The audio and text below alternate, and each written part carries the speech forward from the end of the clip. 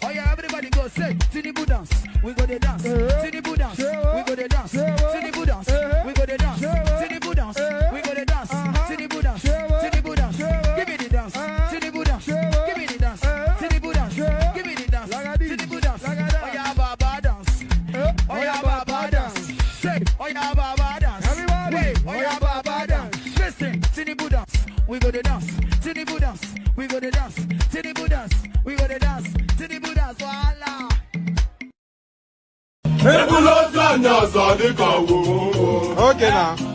To person between my bed. I see. I see what I don't really forget me. Okay. Papa you look at and the Kirianya. Mama say na wa me to go kwa. Aga na wa mu jelumba. O we butike. Aga ni lu le butilo wa nemu. Aga na wa ke ya di ba ya jomba. Akola timo to Ramadan, Al-Rufai Babika ya Ramadan, Akwalawe, Aku Ramadan, Al-Rufai ṣùgbọ́n arọ́pẹ́dá. Mọ́ríà Babika ya Ramadan, gbogbo ẹnu ló máa gbẹ bí àsìkò Harmattan. Olúwa dákun jọ gbẹ́bẹ̀ mi, benefit mo fẹ́ jẹ mi ò fẹ́ jẹ̀bi. Ẹni tó wà nǹkan àwẹ̀ kó má rí mi ní kọ́nà. Bíbẹ̀ kọ́ agba lámbà bí Olúwa bọ́nà. Báríkà ya Rasulullah, mákìmí, pàdé lọ kí Jùmọ̀tì. Bẹ̀rù Ọlọ́run tákùlà, láìlà ìlàlà. Báríkà ya Rasulullah, mákìmí, lọ kí Jùmọ̀tì. Bẹ̀rù Ọlọ́run tákùlà, láìlà ìlàlà. Àwẹ̀ tán ojú tajọ̀sán, Ọlọ́run ló mọye ládá 30 bag. Nothing should tamper with my ego, èmi mo lẹ̀sìn mi sẹ́ mo lè fi brag. Ẹgbẹ́ Ọlọ́run tóbi, Allahu Akbar. Ẹyọ̀ ń bá nábì, sallallahu alayhi wa sallam. Olúwa ló ń ṣọ́ wa, àwa ò ní ìdí ajá. Tí Fọlárìn bá mú bí ìtàyà bí ti ajá. Torí ìdí gan lébè wọ́n fẹ́yìn bí ìjì àwa. Fùrọ̀ tí ò bá ti tóbi tó fùrọ̀ ìfánà, kò lè fíríkì àwa, kò dẹ̀ lè fíìtì àwa. Tinúkẹ́ ń tó pitì, ó ń gbé màlúmi tìwòtìwò ló dèndé. Irú àyẹn níbo ló ti rí, ta ló tún fẹ́ fi jọ òbí tó bí ni. Wọ́n ló ń dó yátì, bó ń dó ṣéke, bó ṣe ń jó disco ló ń jó rékè. I'm going to be president of this country, whether you like it or not, and I will preside over the affairs of this country, including presiding over you. I think you must start adjusting to that reality. The sooner you do that, the less chest pains you'll have when that reality comes.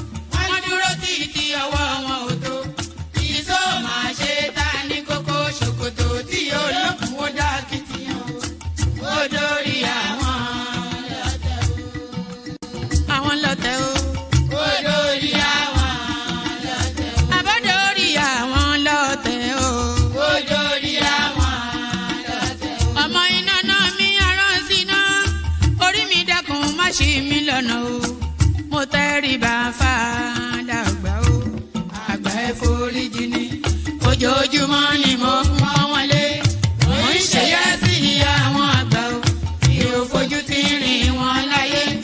Ọmọdé ẹ má fàgbà ṣe yẹ̀yẹ́, torí oníkọ́ tó yẹ ọ̀la ni. Ọmọdé ń bọ̀ wá dàgbà o, màmá ń bọ̀ wá dàgbà o. Ọmọdé ń bọ̀ wá dàgbà o, wọ́n máa ń bọ̀ wá dàgbà o. Ọmọdé ń bọ̀ wá dàgbà o. Ọmọdé ń bọ̀ wá dàgbà o. Ọmọdé ń bọ̀ wá dàgbà o. Bọ́lájú kòkòrò bá gbẹ́ran nígbó, tó bá fúnra ẹ̀ pín ló dára jù o. Kọ̀wé mi á jẹ́ dàgbà o. Èyí mo rí màrò, ẹ̀ka gbogbo náà ní ilé ayé. Sùúrù ní ṣẹ́gun ohun gbogbo. Ẹ má ṣèké mo ní ẹ má dalẹ̀. Ẹ má forí wórí ìkìlọ̀ ló jẹ́. Ẹ̀yin forí wórí yìí yóò ṣàbàmọ̀ o. Àwa ò ní ṣàbàmọ̀ láyé o. Nílé ayé o. Àwa ò ní ṣàbàmọ̀ láyé. Àwa ò ní ṣàbàmọ̀ láyé. Àwa ò ní ṣàbàmọ̀ láyé. Dẹ́bìtọ̀ rẹ̀ àtàrà ilé o. Àwa ò ní ṣàbàmọ̀ láyé. Àwa ò ní ṣàbàmọ̀ láyé. Àwa ò ní ṣàbàmọ̀.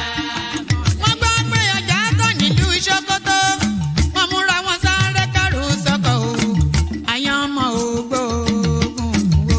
Wọn ò béèrè lọ́wọ́ orí. Orí lọ́mọ mẹ́wàá lọ ìyàwó. Ohun tí ẹ wá lọ sí Ṣókótó. Ohun bẹ lápò Ṣókótó mo sọ. Àkúnlẹ̀yàn ọmọ ẹ̀dá láyé. Kò lè yí padà mo ń tẹnu mọ́ o. Olórí làlá bàrò. Orí làlá bàrò. Olórí làlá bàrò. Mo lórí làlá bàrò. Olórí làlá bàrò. Orí mi gbé mi níjà o.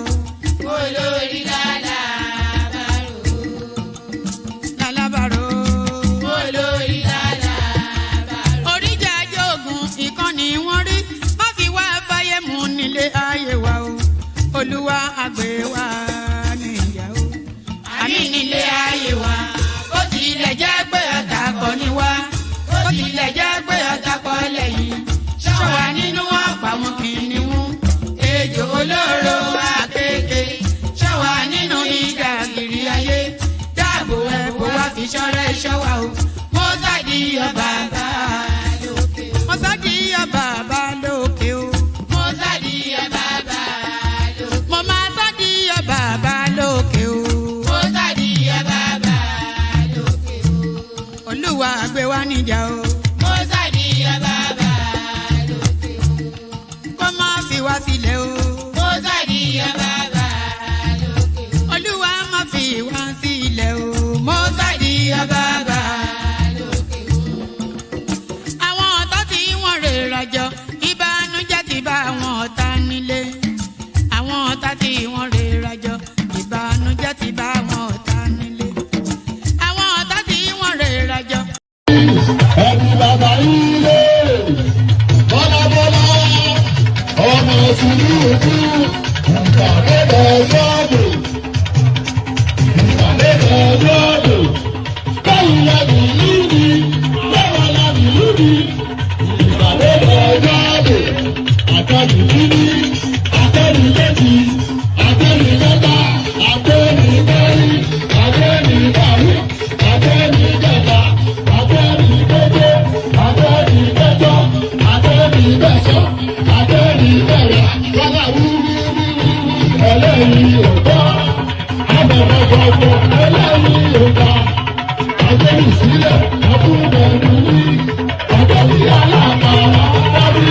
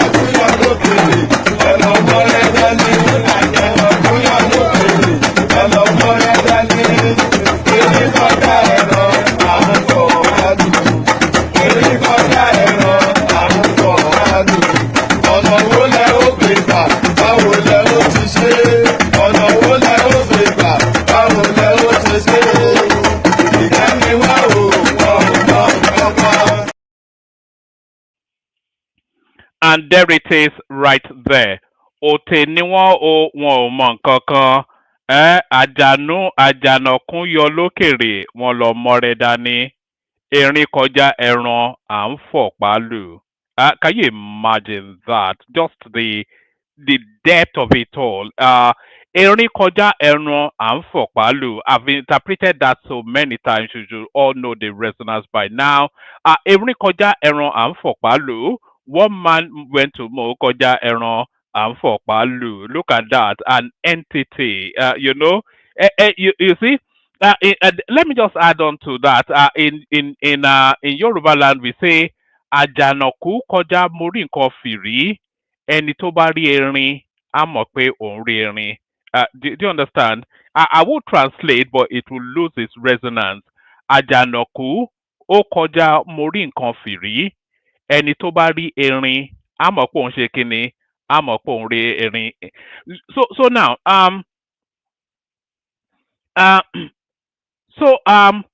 let me say it again. Actually, I'm trying to translate it in my head in a way that will convey the impact of it. Àjànàkú kọjá mórí nǹkan fìrí, ẹni tó bá rírin á mọ̀ pé òun rírin. So an elephant is more than something that you can claim you caught a fleeting glance of. That's the first half. An elephant, that's an àjànàkú.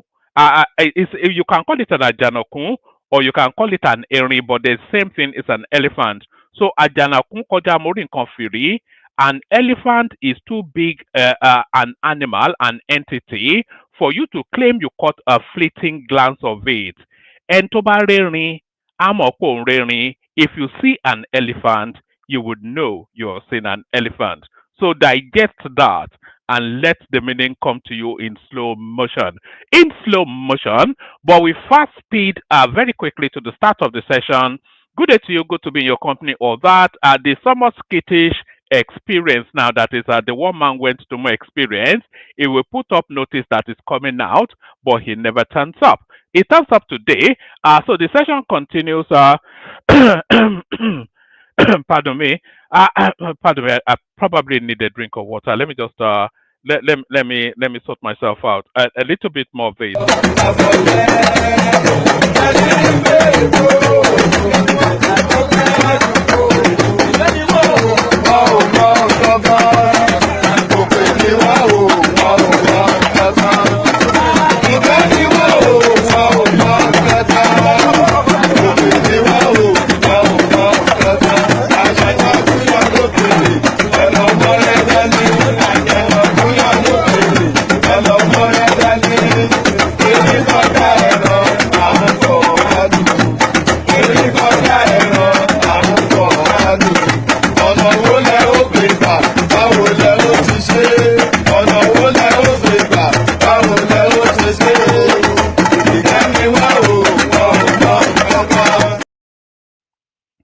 And there it is. Òtè ni wọ́n o wọn mọ nǹkan kan.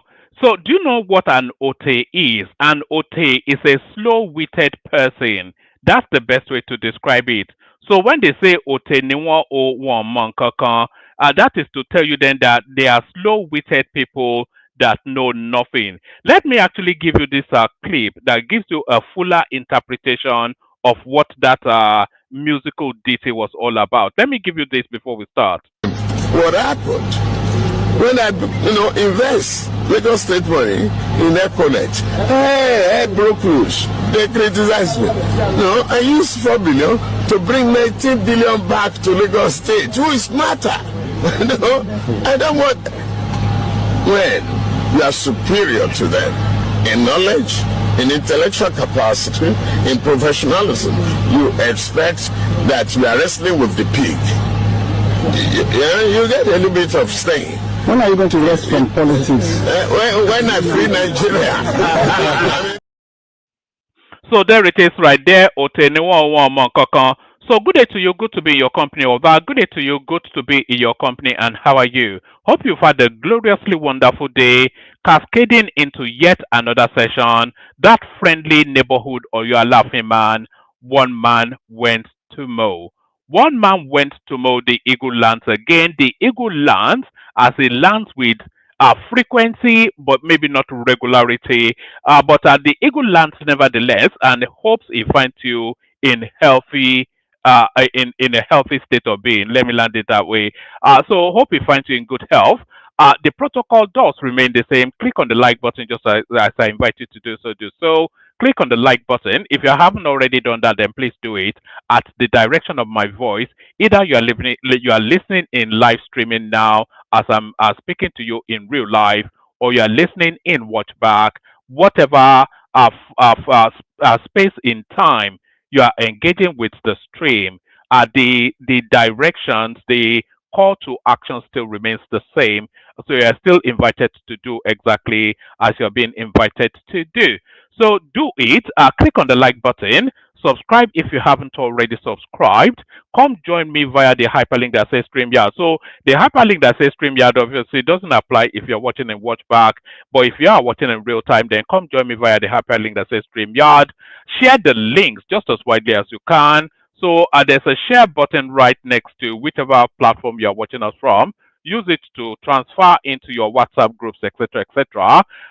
So share the links just as widely as you can. And of course, as always, super chat towards the stream. So super chat towards the stream, and also say hello as you're coming in, so I can acknowledge your presence and say hello back to you, and that way we complete the pleasantries as was done by Agbadorian right there, who says hello. So we're saying hello back to him.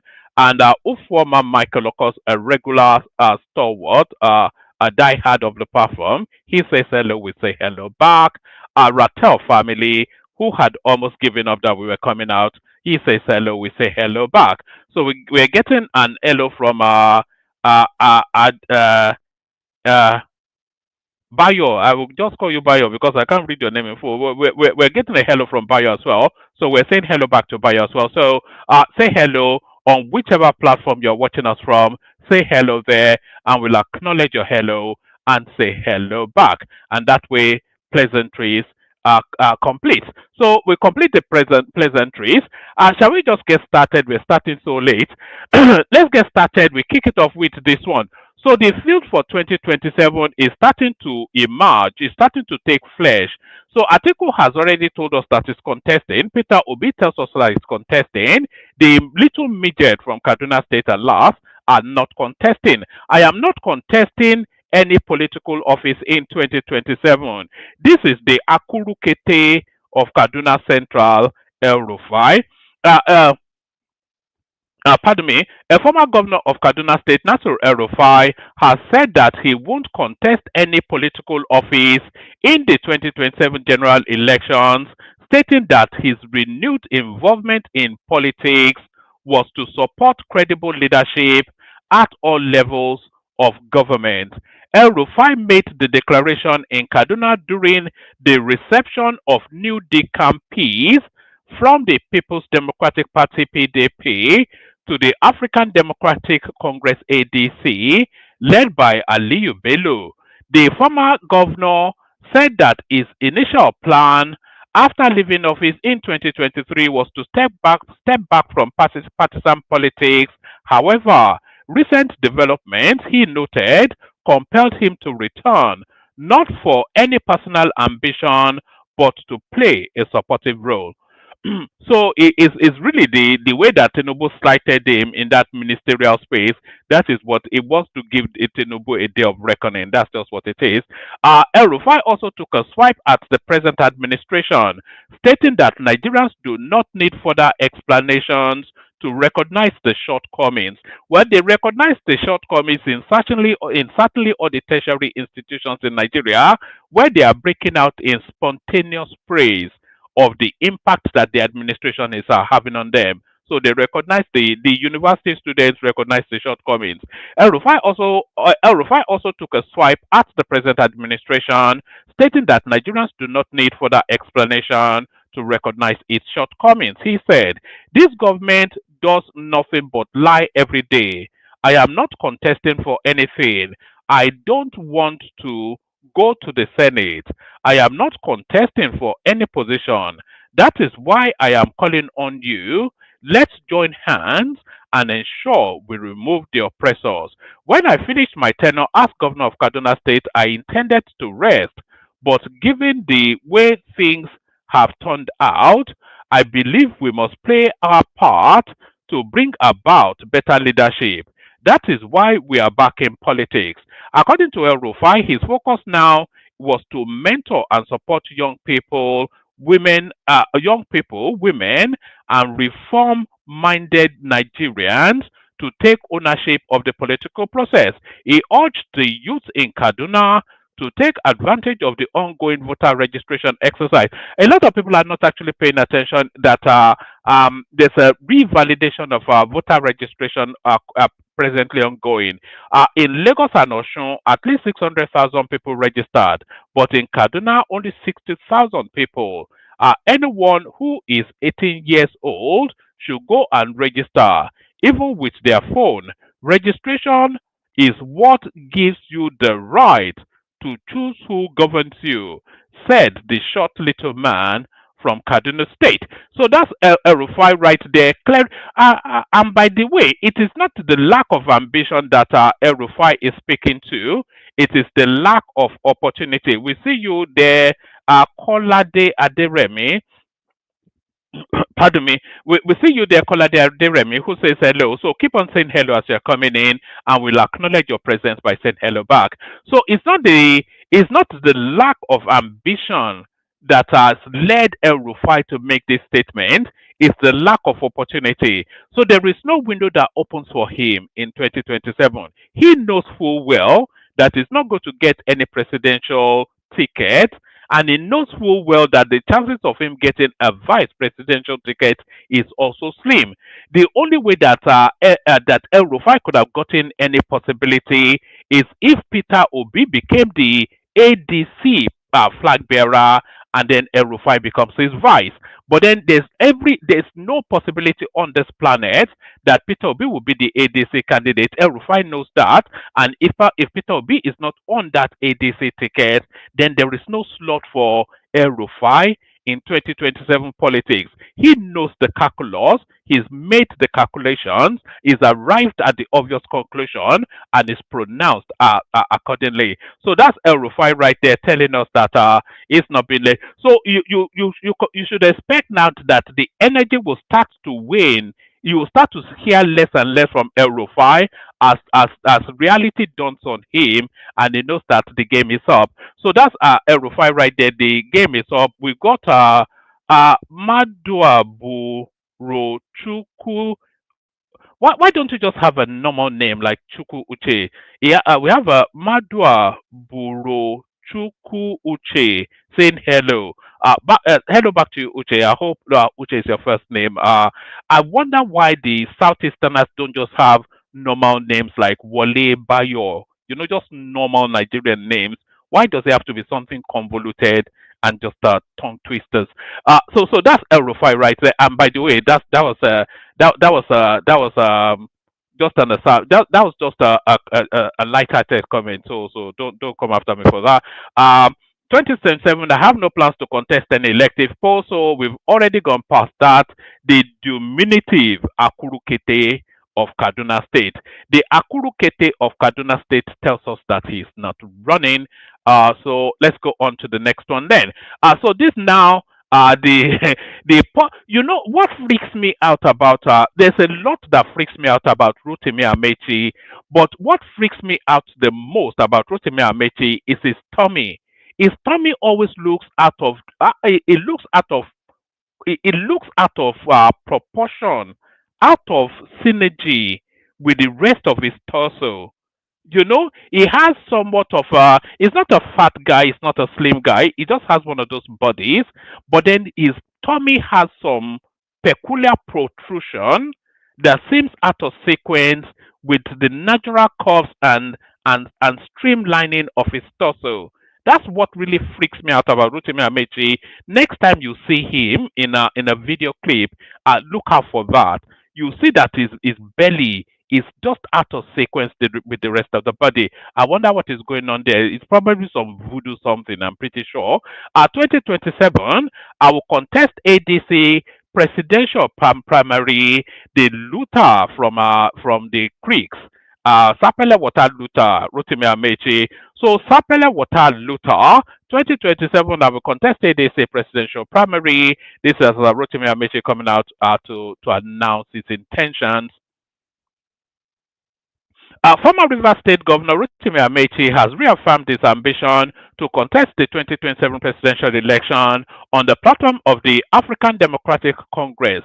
Amaechi made this known on Wednesday while speaking to journalists in Kano State after a meeting with a coalition of traders. The former Minister of Transportation vowed not to step down for any aspirant in the party's primary election. I will contest the ADC presidential primary, and by God's grace, I hope to win so that I can face Tinubu in 2027. I am not stepping down for anyone.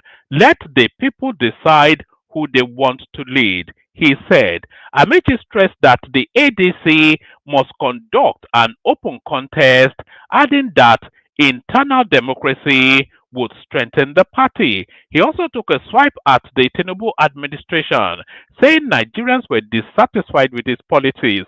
Like I said, I can only really reference back to the student loan again. We saw how angry the students were in their universities as their fees were being paid and pocket money put in their pockets. They were incandescent with rage. They were subsumed with fury as Tinubu paid their fees and gave them pocket money. He took a swipe at the Bola Tinubu administration, saying Nigerians were dissatisfied with his policies. According to him, hardship was biting hard across the country. They will not be able to sustain this as a narrative as we get to the elections. Whether the government wants to conduct credible elections or not, one thing is certain: time is up. Nigerians are tired because no one is happy under Tinubu, not even in Rivers or across the South. People are suffering everywhere, he said. So people were not suffering previously. There may a time that Nigerians were not suffering. Even Tinubu, even our fella brother sang a song about it. On political appointments, Amaechi argued that the government had not reflected genuine inclusion. He alleged that only a few individuals close to the president had been rewarded, leaving many others across regions dissatisfied. When asked about the possibility of zoning in the ADC, the former governor said the decision rested with the party leadership, but maintained that he will remain in the race regardless of the outcome. Amaechi described himself as one of the most qualified contenders in the country. If you look at all those aspiring, including Tinubu, who is better prepared than I am? My candidacy offers unity because I come from the South and we are not in conflict with any region, he said. On suggestions that his political base in Rivers had weakened due to the influence of the Federal Capital Territory Minister Yemsen Wike, Amaechi dismissed the claim. Recently, when I visited Rivers to inaugurate the ADC, the turnout was massive from the airport to the venue, and nobody paid for that mobilization. So why would they want to deny that nobody paid for that mobilization when he's not even yet been accused that the mobilization was paid for? So that is protesting too much somewhat. It's just anyway. On suggestions that his political base in Rivers had weakened due to the influence of the Federal Capital Territory Minister Yemsen Wike, Amaechi dismissed the claims. Recently, when I visited Rivers to inaugurate the ADC, the turnout was massive from the airport to the venue, and nobody paid for that mobilization. That should tell you where the people stand, he said. So that's Rotimi Amaechi then declaring his intention as El-Rufai had previously declared his. Two ministers under Tinubu get international recognition, names released. D. Olusegun Special Assistant to President Bola Tinubu on social media has publicly commended the President and his Federal Executive Council following the inclusion of two cabinet ministers in the Time magazine prestigious Times 100 list. In a post shared via X on the 27th of August, D. Olusegun noted, "Congratulations to President Bola Ahmed Tinubu and his entire Federal Executive Council. It is no small feat, that's F-E-A-T, not F-E-E-T, feat as an achievement. It is no small feat that two members of the President Bola Ahmed Tinubu's FAC were named on Time 100 for artificial intelligence and Time 100 on health. Congratulations to at Mohammed Pateh. Congratulations to Bosun Tijani." So that's international recognition then for the works being done then by the by members of the Tinubu team. Their inclusion in the Time 100 list depicts the growing influence of Nigerian policymakers in shaping international discourse on innovation and public health. Dr. Pateh, who served as the coordinating minister of health and social welfare, has been acknowledged for his contribution to global health systems and his leadership in advancing healthcare reforms. Meanwhile, Dr. Tijani, Minister of Communications, Innovation and Digital Economy, has been celebrated for his role in driving Nigeria's digital transformation and fostering AI development across the continent. The statement has sparked widespread praise across social media, with many Nigerians viewing the recognition as testament to the administration's commitment to excellence and global relevance. Observers noted that the dual honor reflects positively on President Tinubu's cabinet selections, suggesting a strategic alignment with global priorities in technology and health. So there it is. So a brief synopsis on the two ministers. Let me just give you to the end. So what do we know about the two ministers? Dr. Mohammed Ali Pateh, Nigeria's coordinating minister of health and social welfare, was named in Time 100 Health 2025 for his leadership in public health reform and global health advocacy. He is believed to have played a role in strengthening healthcare systems and advancing equitable access to medical services. Dr. Bosun Tijani, Minister of Communications, Innovation and Digital Economy, earned a spot on the Time 100 AI 2025 for championing Nigeria's national AI strategy and promoting inclusive technological development. His efforts have been reported to have mobilized over 120 Nigerian experts and secured partnerships with global tech leaders to scale AI solutions in key sectors like education, agriculture, and healthcare. So there it is right there. Another, it's an international recognition, which is what really gives it validity and credibility. But then, of course, the news is starting to tighten round the narratives of the opposition. They are running out of spaces to run. As Peter Obi runs into a lawsuit with Deji Adeyanju. Peter Obi threatened to sue activist Deji Adeyanju for defamation. So exactly, no one in the studio at the moment. If you want the conversation, jump on. Pardon me. Former Governor Peter Obi has threatened to drag Nigerian lawyer and activist Deji Adeyanju to court over alleged defamation, escalating a dispute that began after the latter sued Mr. Obi's female aide Serran Ibrahim for defaming his wife.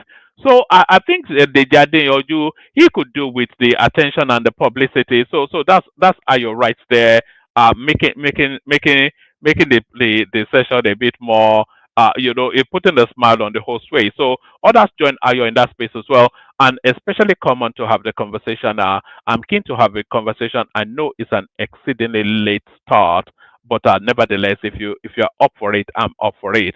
Um, Former Governor Peter Obi has threatened to drag Nigerian lawyer and activist Deji Adeyanju to court over alleged defamation. Peter Obi often, do you remember when when he threatened to drag people to court over the Yes Daddy tape? That never happened. Do you remember when he threatened to drag people to court over some defamation or the other, something that was published in the People's Gazette? That never happened. I've lost count of how many legal threats he has issued for people defaming him, but because of course he cannot stand the rigor of evidence being presented against him. But I think the Adeyanju might well force this fight because he will start singing about it all over social media to the point that Peter Obi will have to take a position. Um, former Governor Peter Obi has threatened to drag Nigerian lawyer and activist Deji Adeyanju to court over alleged defamation, escalating a dispute that began after the latter sued Mr. Obi's female aide, Sarah Ibrahim, for defaming his wife. In a demand notice sent by correspondents, Obi's lawyers, Ejiasimen and Co. uh, Mad- Madiba Chambers accused the activist of making repeated derogatory remarks against the former governor on social media platforms, particularly on X. The lawyer cited Mr. Adeyanju's long-standing criticism of Mr. Obi, including an earlier account the activist shared about a private meeting with the former governor. He tried to give me money and called it thank you for coming. It's 100% true.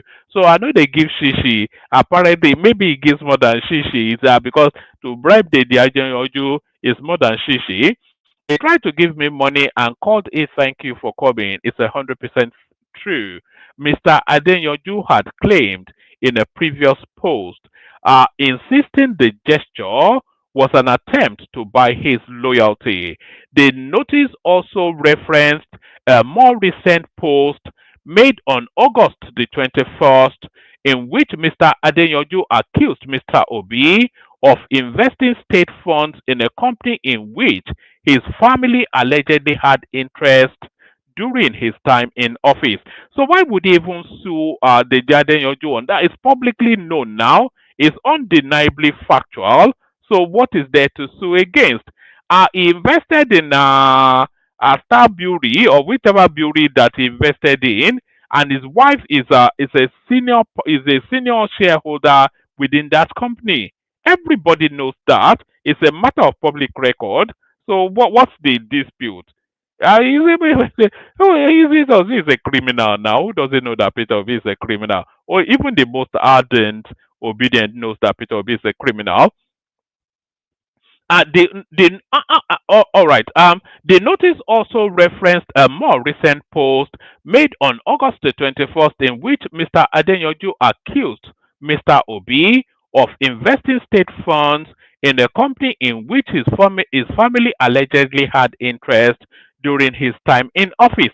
So that's not the only thing, by the way. Do you remember that property case in GRA Ikeja, where some woman took over a property that allegedly belonged to the Obi wider empire? That property was acquired during the time that Peter Obi was an active governor in Anambra State. This property that is claiming what belongs to his brother, but actually belongs to him. That property was acquired when Peter Obi was the active governor in Anambra State. So that's one of the spaces that he hid his looted money. He used it to buy property to hide it there. Um, so maybe sue me as well because maybe I could do with the publicity. The notice also referenced a more recent post made on August the 21st, in which Mr. Adeyanju accused Mr. Obi of investing state funds in a company in which his family allegedly had interest during his time in office. Reacting on Wednesday night, Mr. Adeyanju mocked the legal threat in a Facebook post. I just got this letter from Peter Obi, the religious bigot, demanding a retraction from me. I laughed so hard. I can't wait to meet him in court finally. A fraud parading himself as a messiah, he wrote. The activist added that he had earlier sued Miss Ibrahim, accusing her of calling his wife an OnlyFans hoe. I wonder if maybe I wonder what the age demography of my audience is. I wonder if my audience knows what an OnlyFans is. Do you guys know what OnlyFans is? Do you know what goes on there? It's not for the faint-hearted, though. It's like a Vaseline job that goes on OnlyFans. Um, I just got this letter from Peter Obi, the religious bigot, demanding a retraction from me. I laughed so hard. I can't wait to meet him in court finally. A fraud parading himself as a messiah, he wrote. The activist added that he had earlier sued Miss Ibrahim, accusing her of calling his wife an OnlyFans hoe and publishing unprintable things about her after he had criticized Mr. Obi online. We served his little errand girl, Sarah, a letter to retract all her defamatory publications on Monday against my wife, and she ran to the leader of the mob for help. Mr. Adeyanju said, Obi cannot save her, and I am ready for him in court 100%. Super happy he sent that letter. It proves what we have always suspected. He is the one sending them to defame people online because they are his aides. In her defense, Miss Ibrahim claimed she only mocked Mrs. Adeyanju for posting suggestive photos online but did not call her a prostitute. Well, a hoe. What is a hoe other than a prostitute? And OnlyFans hoe. I only said she constantly posts pictures of both, the kind you would typically see on OnlyFans wannabe. She said, I did not say she was a whore. So what is a whore rather than a whore? But if he wants to call his wife a whore, who am I to disagree? How does that song go? Sweet dreams are made of these. Who am I to? Wait a minute, let me not do that. So let me not do that. Let me be serious. Uh, Right. I only said she constantly posts pictures of, but the kind you would typically see on OnlyFans wannabe. She said, I did not say she was a whore, but if he wants to call his wife a whore, who am I to disagree? Mr. Adeyanju, a consistent critic of Mr. Obi, has long dismissed the Labour Party leader's political ambitions, insisting that he would never become Nigeria's president. He has also clashed repeatedly with Mr. Obi's supporters known as Obedience over his own are demanding a public retraction of the alleged defamatory post along with an unreserved apology from Mr. Adeyanju. The activist, however, vowed to face the former governor in court. So there is that. So there is that. Let's just add this as well. There's another clip that I'm going to play you on this as well. But let me just add this first. We can't wait. We can't wait for us to meet in court. The Adeyanju reacts as Peter Obi threatens legal action. I wonder if it's a repeat of what we just read there. Former Anambra State Governor Peter Obi has threatened a lawsuit against popular Nigerian human rights lawyer Deji Adeyanju over alleged defamatory post. Obi's legal team, through Ejesimen and Co. Madiba Chambers, SAN, said the lawyer had on different occasions made derogatory remarks against Mr. Obi via X and other social media platforms, defaming the former governor. The notice, particularly referred to a post made on August the 21st, where Mr. Adeyanju accused Obi of stealing from Anambra state coffers to invest in his family business.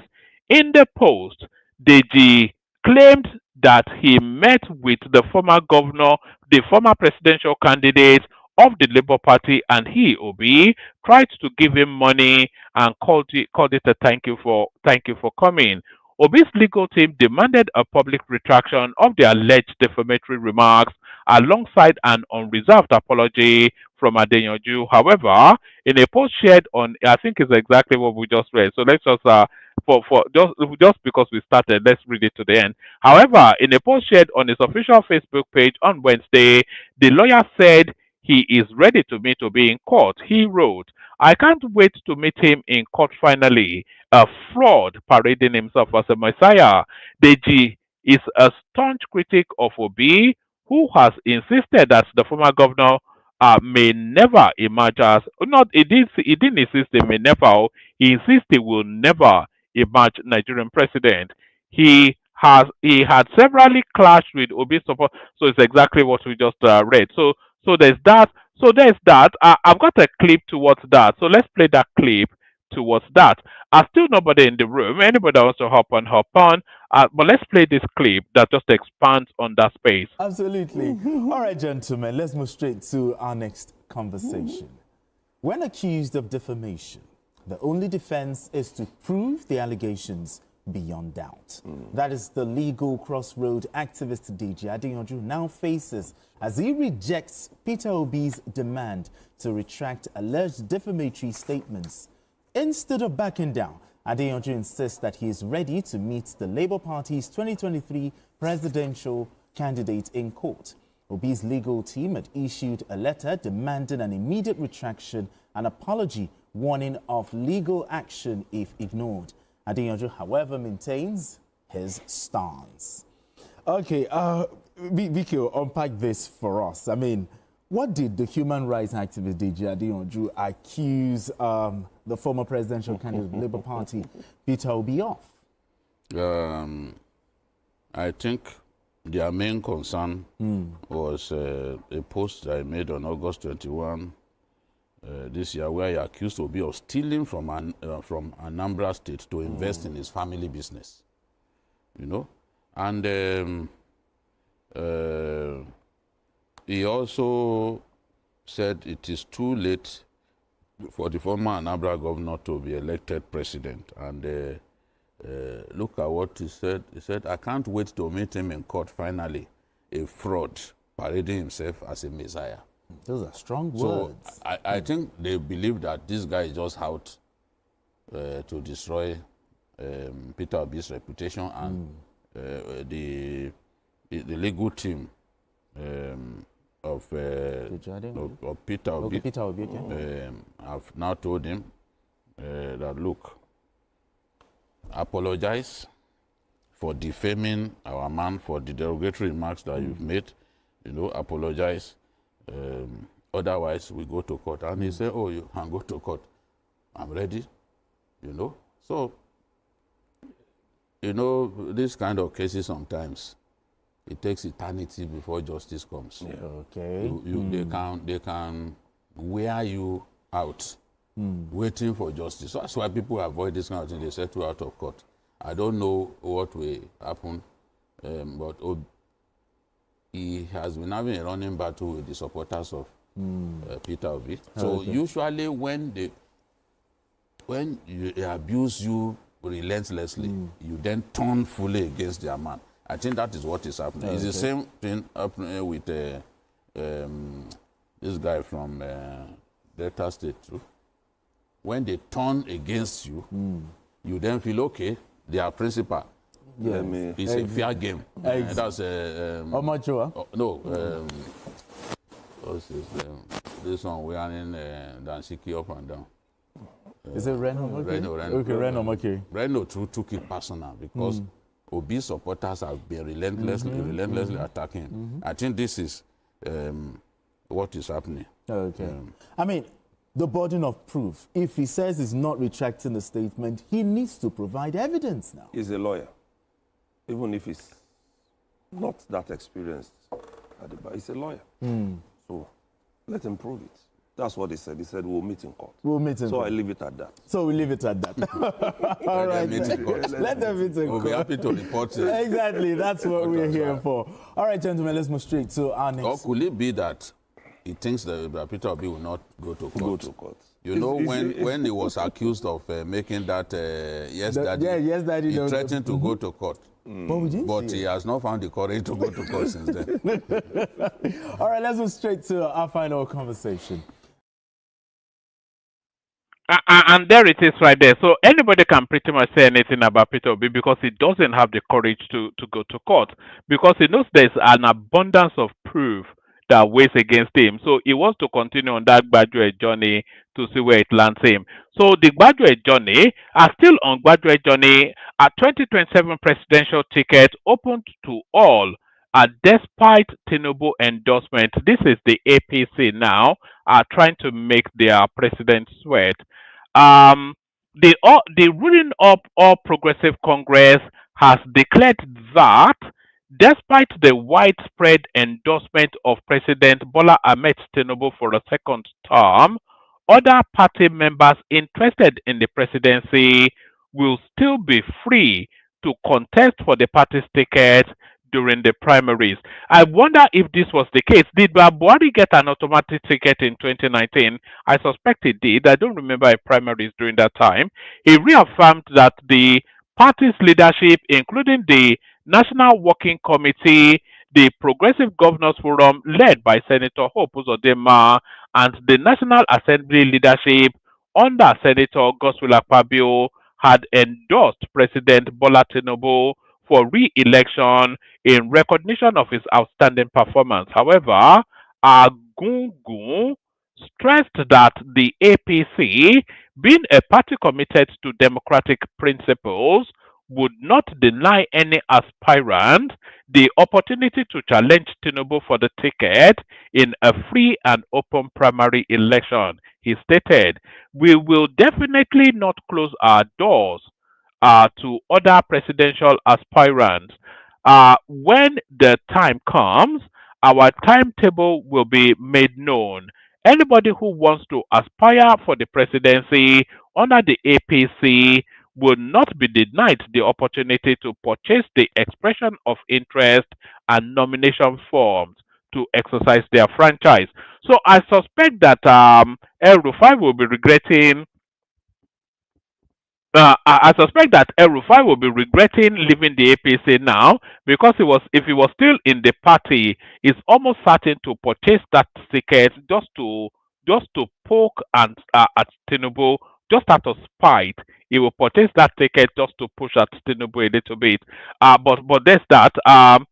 Let me take it from the top again, actually, and we go at speed. We're coming to the tail end. Nobody in the studio yet, so if you want the conversation, come take it on. The ruling All Progressive Congress has clarified that despite the widespread endorsement of President Bola Ahmed Tinubu for a second term, other party members interested in the presidency will still be free to contest for the party's ticket during the primaries. APC's National Organizing Secretary Suleiman Mohammed Agungu disclosed this on Wednesday at an interactive session with journalists at the party's national secretariat in Abuja. He reaffirmed that the party leadership, including the National Working Committee, the Progressive Governors Forum led by Hope Uzodinma, the National Assembly leadership under Godswill Akpabio, had endorsed President Tinubu for re-election in recognition of his outstanding performance. However, Agungu stressed that the APC, being a party committed to democratic principles, would not deny an aspirant the chance to challenge Tinubu for the ticket in a free and open primary election. He stated, "We will definitely not close our doors to other presidential aspirants. When the time comes, our timetable will be made known. Anybody who wants to aspire for the presidency under the APC will not be denied the opportunity to purchase the expression of interest and nomination forms to exercise their franchise. We never said we had locked the door. We are only telling people that we appreciate what the president is doing for the people of the country and that he deserves a second term in office.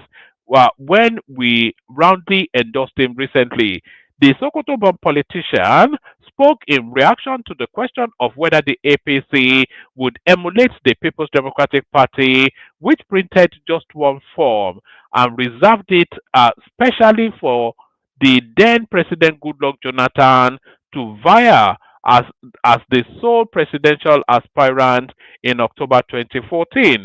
Responding to the party's performance in the recent by-election, the APC National Organizing Secretary attributed the victory in 13 out of 16 contested seats to the grace of Almighty Allah and the dedication of the party's leadership, of the party's leaders, members, and supporters across the country. He stated, "This is a remarkable achievement and a reaffirmation of the confidence Nigerians continue to repose in the APC. These victories are not just statistics, They are a reaffirmation of the trust Nigerians continue to place in the APC. They demonstrate the strength, resilience, and growing acceptance of our party nationwide. They reflect the belief of the Nigerian people in our capacity to deliver purposeful leadership and good governance." So there it is right there. There are so many ways to look at this. One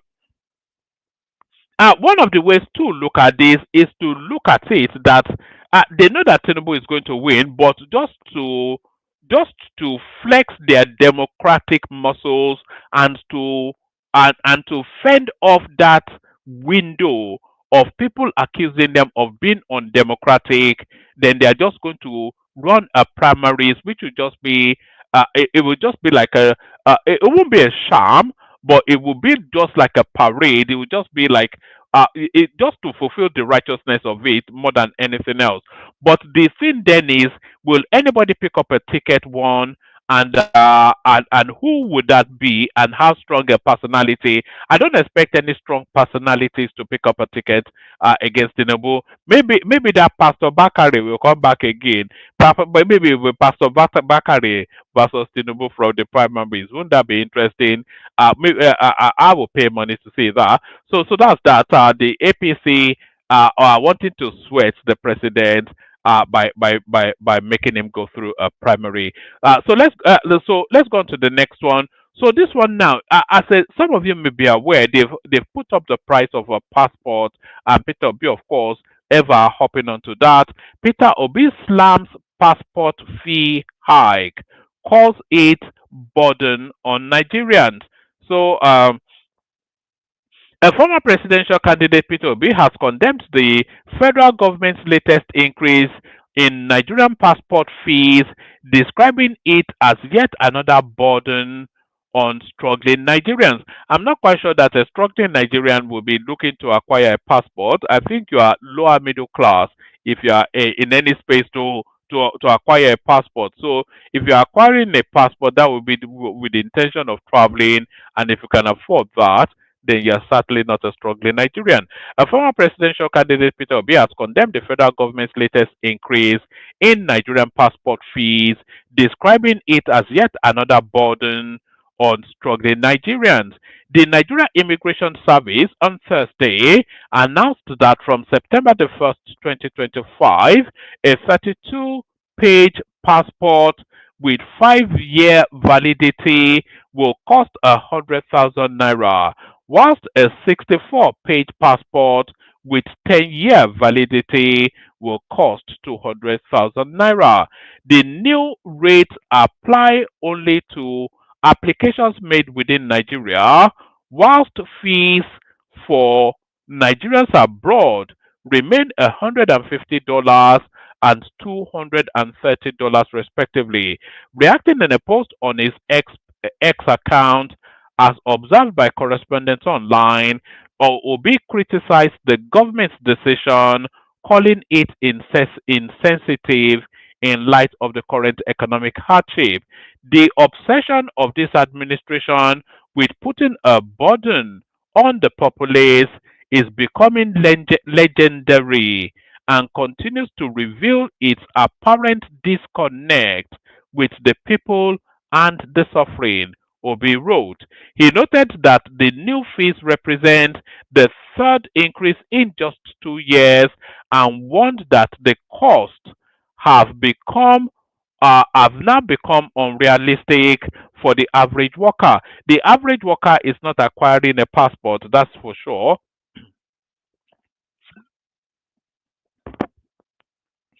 The international passport fees in Nigeria has now skyrocketed to 100,000 naira for a 32-page booklet and 200,000 naira for 64 pages. This is the third increase in just 2 years, he stated. Obi further criticized the disparity between wages and the cost of essential documents. In a country where the minimum wage is only 70,000 naira, the cost of a single passport now exceeds a worker's monthly salary, probably the only country in the world to achieve that feat. He said.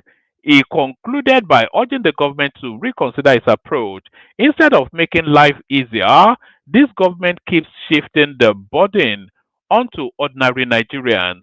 It is alarming that the price of the international passport is higher than what workers earn in a month, Obi said. So, are you on board? I'm not even sure where I'm placed in that, but that's what Obi thinks, of course. But then, of course, Obi, a fading and a struggling politician. This is now the last readout. We don't have that many clips, so let me send the link again if anybody just does want to join, just to have a bit of a conversation. I'm more in hope than expectation because it's so late in the day. But you never know. Somebody might choose to turn up. Let's go on to this one. I am sorry for the camping to ADC. I regret it. So already is the ADC turning into a stillbirth. So I am. It's not even been born and is already dead. I am sorry for the camping to ADC. I regret it. ADC emergency chieftain apologizes to PDP, begs to return. It's just beyond ridiculous. Some of the things that goes on in that country. Um, so this is a comrade Odi Roland, and this is the letter he wrote. The national chairman, People's Democratic Party (PDP), Wadata Plaza, Abuja. Dear national chairman, sir, my sincere apologies. So that's the title of his piece. Um, I am writing to express my sincerest apologies for my recent decision to decamp from the PDP to the ADC on August the 1st, 2025. I realize now that I made a grave mistake by leaving the People's Democratic Party (PDP), a party that has nurtured my political career for 24 years. I want to apologize to the entire party leadership, members, and supporters for my actions. I have come to appreciate the values of truth, justice, and internal democracy that the PDP stands for. The party's ability to resolve internal issues and its commitment to the country's progress have reaffirmed my decision to return to the People's Democratic Party (PDP). I am particularly impressed by the leadership of our national chairman, which demonstrates PDP's capacity to win the 2027 elections. I firmly believe my impact will be more significant in the PDP than any other party. Following the urging of my ward, local government, state, and national leaders, I have decided to return to the PDP with my supporters. I pledge to work tirelessly for the party's victory in 2027. Thank you for considering my apology. I look forward to contributing to the PDP's growth. And this is coming from a comrade, Odi Roland. This is from Edo State. So it's just anywhere Belefe, so Ogogoro politics from Edo State there. That's always the case with them over there, isn't it? It's always Ogogoro behavior or the other. Do I want to give you this one as well? Just in case nobody turns up, let me give you one more so that we feel that we've justified coming out. Um, a new Nigeria is POC Bowl. So this is the name of the handle that we're taking this from on Twitter. It says at Channels Television's Shewa Kimbaloye for your information to ask the pertinent questions, courtesy Omojuwa friend. It says don't forget to discuss the allegations from your newfound friend too, ex-convict. In the what does this even tell us? Let's see what they are bringing up to see. Yeah, so this is it says the Adeyanju Deji admitted to BUK in 2000 was behind bars for years for murder. Please contact me if you know more. So I'm not quite sure that I don't know the backstory of Adeyanju anyway. So already, of course, they've launched the full complement of their attack dogs on our social media. Ask Deji Adeyanju why he changed his name, then changed it again. Ask him how many years he spent behind bars. It says that Deji Adeyanju was matriculated at BUK in the year 2000. He got in for English language. He his education his education hit the rocks when he went to prison. Before you let your madness throw you to my path, make sure you are not a criminal like the Adeyanju. My people will expose you. At the Adeyanju, he was in prison for murder. We was arrested when he and his gang used uh, the car they operated in a party. I don't know quite know what this is. It says a fact the Adeyanju was prosecuted for murder in Kano. Ask him for his BUK graduation certificate, 200,000 naira if you can get an original one. So the defamation of the Adeyanju has already started in full pelt by the raw meat eaters from the obedient space. The raw meat eaters, and by the way, the raw meat that they are eating in the obedience space is of the human variety. There's a bunch of cannibals. So there it is. That's just it's just it's a gift that just keeps on. We will miss the obedience space after 2027. Who else will we be pointing out and laughing at? Who else will we be mocking after 2027? That's the question.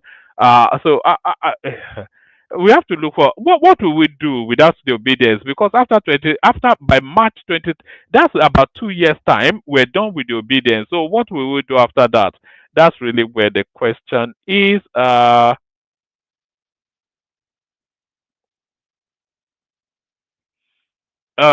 right, let me see, do I want to bring you this one? Do I want to bring you this? Let me just bring you this one, just for the purposes of just you having something to listen to. I know a lot of you liked this session just to carry on. It says reaction as Nigerian governor goes on his knees for Tinubu video trends. So where is the video that is trending? Where's the hyperlink? There's usually a hyperlink. Oh no, I hope it's not this guy. He's been too effusive in his praise of Tinubu. It's certain to be him, isn't it? Let's see if this takes us anywhere. Let's see. Hold on. I'm just trying to see if I'm able to. I'm just trying to see if I'm able to get the hyperlink to the it's the Niger State governor, I think. But do we have? Do we have? We need to see it then, because the context is always a lot of things. Do you remember how they used to kneel to Buhari back in those days? There's a infamous clip of El-Rufai doing that. So is it within that context, like a deference to age rather than kowtowing. So where's the hyperlink? Where's the? It says Nigerians have started reacting to Nigerians have started reacting to the video and photos of Governor Mohammed Umaru Bago of Niger State going on his knees to greet President Tinubu during their tour of Brazil recently.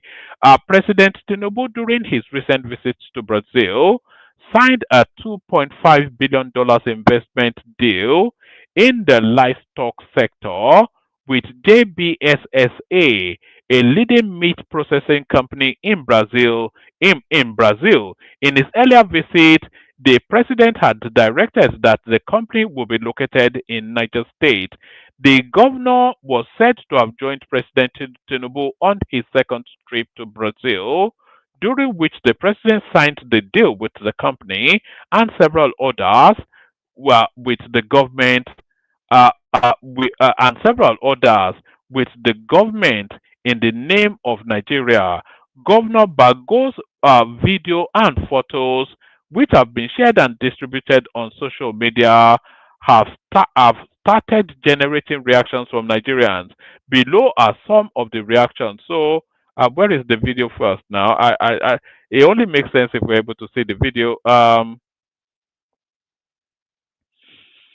Oh, all right. So that's Governor Bago then doing all right, sir. It's some sort of Machiavellian maneuverings there. It says see the so this is the video. Let's see if we can yes, let's see if we can get the video.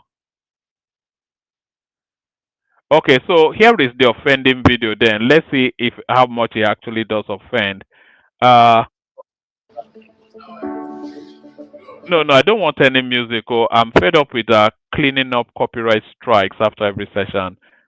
So this is the offending video. Let's see if it does offend.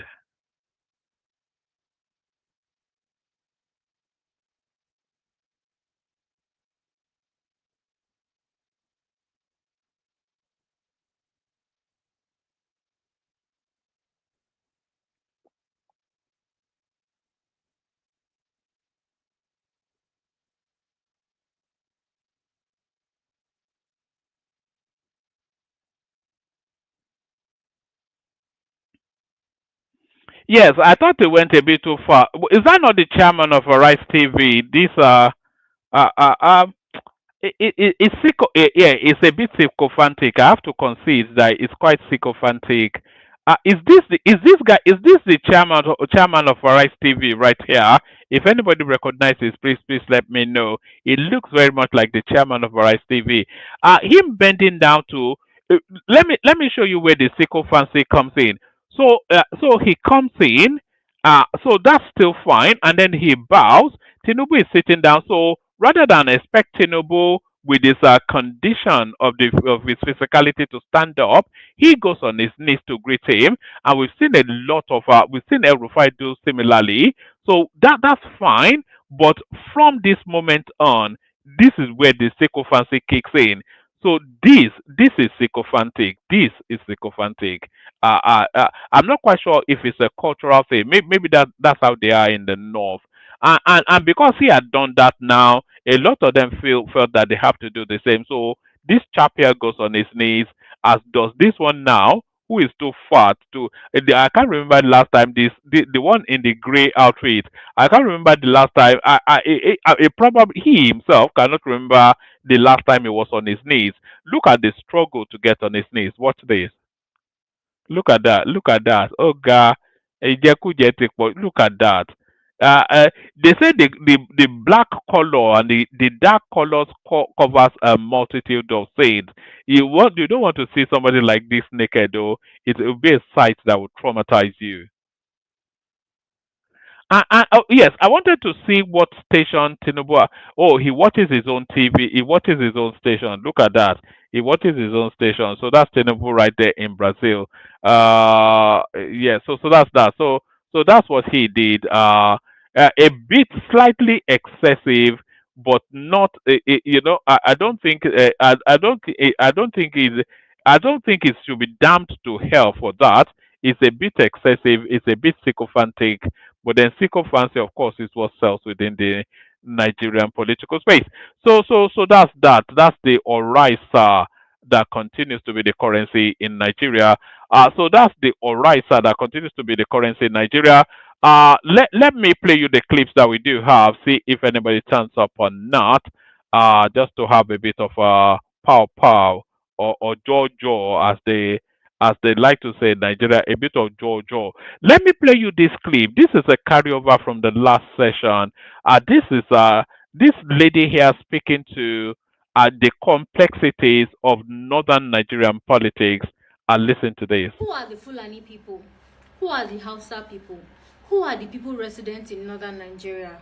Who are the Fulanis in the bushes promoting havoc, constituting nuisance, and killing farmers? Who are the Fulanis in government? Today we are going to talk about that. Based on popular demand, there has been a lot of questions as regards who are the Fulanis and who are the Hausas. Now, there are two different ethnic groups. Hausa is a different ethnic group. Fulani is a different ethnic group. The Hausas are predominantly residents in one state or another. Fulanis move from one state to another. So, for instance, you would hardly find indigenous Hausa people from Borno State, indigenous Hausa people from Plateau State, indigenous Hausa people from Adamawa State. But you will find indigenous Fulani people in all the 19 northern Nigerian states. They will tell you they're from that place. And if you trace back to maybe like 5-6 generations, they have been residing in that state. And that is because a lot of them are nomads, and by the time they move, eventually some of them settle in some places, and that becomes home for them. So we have Hausas cut across very few northern Nigerian states, mostly the northwest. But in the northeast, you hardly find indigenous Hausa people. But you see Fulani, you find them in every northern Nigerian state. The concept Hausa Fulani, for me, is more confusing and it brings more harm than good. Let me explain. Most times when people see Hausas or a northerner outside, they just categorize you as Hausa Fulani. And they attribute that, oh, they won't tell you, oh, you are the ones killing us in the bush. Meanwhile, we are not. So the Fulani people who are herders, who are the ones who live in the bush, are the ones that are kidnappers. Yes, they are the ones that go to the bush to kill people, to kidnap people because of their farmlands. It is mostly the Fulani people, not the Hausa people. Those are bad Fulani people. Most of the Fulani people that you see have a very different look from the Hausa people. Fulani people are usually slender, they have slimmer face, they are light skinned, they have coily hair. But over the years, you will not be able to differentiate because of intermarriage. But mostly those kidnappers, those terrorists, those people that you see in the bushes are mostly Fulani people. Do we have a Fulani problem in Nigeria? Yes, we do. We have a Fulani problem. Fulani problem is not only in Nigeria, it is cut across almost all the African countries. You can trace it and find out. This is fact. Now, they are good Fulani people. I have met them. I have friends that are Fulani people. They are good. But you see those ones in the bushes, I don't know if they are sponsored. I don't know if they sponsor themselves. I don't know what their agenda is. I don't know why the government is not putting an end to Fulani herdsmen attack permanently. I don't know why they did not approve the open grazing whatever. Why they did not approve it. Like, if you want to graze, no more open grazing. Go and get a ranch. This will bring lasting solutions to most of the problems that we're seeing. And as regards kidnapping and all that, I don't know again. I think that the Nigerian government can actually do something about the Fulanis that are killing people in the bush by openly signing this no grazing act. Like, no more open grazing. If you want to feed your cows, go and get a ranch. That would almost, that would bring an end to all of this drama. But the government are not doing it. It's affecting everybody. Fulanis are killing people in the north, in the south, in the east, and in the west. The same set of people. Why are they being allowed to go scot-free? I don't know. Maybe you know. Let me know in the comment section. All right. All right. Brilliant. So that girl right there, she's a prominent Hausa voice. Her name is Maria Habila. Uh, um, what we are noticing is that umbilical cord that ties the Hausas to the Fulanis is starting to stretch a little bit, and we're starting to hear the Hausa voices coming out to protest the circumstances that they find themselves in. One, they don't want to be confused or mixed together with the Fulanis, one, and they are also not wanting or to be overloaded by the Fulanis anymore as well. But what strength does that movement have? We'll see over the course of time, but you are hearing increasing voices saying that they are fed up with the Fulani hegemony overloading them. So that's the little chasm that is starting to stretch within the north. So a chasm starting to crack within the north. Let's go on from that back to Tinubu's trip to Brazil, and this is one of the outtakes of it. Watch this. The Mr. President has come to Brazil. It's historic in many senses. You're one of Nigeria's largest businessmen in the oil and gas space. What do you have to say about this visit? Well, the best way to grow is to follow the path of those who are already successful. And when you look at the population of Nigeria as well as Brazil, you see great similarities. So invariably, there should be a relationship in terms of knowing what Brazil did well and how Nigeria can do that as well. Equally, Brazil has a lot to learn from Nigeria as well. So it's how do we mutually exchange ideas and make the development happen for both Latin America and Africa. Nigeria leads in West Africa, Brazil leads in Latin America. So how do we make that happen? Now, I want to say that from a Petrobras-Electrobras relationship in terms of oil and power, those are relationships that needs a bit of fostering. And I would want to see ultimately if we can have a joint research and development unit for the two countries. It will go a long way in leveraging on the resources, massive resources, and human capital that we both have. So there it is right there. The return of Petrobras to Nigeria after 5 years is one of the outtakes of the Tinubu trip to Brazil. So now this now is going to be the last clip. This last clip right here, this person has put together a montage of female Nigerian politicians that have been caught dipping their hands into the coffers of the state. So let's watch this. 7 Nigerian female politicians who were caught stealing. 1. Halima Shehu. Suspended as National Social Investment Program Agency boss, after 44 billion naira mysteriously left government coffers into suspicious accounts. 2. Uju Kennedy Ohonanyi. Former Minister of Women Affairs, accused of diverting millions of naira meant for vulnerable women and girls into private pockets. 3. Betta Edu. Former Humanitarian Minister, caught approving 585 million naira into a private account, money meant for poor Nigerians. 4. Sadiya Umar Farouk. Under her watch, over 37 billion naira social intervention funds vanished, with payments made to shady contractors. 5. Diazoni Alison Maduekoi. Former petroleum minister, accused of stealing over $2.5 billion through oil contracts, luxury properties, and even designer jewelry. 6. Stella Odua. Infamous for the 255 million naira BMW bulletproof car scandal, plus fraud allegations running into billions of naira. 7. Patricia Ete. Nigeria's first female speaker, disgraced over a 628 million naira renovation contract scandal for her official residence. So there it is right there. That's just a little soupçon of female Nigerian politician looters. Female Nigerian politician looters. We play the K guys, see what happens after that. The K guys. Only water, where they see ma. Water. Oh yes, you go come here. Water, water, water, water, water, water, water, water, water, water, water. Only water, where they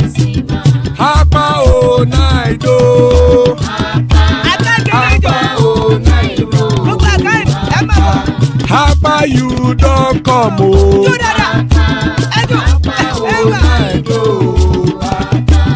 Apa o naido.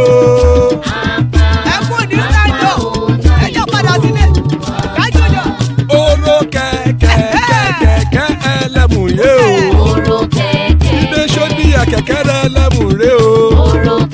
Bobby master kẹ̀kẹ́ ẹlẹ́mùrè o. Chief Wẹ́lá ti kẹ̀kẹ́ ẹlẹ́mùrè o. Eruku lẹ̀lẹ̀ ẹlẹ́mùdé. Eruku lẹ̀lẹ̀ ẹgbẹ́ ẹlẹ́mùdóde ojàre o. Eruku lẹ̀lẹ̀ Ghana ti dé ẹgbẹ́ bọ́dì o. Ọmọ ẹlẹ́yẹ ẹyẹ o ó dìlé o. Odúyẹ̀lá ẹyẹ o ó dìlé o. Petrosoname ẹyẹ o ó dìlé o. Petrosodunke ẹyẹ rẹ ó dìlé o. Ẹlẹ́kọ̀ ọ̀run mú ìní o.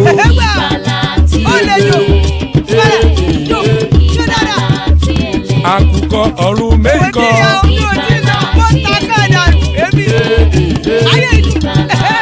Ikú kò ní ríwà gbéṣe o.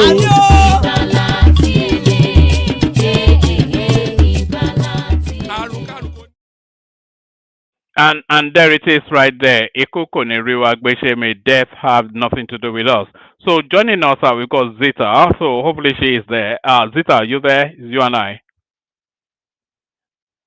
Zita going once. I'm here. Salam alaikum. How body? At last I get you all to myself. I knew that day would come. So that only two of us will speak the gibberish. Yes, we talk the nonsense. You know, this is a high grade nonsense. You know, the one they sell in Colombian nonsense. So what's up? What's happening? Not a lot. The usual Nigerian nonsense.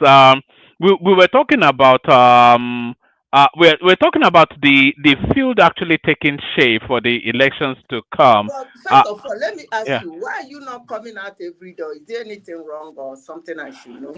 No, there's nothing wrong. It's just that there's a lot going on in my life. So it was when the window opens. I was meant to come out yesterday. I'm actually thinking of coming out maybe earlier, maybe around about 7 p.m. That probably would work for me better. But 7 p.m. Yes. 7 p.m. So that that time I will be. Some people will be getting out of work and then have their lunch. 7 p.m. Who is getting out of work at 7 p.m.? What sort of slave factor? Don't worry, maybe I smoke something this night. Going to have their dinner. Yes. Yes. Look at that. You've been at that. What's it called? Is it that expensive stuff in Norway? Yeah. You know, I smoke something sometimes. What's your poison anyway? Is it? Are you a whiskey person or a brandy person? You said? I said, are you a whiskey person or a brandy person? I'm a whiskey. Yeah, my dad used to be a whiskey person. I can't stand whiskey. It's too harsh. I prefer brandy. It's too harsh. It burns the back of my you know. I like the refinement of brandy and then the aftertaste of it as well. But whiskey, it feels like a fight. It feels like you're fighting the drink if you are drinking a whiskey. I see whiskey. I see people who drink whiskey in the same way I see people who drink gin. You know. It's like gin. It just attacks you. You know. Yes. That aftertaste of brandy, I don't really like it. Whiskey is very smooth. No, it's not. Or maybe I've been drinking the cheap ones. Well, it just feels like attack. But with brandy, it's a silky. You know, it's like a velvety sort of a taste. You know. It's like yes. It's too heavy. It's not refined. It's not well refined. That is, to me, I don't, it's kind of heavy. Whiskey is, just as the name sounds, is very spirit. That's the way I put it. It's very spirit in the sense that it gets into your mouth and it disappears. Call it smooth. So what's happening in Nigeria? Just the usual nonsense. We're talking about the field is starting to take shape for 2027, and people are starting to adopt positions. El-Rufai telling us that it's not contesting, and I was suggesting that it's not out of lack of ambition, but lack of opportunity. It's not likely to be on any ticket, so why would he not come out? I mean, where would he go? He's not going to be either as a principal or a vice. So there's no window. Huh? Woman, let me tell you something. You see, politics and elections and contesting and candidacy is something that comes sometimes like a shock. Do you understand?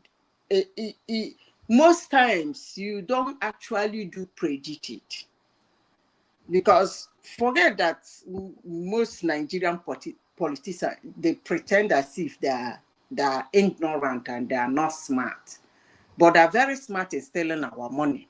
So I won't totally overrule them as people who are not smart. They steal our money, they sit on it, they still campaign on it, and they still steal again. So they're smart, and we do them nothing. So you see, one man, election is something that you might get a surprise. You might get a surprise. Why do I use the word smart and surprise? Is that a candidate might look for, if he sees a vacancy, he can lodge on. That's how it works. Whether you win or you don't win, that will be an after election talk. But seeing a vacancy and jumping into that vacancy is very common thing politicians do. Like in 2023, most of them saw a very good, there was a vacancy and there was every chances of anybody becoming the president. That was just the truth. So if they see that vacancy again, trust me, most of them are going to jump in. But winning the election, I don't know. But jumping in, yes. If they Yeah, think but, there is a but vacancy, but there's they will no jump in. window. There's no window that opens for El-Rufai. Is the thing. Certainly, is left. Is Could you left. believe? Could you believe? Let me tell you this. Number one, in 2023, most Nigerians did not know. Okay, let me start in 2019. In 2019, nobody knew who Peter Obi is. That's true. I'm talking about Nigerians. They don't know who the heck he is. Once in a while, he came up in the news. Can you remove Peter Obi for your map, please? From time to time, he came up in the news like the 250 million and stuff like that, and then having to lock El-Rufai up and all those shenanigans and all those things happening in Anambra State, which nobody, because Anambra State wasn't a state that has so much to show and so much to give. It wasn't a state the country and the citizens of Nigeria was looking at. Because most times there are states like Rivers State, Lagos State, and other few states, things will happen and it will be everywhere in the news because Nigerians are looking at them. Now, nobody knew him. And then in 2019, somehow he came into the picture and they packaged him very well. Then he went off the picture and everybody thought it wasn't there. Then in 2023, most Nigerians did not even knew that he went to negotiate to become the presidential candidate of PDP of all parties. And then, before you know it, because he believed that there was a vacancy, that was why he left that PDP and went to LP. Why? Because he believed there was a vacancy that he can occupy. So that's how it works. For El-Rufai to come and be telling you, I don't want to be the president, I'm not contesting, and then you join him to say there is no vacancy for him, where is he going to? It doesn't work like that. Politics But don't work like that. that's how it does work, because No, it doesn't work like that. yeah, hold on. That's how it does work. Because if you look at the particular, because you have to read the terrain in order to adopt a position, and if you look at the terrain, obviously it's not going to be the candidate. It's not contesting for anything in APC has left. It's not contesting for anything in PDP. It's not a member. His Labour Party is locked down. So it's in the SDP, and it's also in the coalition. So now his only real opportunity is in the coalition. Are there any chance of him becoming the presidential flag bearer for the coalition? No. Because there's all of the probability that Atiku will get that ticket. And if Atiku gets that ticket, will El-Rufai become his deputy? No.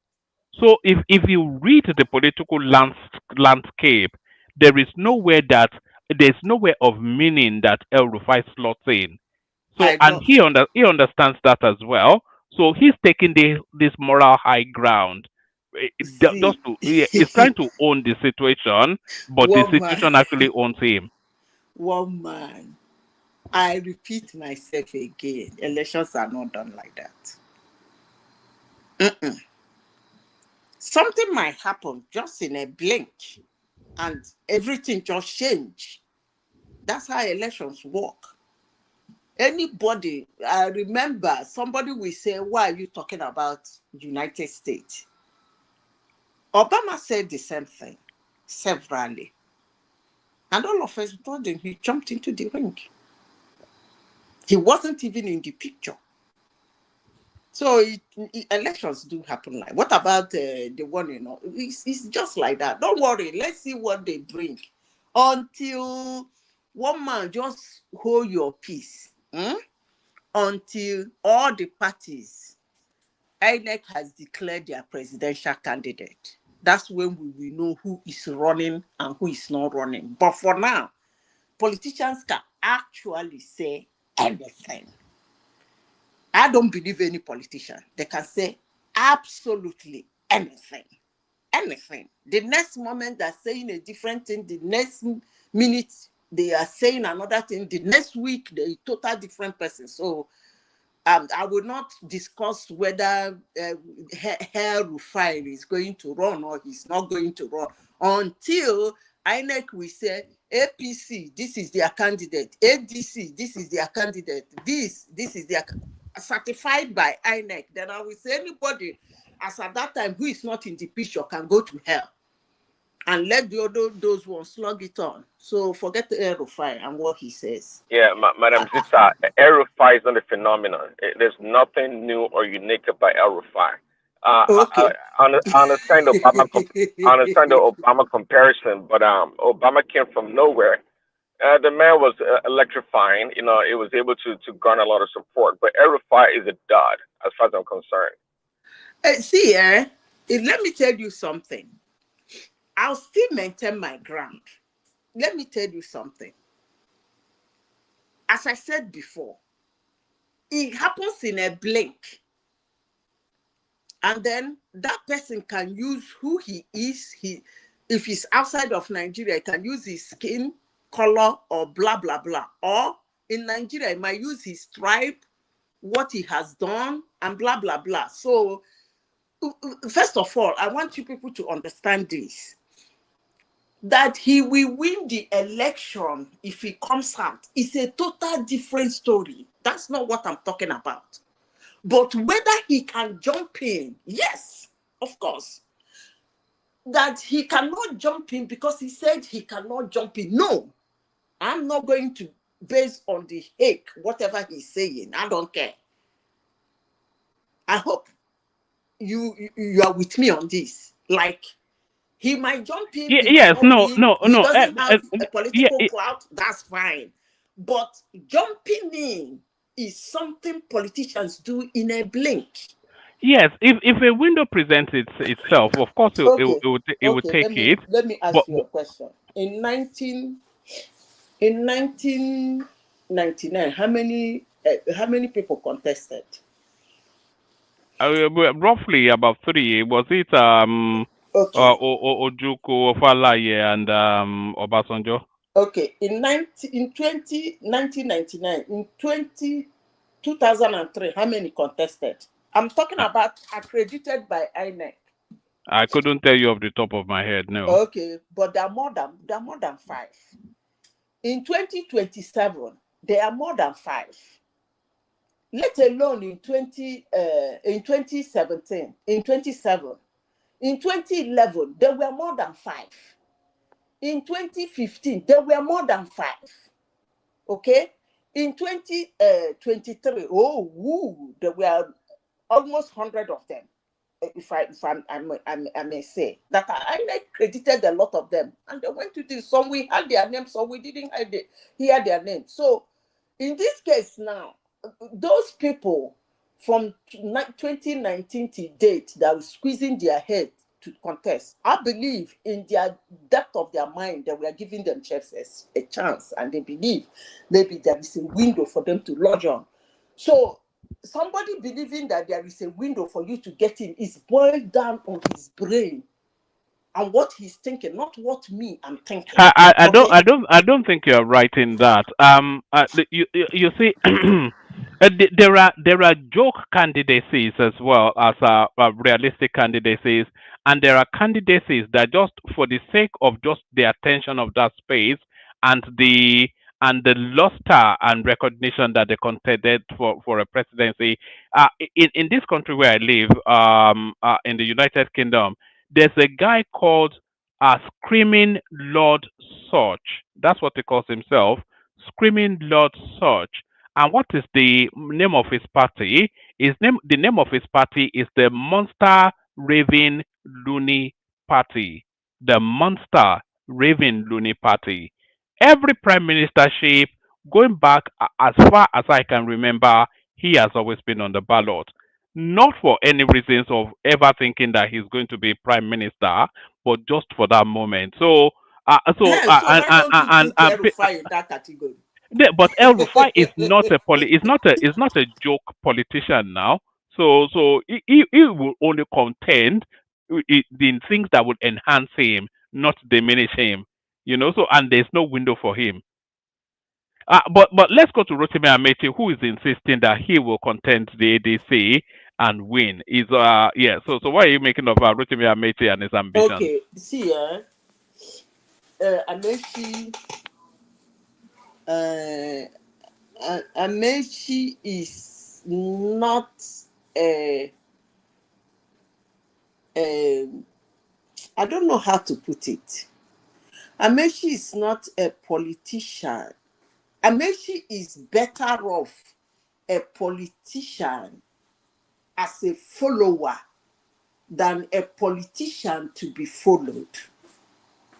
It's not a natural leader. Yes. If Amaechi is in your team, that's okay. He can do one or two things. Even But he was a state governor now, so I'm not quite sure you can say that. I will say that.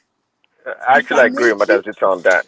I say actually I agree with you on that about Amaechi. It looks like a better candidate. It doesn't look like someone that can be the front runner. It doesn't look like one. Yes, he's because Amaechi is not Amaechi. Can I be Nigerian in this? Amaechi is like Ogbono. Real thick Ogbono, very slimy.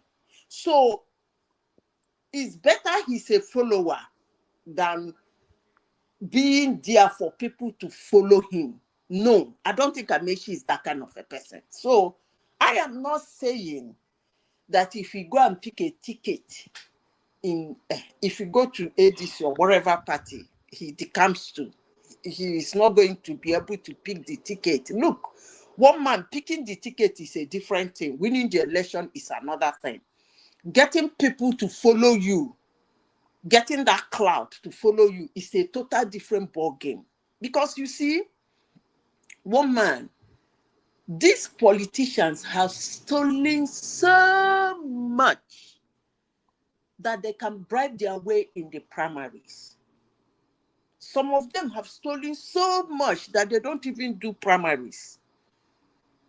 They just call out contenders and say, you, I give you $100 million. You, I give you 100 million. You, I give you 100 million. So you stay away. Let me be unopposed. That is how much money they have. So if Amaechi can come out and tell you he was twice, he was the, what do they call it, House of Speaker, all right, for 8 years, I think so. Then he was a governor for 8 years in one of the richest states in Nigeria. So his pocket is really, really full. And he didn't stop there. He was the Minister for Transportation, I think so, for 8 years again. So the guy has a lot of money to play around with. And when I mean money, good money. So I will not sit down here in my little corner and look at Amaechi and say he cannot pick ADC ticket. No, I won't say that. He might. But then Amaechi come out to contest for president in Nigeria. I don't think it will fly. Imagine that sort of field when you have Rotimi Amaechi as the ADC candidate, Peter Obi as the Labour Party candidate, Goodluck Jonathan as the PDP candidate, and Tinubu. That would be a really funky sort of election, wouldn't it? Yeah, they will. I don't know. The only thing is that they will destroy the South votes, then the war will be in the North. That's all. Yeah, but Atiku will not be on the ballot now, so there won't be a northern at all in Which play. party will Atiku be in the ballot? If Amaechi is in ADC, Yeah, that's what I'm. That's what I'm saying now. PDP, then this guy will be Atiku People's Party or whatever. What are you talking about? Which party is he going to occupy? Well, if Atiku is not on the ballot on the ADC, then it's not on the ballot at all. That would mark the. That means it won't be in the race. Did Atiku tell you he won't be in the ballot? No, we're just permutating, we're speculating. Let me take you to Peter Obi versus Deji Adeyanju. Have you been following that space? Threats of lawsuits or on defamation for defamation. No. What's going on there?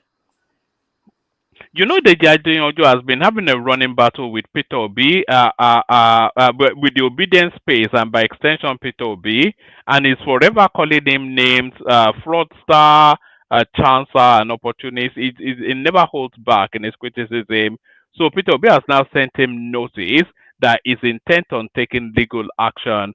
He accused him of stealing Anambra's money and investing it in his private company. So that's the lawsuit that Obi is threatening, but Obi often threatens lawsuits.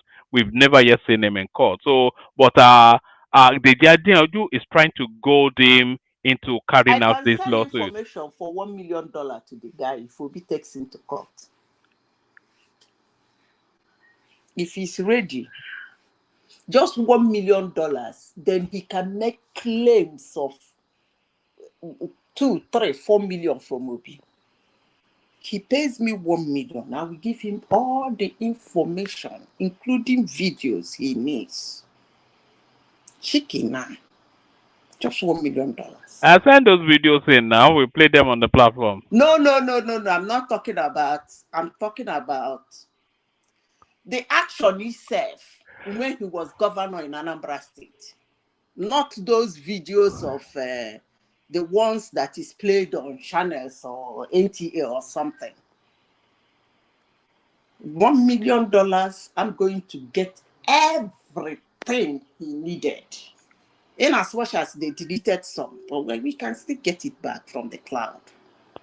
So $1 million, he can make his claim. If Obi takes him to court, okay, $1 million is too much. Let him give me $500,000. But the thing is, there's because sufficient enough that is known anyway you of know why Peter I Obi's said that? fraud. Yeah. If somebody sue me for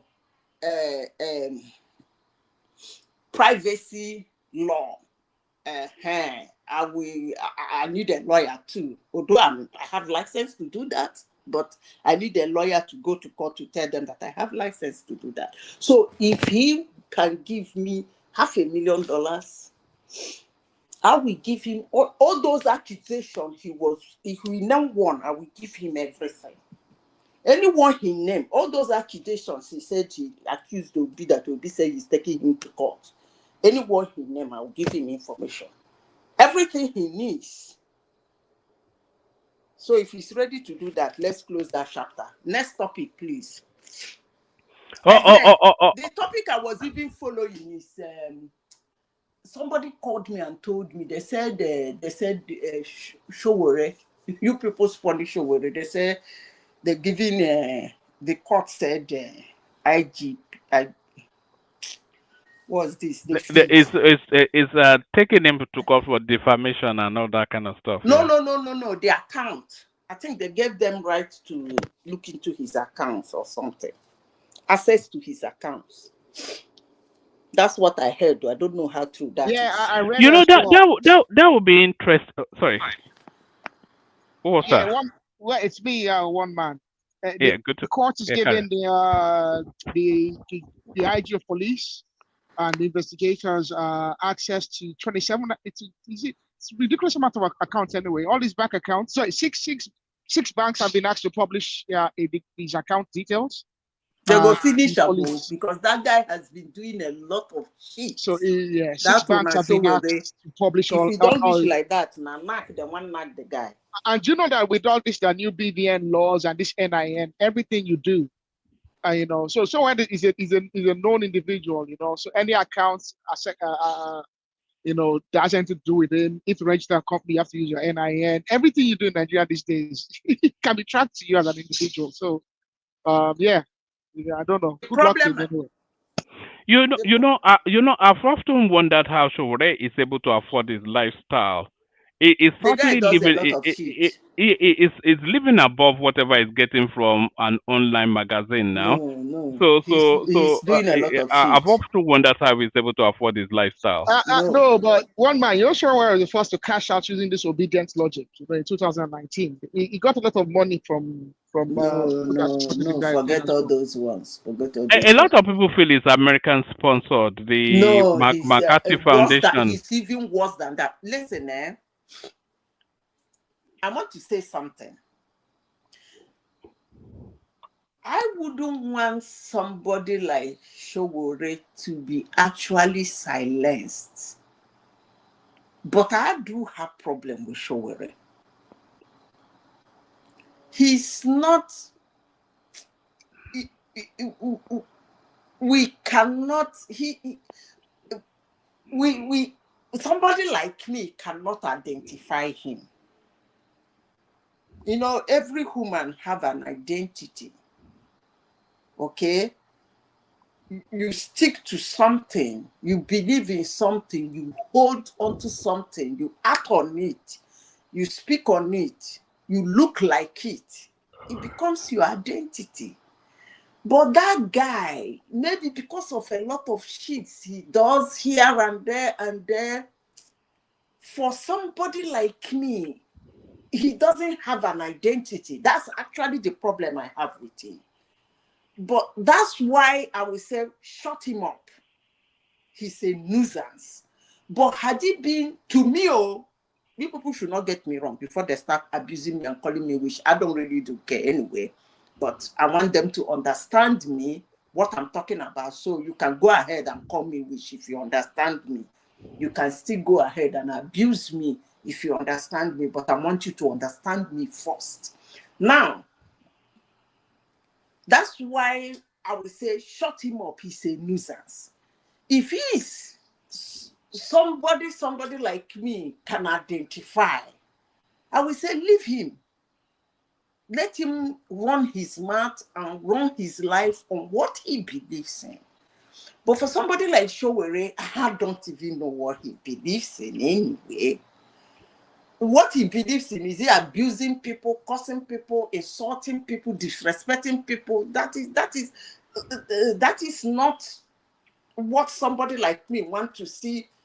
Somebody who has a name to be going around Nigeria doing. No, that's the problem I have with you. Otherwise, I would say don't shut him up, leave him, because his own is not of. It's not, I wouldn't call it freedom of speech. I would call him constituting nuisance. They are two different things. Freedom of speech and someone constituting nuisance. I think at this point, Showore is constituting nuisance. So if they're going to look into his account and see where all those money is coming from, wow, it's really going to be interesting. Honestly, sincerely speaking, I'm looking forward to that. All right, brilliant. Zita, let's move it around a bit as others continue to join us. Let's sample the opinion of Patrick Uche, see what he's looking at today. Patrick, you're up next. Patrick, what's going on? Kedu? Patrick, if we made, okay, Peter Obi is a fraud. Patrick. All right, we don't seem to have Patrick fully with us. Let's go with Arogidigba. So, can you hear me? We can hear you now. Yes. I say good afternoon. Yeah, good morning here. Well, carry on. Thank you. Thank you so much. So, Peter Obi is not a fraud. I'm from Anambra State. I wanna tell Madam Zita, my name is Patrick Uche. It's my original name. I know hiding. I know like some people come to social media hiding the identity.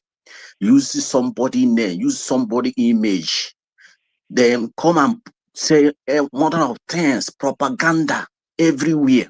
So Madam Zita, I wanna ask you, can you please help us as an Amberian? You know, as you say, you have evidence to prove Peter Obi is criminal. Then, if you want to help us, can you bring your price down? Because this millions of dollars you're calling, this half millions of dollars you're calling, I don't get the money. But I will pay you if you bring your price down. Help us bring that your evidence, you know. So, an Amberia, we appreciate you, you know. So, secondly, I told you already. You see my name? I know hiding is my original name. But I thought any one of us here, your name is not Zita and not Madam Zita. Can you tell us your original name from your place? Stop. Yeah, but if you know her name is not Madam Zita, then you must know her original name now. No, I don't know. Madam Zita is not in surname. Zita is not Igbo name. So if you want to anytime you want to come here, Patrick is not Igbo name now. It's Patrick Igbo name. Yeah, I told you my name is Patrick Uche. Yeah, but Patrick is not Igbo name. Igbo name Mmadu Abrochukwu. You know, Mmadu Abrochukwu. You know, hey, it's my Igbo name. Oh, are you the one that makes the comment in the comment section? Yes, I say hello for you. Mmadu, you know? How do you pronounce it again? Hey, can call it Mmadu Abrochukwu, or I call it Mmadu Abrochukwu. Yeah, Mmadu Abrochukwu. Yeah, nobody is God, you know. So everything is talking about P2B today. The man will still glory, you know. So you know, one man, let me tell you the reality. But it's not Zita calling Peter Obi a fraud, by the way. It's Deji Adeyanju. Oh, Deji, no. And we are hopeful that Peter Obi will take him to court, but we know he will not. Yeah. Deji, no. He knows that there's proof. That would be very interesting if he takes him to court. He will never now. 7 days. Wait, Peter Obi is already giving him 7 days. That 7 days, if he not comply, then they will shoot him. This is not to. But he gave People's Gazette 7 days 2 years ago now, we're still not in court. They don't know. They beg him now. He don't know anything. They beg him. Know. Yes, he not everything can. not everything he can come and tell you in social media. Wait that 7 days, you will see. This lawyer now write this letter is not a kid in law. So forget everything you see in social media propaganda. Person will use person picture, use fake name, come and talk manner of things against another people. One man, I want to tell you something about Igbo people. Yeah, you see, most of Igbo people is wicked people. I will tell you this today. Like only Igbo people, it will come. Igbo man will see his brother growing. He will want to bring his brother or her brother, his brother Deji Adeyanju down. is not Igbo now. But Deji Patrick, why Adeyanju. would you? Why Patrick? Please don't finish that statement. I About think it's Deji. I coming inappropriate for about you Deji. to make a I general coming about statement. Deji. I will coming about Deji. Wait, let me clear you now. Please, You are Nigeria, one man. Do you know since 1990, democracy, only Igbo people have how many senior presidents? Can you count it? Igbo man, I don't know what is happening. I don't know what is wrong for Igbo people. He cannot come out. Another one come. He will have to bring it down. You know? So I don't know. Sometimes I listen for this woman. I say, this woman, do you from Anambra State? This woman cannot talk about Imo State, cannot enter Imo State. Almost 8 years now because of insecurity. This woman cannot come here and tell you what is happening in Imo State.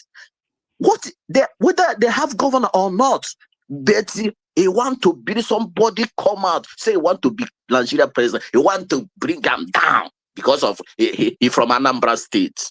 Because he from Igbo man. He's not supposed to be him. Patrick, can I interject for a second, please? If you give me a chance. I think, but I don't think you need to make a general statement and say that Igbo people are wicked. That's a general statement. I don't think it's it. No. What I tell you now is a reality. How many senior presidents do Igbo people have in 8 years or 4 years? How many senior presidents? Do you remember? This you know, it's a president, senior president. Do you see any Igbo man come out against Akpabio? But there's more than 20. There's more than 20 million. Wait, Patrick. There's more than 20 million Igbo. Patrick, wait. There's more than 20 million Igbo people. Okay, more than that. Well, probably twice as much as that. And we've only had less than five senior presidents that were from the Igbo ethnic,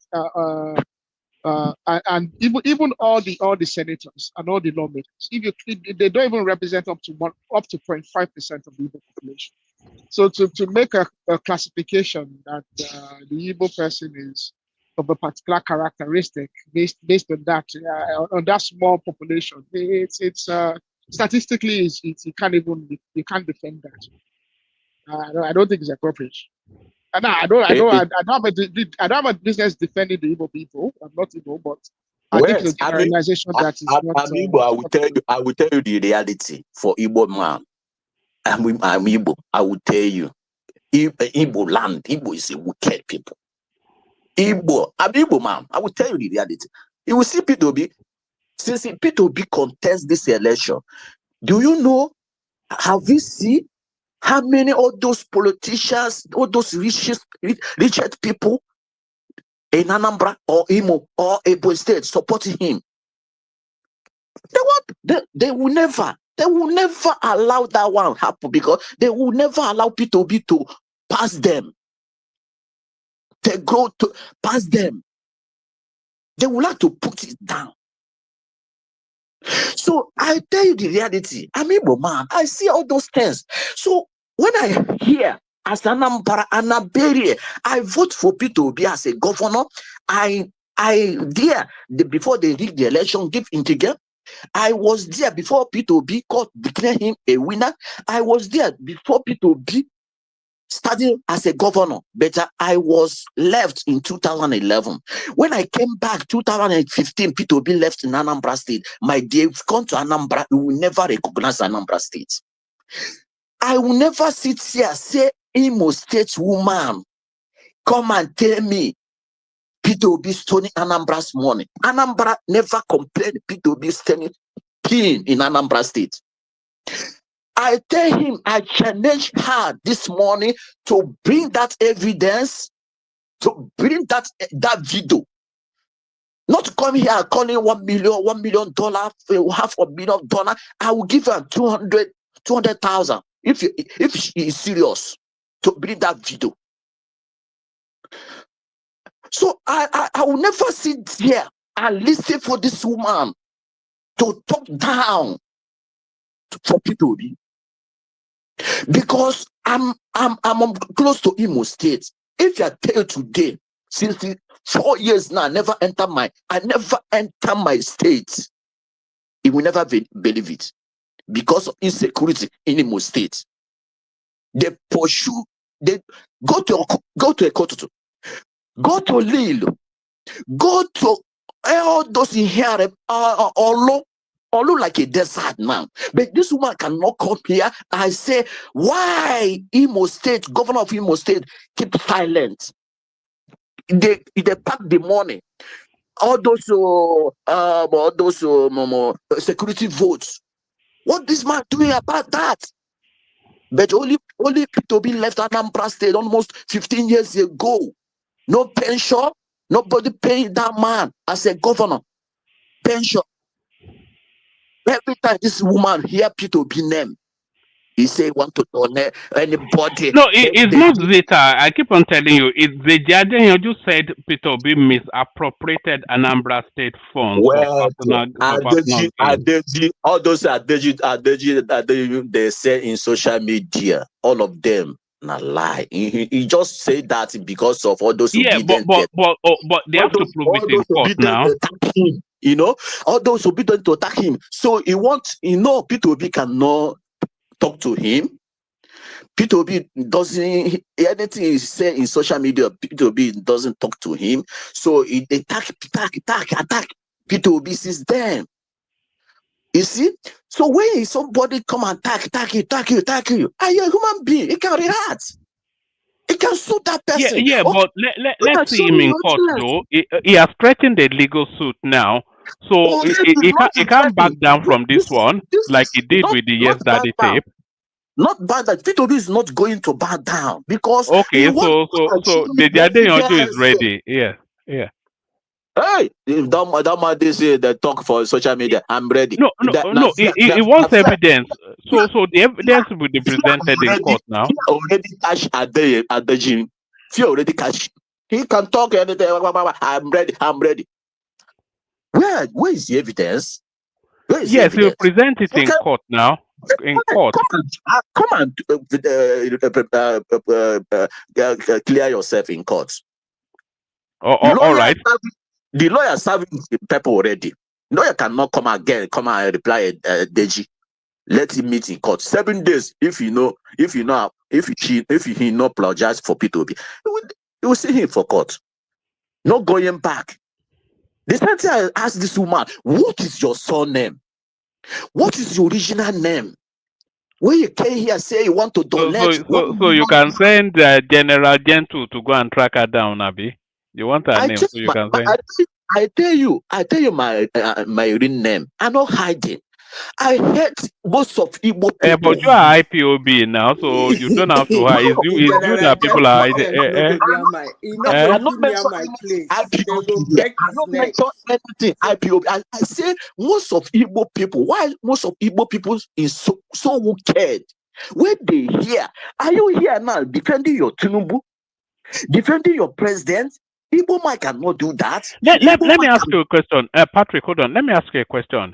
If Zita feels that Obi is not fit for purpose, if she feels that, and if she feels that her experience of Obi as the governor of Anambra State was that he was a criminal, are you saying she should not feel that or think that because she's Igbo? She should ignore what she knows and thinks just because she's from the Southeast? One man, see, I'm an Amberian. You know, when I say I'm Amberian, so I'm from Anambra State. I will tell you everything about P2B. In my village, in my own small community, P2B tried for us. You know, he brought electricity, pole, wire, give us electricity in my own small community. P2B try, in Anambra State today, blueprint any governor used today is P2B blueprint. According to Soludo now, taking P2B. Do you know Anambra State is not have First Lady house still today? Anambra State, before P2B came, Anambra no generate anything in Anambra State. P2B build that foundation. Make Anambra crude state oil. Before P2B didn't benefit all those things. But when he left in 2015, the first governor entered there, starting benefit that the 13% oil. Starting benefit all those bring you people talking about now. If it's known that time, Obiano, the first time Obiano, you will see our revenue boom, So now P2B do it, but the man no benefit all those things. P2B work in Anambra State. He built Anambra State. Remember, Anambra doesn't have governor launch, government house. P2B built all those things. So the same man now, one man or one person from another state will come because of he supporting APC. He want to bring him down. He want to teach us who perform well or who not perform well in Anambra State. My brother, it doesn't do not that. Minus P2B Africa today, Soludo can never be a governor of Anambra State. Soludo contests many times in Anambra State, but he never win. Now the same Africa P2B made today. Now Soludo come back, make it possible to become a governor of Anambra State. Today we see Soludo, the same Soludo attacking P2B because of what? P2B told him, wait, this governorship is rotation. After South, Anambra South, after Anambra East, Anambra West, they will reach your turn. That's all. Then he bring that Obiano. Now the problem Soludo have with P2B. The same today, Soludo. The same today. That's the bring Soludo they use. The same bring. Why are you taking this man? The same bring will they generate money in Anambra State after bank. What bank is Soludo? What company? What factory Soludo bring in Anambra State? If it's not a government house, you want to live large. So when some people come here, begin to say one of things, I say, I begin to cheer. Why Igbo people not that? Why Igbo people not this? Somebody, he never owe you, he never do business with him, he never steal your money, he never, since he left, he never pay him pension, he never give him land in Anambra as a governor, he never give him car as a former governor, not him in Anambra State doing this man. But since Obiano left, they still pay Obiano now. They give him land. But this man say, I don't want anything, any property belong to my state. I serve, I go. It's still they attack the same man. The same man. So continue. But I told you, I promise you, if anybody come out in your platform, they talk the propaganda, make sure the person use original name. Make sure that person use, whether he or her use original name. Because when you say something, we will look for you. You see, so that's the reason why they should not be using their name now. You look for them with General Gentle. I will use that your name, your original name, your surname. I will sue you. That means I've looked for you. He cannot come here and say many other things. He use Madam Zita or he put a white man picture. They begin to propaganda. Another person. Now white man picture she put. Now picture she put now. You know this is a picture. You know she say Zita now fine babe. Let me open Are you sure you don't have a crush on Zita? I'm starting to suspect that you have a crush on Zita. If you have a crush on Zita, just tell me now. I'll put in a good word for you. Do you have a do you have a crush on Zita? I'm very serious. I'm very serious because sometimes this woman, if you want to support, you support APC, fine, support APC, but don't come here propaganda. Don't come here and do you propaganda against an imperial. Against All an right. imperial. I think Stop we're starting to get it. It's a love thing. Anambra people never It's a love thing. Peter It's Obi a love stolen thing. Is it? Anambra money. Anambra never complained one day Peter Obi stolen Anambra land. Why somebody from all over from Imo State, he never went back, he never go his village. Almost 20 years. How do you in know America. this? How do you know that? Can you go to Imo State? Can you go there? Do you know Why not? you cannot But enter a there? man of prestige was there last year now, so it's not as though it's My brother, enter Olo, enter Akokwa, enter Omoaka. He cannot enter the place you enter, that's Owerri. That's Owerri. Man also Owerri. He cannot enter another community in Imo State because of his security. This man cannot come here, bring his governor because of his governor is APC. You see, this country will never go forward. All those mindsets of people coming to your platform and begin to propaganda. This country will never go forward. 100%. I tell you guys today, P2B never stolen Anambra money. P2B never stolen. Hold on, Patrick. How would you know? How would you know if it's stolen or not? If you are not P2B stolen our money, I will tell you. I was there. No, but how would you know? No. I'm not asking if you have. How would you know what is stolen or did not steal? How would you know? Okay. Obiano. You are not in any position to know now. Wait. Obiano is a governor of Anambra after P2B. Have you Obiano bring P2B to table? Come and show me what is use this money to do. Since P2B left Anambra, do you see P2B for EFCC or anything? Do you? So I don't know. Yeah, Obi has a file with the AFCC now. It was also Wait. the Pandora Papers, so don't worry about that. Wait, Pandora Papa, nothing concern Anambra State with the Pandora Papa. Before P2B become Anambra governor, and P2B was a businessman. That Pandora Papa is almost 1990 something or 1991 or so. It's nothing concerning Anambra with the Pandora Papa. He's a businessman. Your pastor, most of your pastor, his name was in Pandora Papa. Your pastor is a politician. Why most of the pastor in Nigeria, their name was there?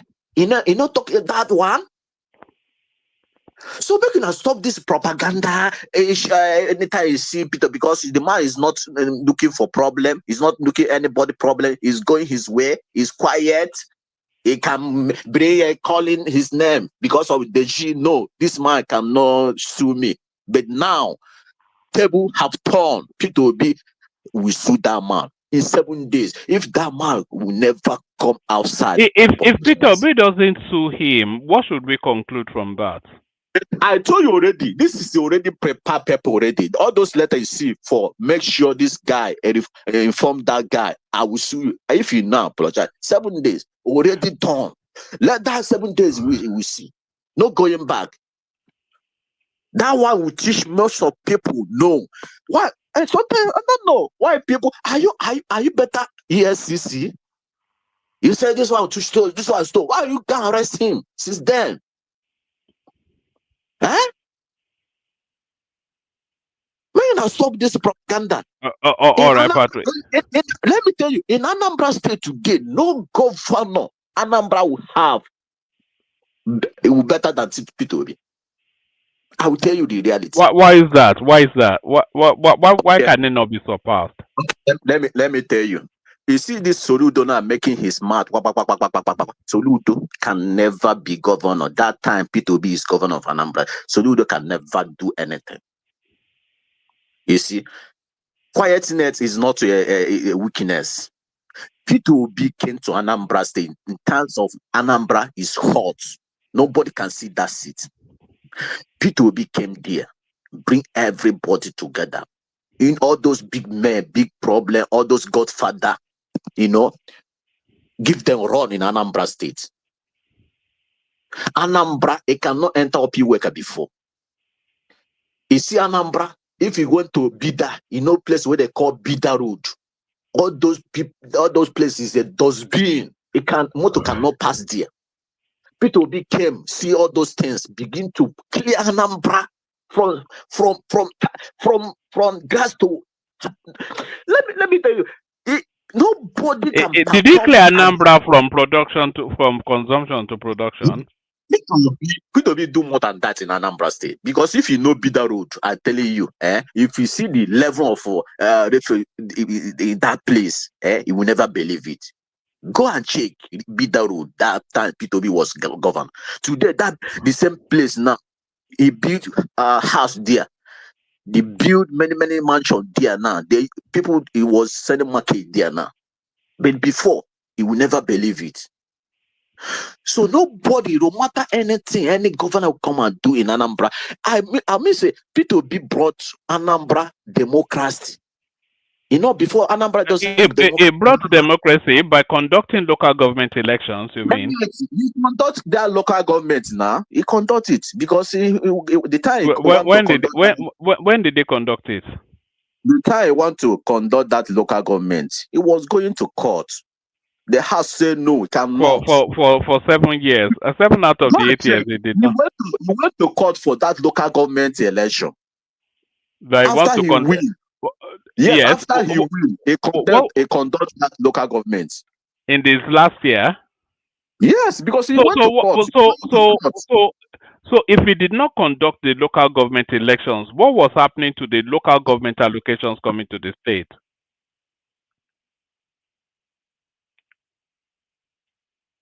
No. Oh no, yeah. So that's what Deji Adeyanju meant when he called him a criminal. So let's go on from Patrick. I think he's dropped. He'll be back. Let's go to Prince Daddy, see if he's ready for us. Prince, floor is yours. The conversation, your contribution. All right, we don't appear to have Prince for the moment. Is Aro there? Aro Gedegba. Am I here even? If they are not there, let me continue with my gibberish. Continue with your gibberish. Take your gibberish to this direction.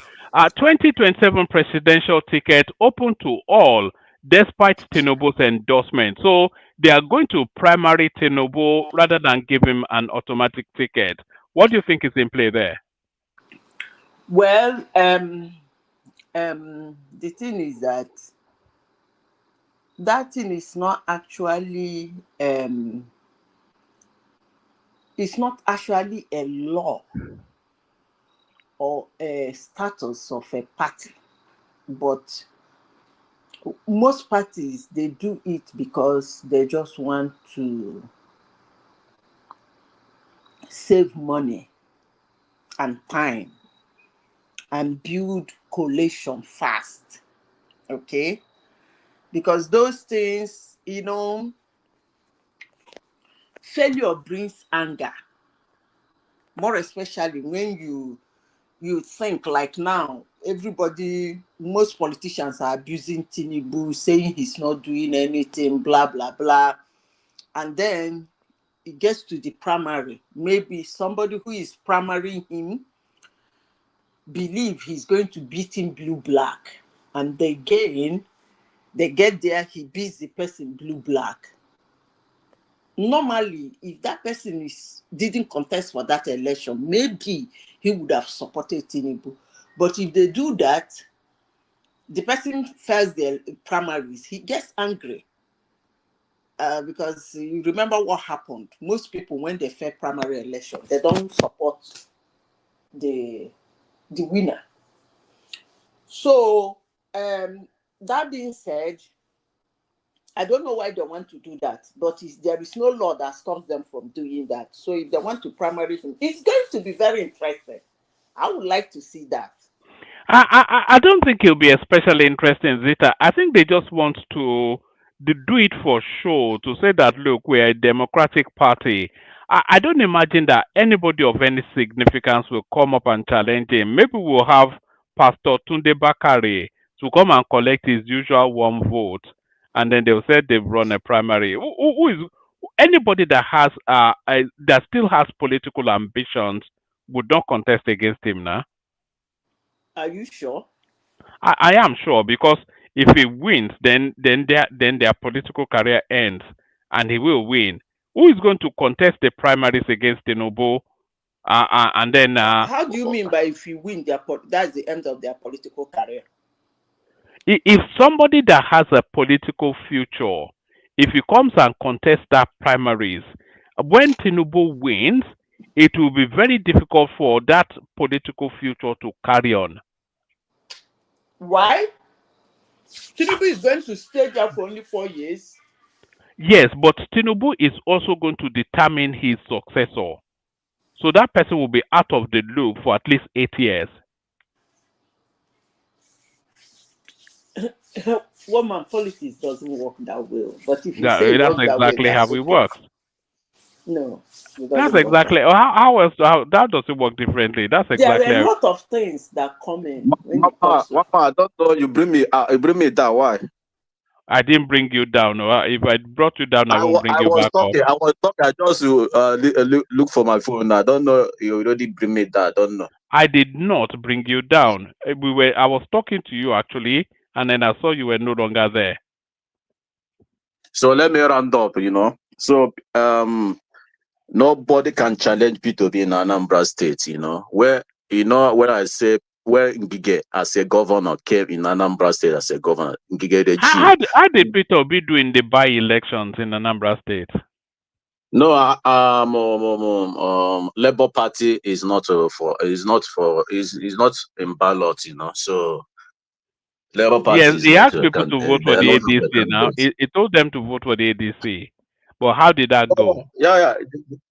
The woman win that election, but Apugari election. The woman, no, the woman win that election, but they rig it out because the same man by his husband. Now the same man read that election. Go and check that this man that is Anambra House of Assembly say about Soludo. It's supposed to bring that video here. If you see video, it cannot be all those things now because support Soludo. You can see this video cannot be it. So I'm telling you about Ngige regime. You see, go and check our interview Ngige back in Channel TV. I think Raz TV. I don't know. You will see Ngige. What Ngige said. The time Ngige came as Anambra governor, they went to strike 18 months and 3 years. Gotta show you that. They strike 18 months in Anambra State. Okay, imagine 18 months in 3 years after P2B came. P2B solved all those problems, all those strikes. To today, you will never hear or see strike in Anambra State today. But if some people will come here and say, doctor, go to strike 13 months. No, not that. After P2B, there's not a The strike. doctors did not strike. What are you trying to rewrite history? The doctors did not strike for 13 months. It was widely reported now. So what are you even doing? I told you, it's not P2B fault because agreement is already made. You know that was the world record still about sometime last year. The agreement is already made and P2B settle everything. To today, you will never hear strike in Anambra State. Go and check. Now P2B do it. Not be say we will go to strike because after P2B, there's a strike before P2B. There's a strike in Batunuju regime. There's a strike in Ngige's regime. 18 months. So not P2B fault. P2B cannot care because Anambra doesn't have money that time he came as a governor. He told them, cool down, I will settle everything. They have to reach agreement. After the agreement, P2B solve the problem. So making now stop. Governance is not that. You think somebody can come. A state doesn't have money. Anambra doesn't have anything that time. But now, He can boast. Any governor in Anambra State doesn't perform. That one is his problem. He can govern Anambra State doing well because today Anambra State have 13% in order. Anambra State have most of investments now, but before they doesn't have. So that man try in Anambra State. If you this man now bring another factory, another company in Anambra State, it can help Anambra revenue. He can boost Anambra revenue, but this man doesn't care. Only government house use our money. Upon how much billions of dollar, billions of naira federal government they give these people. Only government launch. Use that money, go and build. In terms of PW, who give that amount for him? But he use the little resources Anambra have that time, do something. All this major road now they pass go to Imo State now. P2B build it. All those 10 lines from up here work and now they use go to Imo State. Who governor build 10 lines in Nigeria? Tell me. Who governor build 10 lines in Nigeria? Apart from P2B. So people come here, they say that because of this man is so quiet, he can talk to him anyhow. It doesn't make any sense for me. Please, anytime anybody is coming to your social media, your platform, make sure that person use his full name. Because this in platform now have military, have police listening for you guys, have ESS use listening for you guys. It cannot come here and use fake name, fake picture to propaganda another person. All right. All right. Wrap it up, and then we'll move along. So, by Deji, I wish you good luck. And I'm very waiting for him that day in court. Come and show us how people will be stoning our money. I will be there that day. You'll be there from Thailand. No, I will travel by next month. Come and show us. I will travel by next month. Come and show us how people will be stealing our money. Because our Nigeria will suit him. Because cannot come on social media TikTok, come and talk rubbish. Come and talk rubbish because of this man is a quiet Have you man. been seeing me on TikTok? I've been showing my face on TikTok a little bit over the last few. I'm not going TikTok. Only all those children that talk anyhow in TikTok. I'm not going there. Don't be just the children. No, there are a lot of grown-up adults there. Me and Dewale, we were there earlier on today. My brother, I cannot see anything reasonable. In TikTok, I cannot learn anything there in TikTok. Only saga. They do saga in TikTok. Person can come and now bring another thing, can talk, we can curse you, we can abuse you. So I not go there, So I advise you, leave TikTok for those who like to do saga, Let them do saga there. So, but for here, anyone coming here, please talk like a mature person. If tomorrow he can come back to Nigeria, he will answer your question. Because nobody, all those things you people they talk, they record all those things. If you say and they record all those things, you people that talk. I wish Madam Zita he will come back soon and come and see Imo State. His state look like a bush forest. He cannot say anything about that. Only come here and do propaganda. All right. All right. Thank you, Patrick. So thank you, Patrick. So let's go from Patrick to. We were going to Prince Stadio Aro, but I'm not sure that either of them are with us. At least not in spirit. They are here in body, but not in spirit. But Remy joins us. Always a good copy. Remy.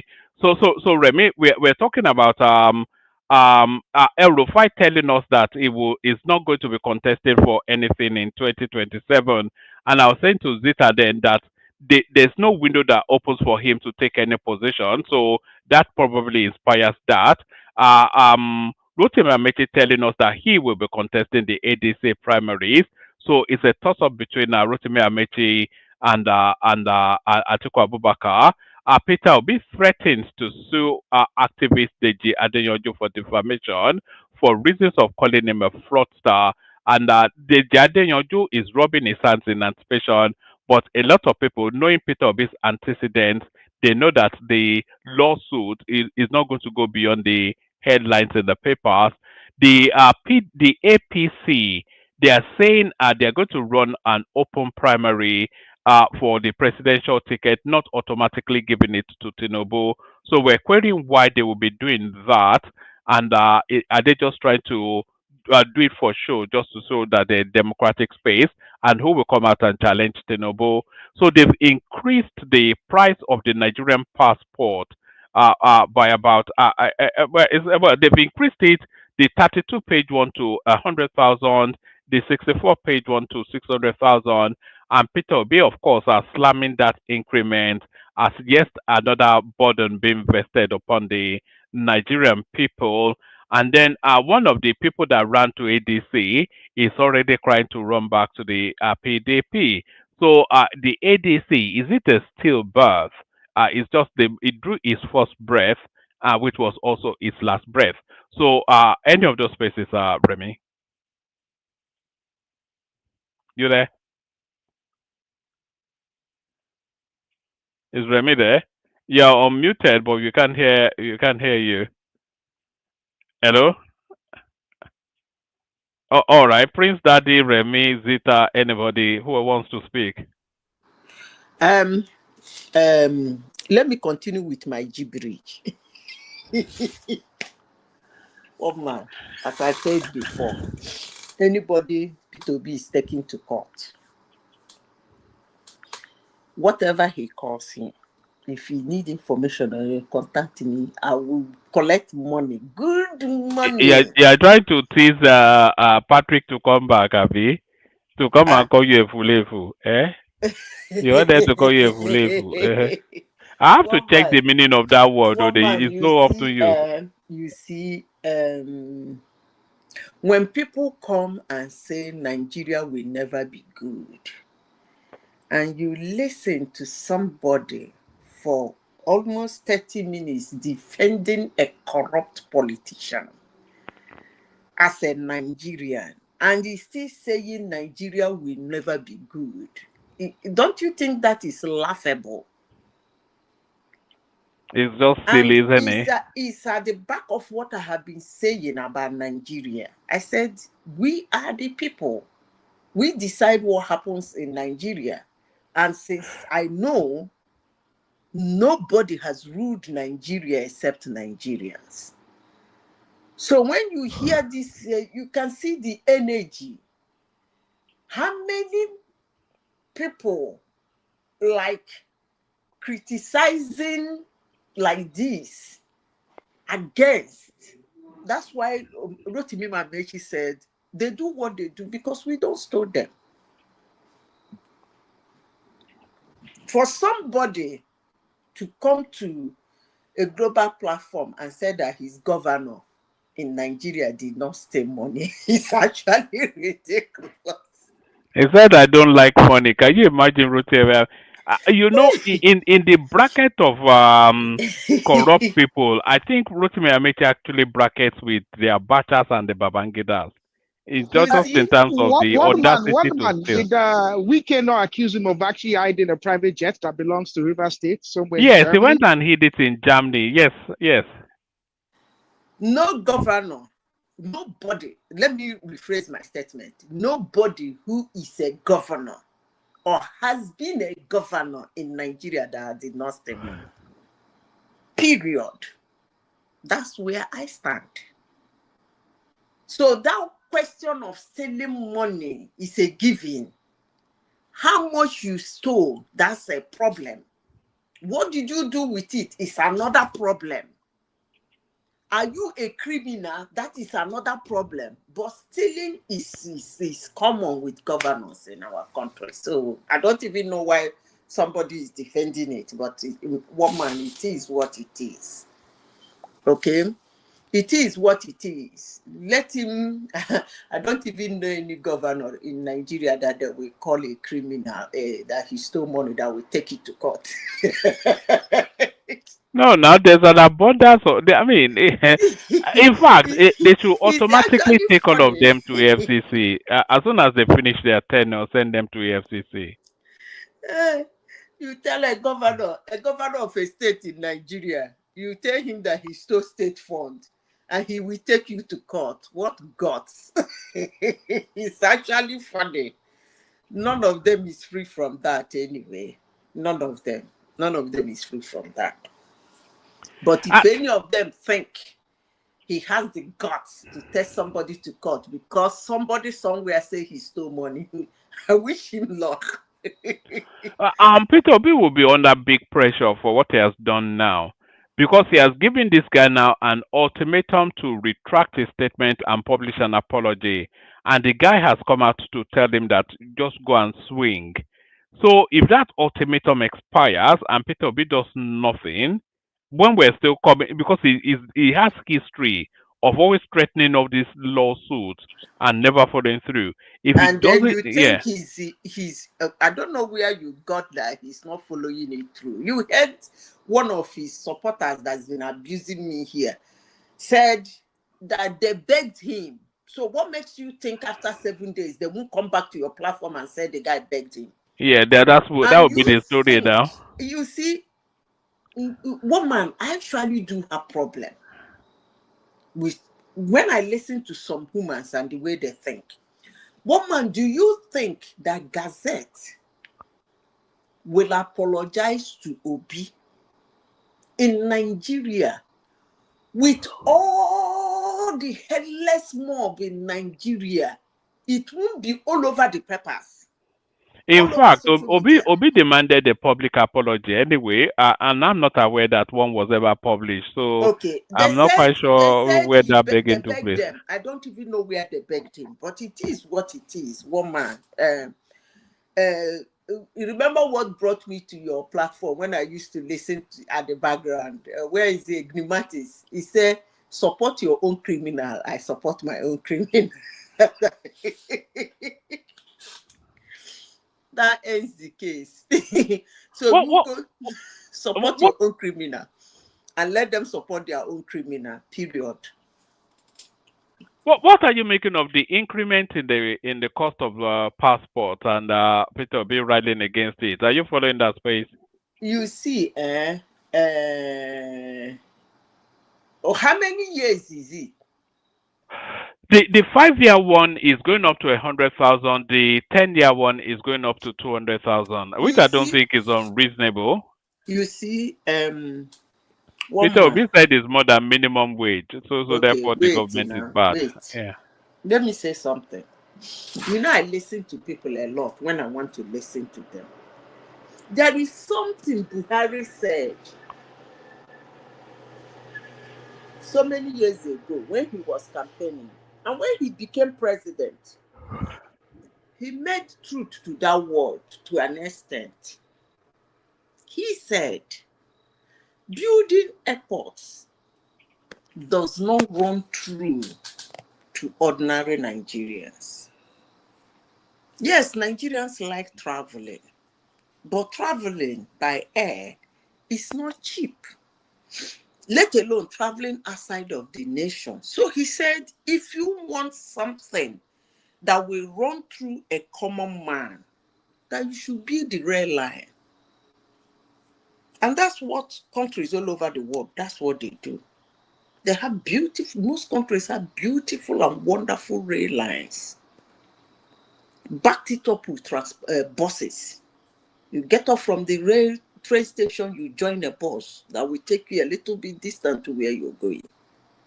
And he did that. He did this Kaduna, Lagos, Kaduna, wherever train that they have turned to what I don't know now.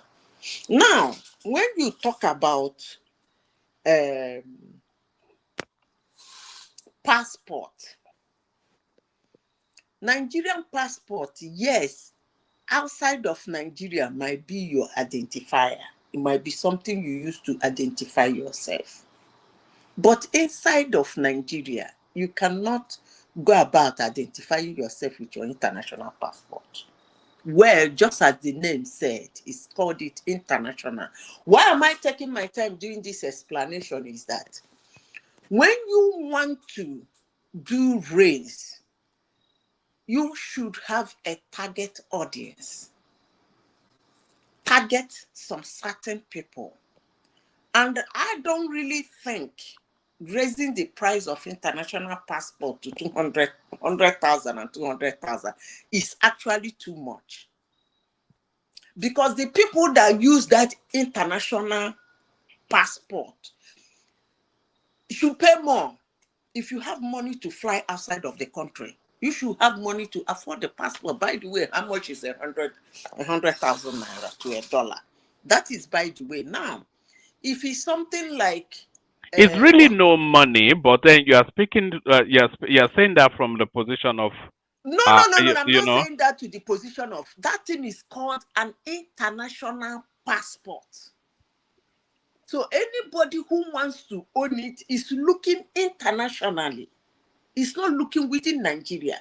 If it is something like, what do you call these cards they give to Nigerians now? What do you call that card? Yeah, NIN or something like that. Something like that. If it is that one that they increase, then I will stand here and be abusing the government. But you cannot tell me that somebody wants a luxury and they equate his luxury with all the gagages for his luxury, and somebody is complaining. I don't even understand where the complaint is coming about. I don't understand the complaint. But well, what do I know? Before you people know it now, you call me witch and a wicked woman. I don't really do care. But that thing is for high profile people. Honestly, sincerely speaking. How much is a ticket overseas? How much is it? So if somebody can afford it to take international passport to leave the country to go somewhere else, that's a total different business altogether. It has nothing to do with an average Nigerian who is looking for his belly in Nigeria. So everything that has to do within Nigeria, if the government increase the price, it makes a lot of sense for us to quarrel, not international passport. If you Zita, want that affluence of your child, let me finish. If you want that affluence of your child going to a university overseas, yes, it's an affluence. There are universities in Nigeria, but if you want him outside of Nigeria, then that's an affluence. You're going to pay for that affluence. If you wake up in the morning and say, all the countries in Africa, including Nigeria, none of them is enough. Anywhere in Nigeria, it's not enough for you and your family to go on holidays. You want to go overseas for a holiday. That's an affluence. You should be ready to pay for that affluence. Period. Is it everything we must quarrel about? The airlines that come to Nigeria to pack them, to take them overseas, actually they convert that their money to the dollars to naira. And Nigerians still pay and fly. So how much is 100,000 naira to $1? Come on, man. All right. Let's see if Remi's thing is no, still. I can see you on mute, but your voice is not coming through. I'm not. Are you using a different system? Today, Remi is not talking. What happened? No, it's unmuted. Oh, it's One man, can I have unmuted. a crack at this? Can you? Can I have a crack at this? I think you might have No, called no, me no, earlier. no. Yeah, we called you, but I think you are at work, aren't you, or something like that? I suspect. Yes, Yeah, but yes. Zita was just holding the fort for other persons to come in. Yeah, so come in at wherever you want to come in. Yeah, so one man, good morning, I guess. Zita, likewise. So what I didn't quite I think I overheard you talking about Bago's difference to Tinubu. Yes, it was. It was. Yes, thank you for that. This is the. Watch this. This is the clip that is generating a lot of reactions on our social media. So but Bago went to greet Tinubu in it went to meet him in Brazil, and then of course when he came into his company, he was greeting him, which is expected. But the way the greeting took place is what seems to jar people. It's only about 30 seconds, but watch closely. See if you can spot what offends people in this greeting.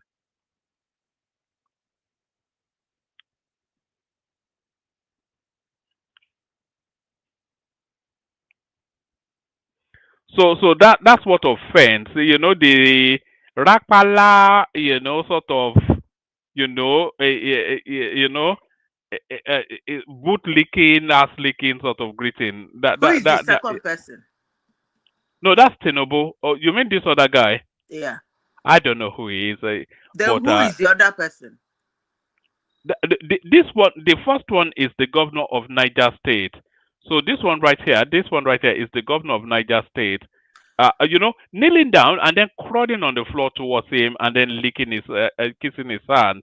Well, So that's taking sycophancy to a different level, and then everybody else seems to be doing the same thing because they saw him do it. So people felt it was a bit excessive. One man. So Sorry, one man, can I address that? Real Please, quick let before, me say something before go you ahead. continue. Jagwadan of where? Jagaban of Bogu. Oh, and that's in Niger Bogu State. is where? It's Niger State. Hmm? Bogu is in Niger State. I don't know if one man knows that. I do know that, but I'm not sure that applies in this instance. I think it's just a sycophancy, Rakpala, No, but you know that Bago. I don't know if you've been watching, but he does that for IBB as well.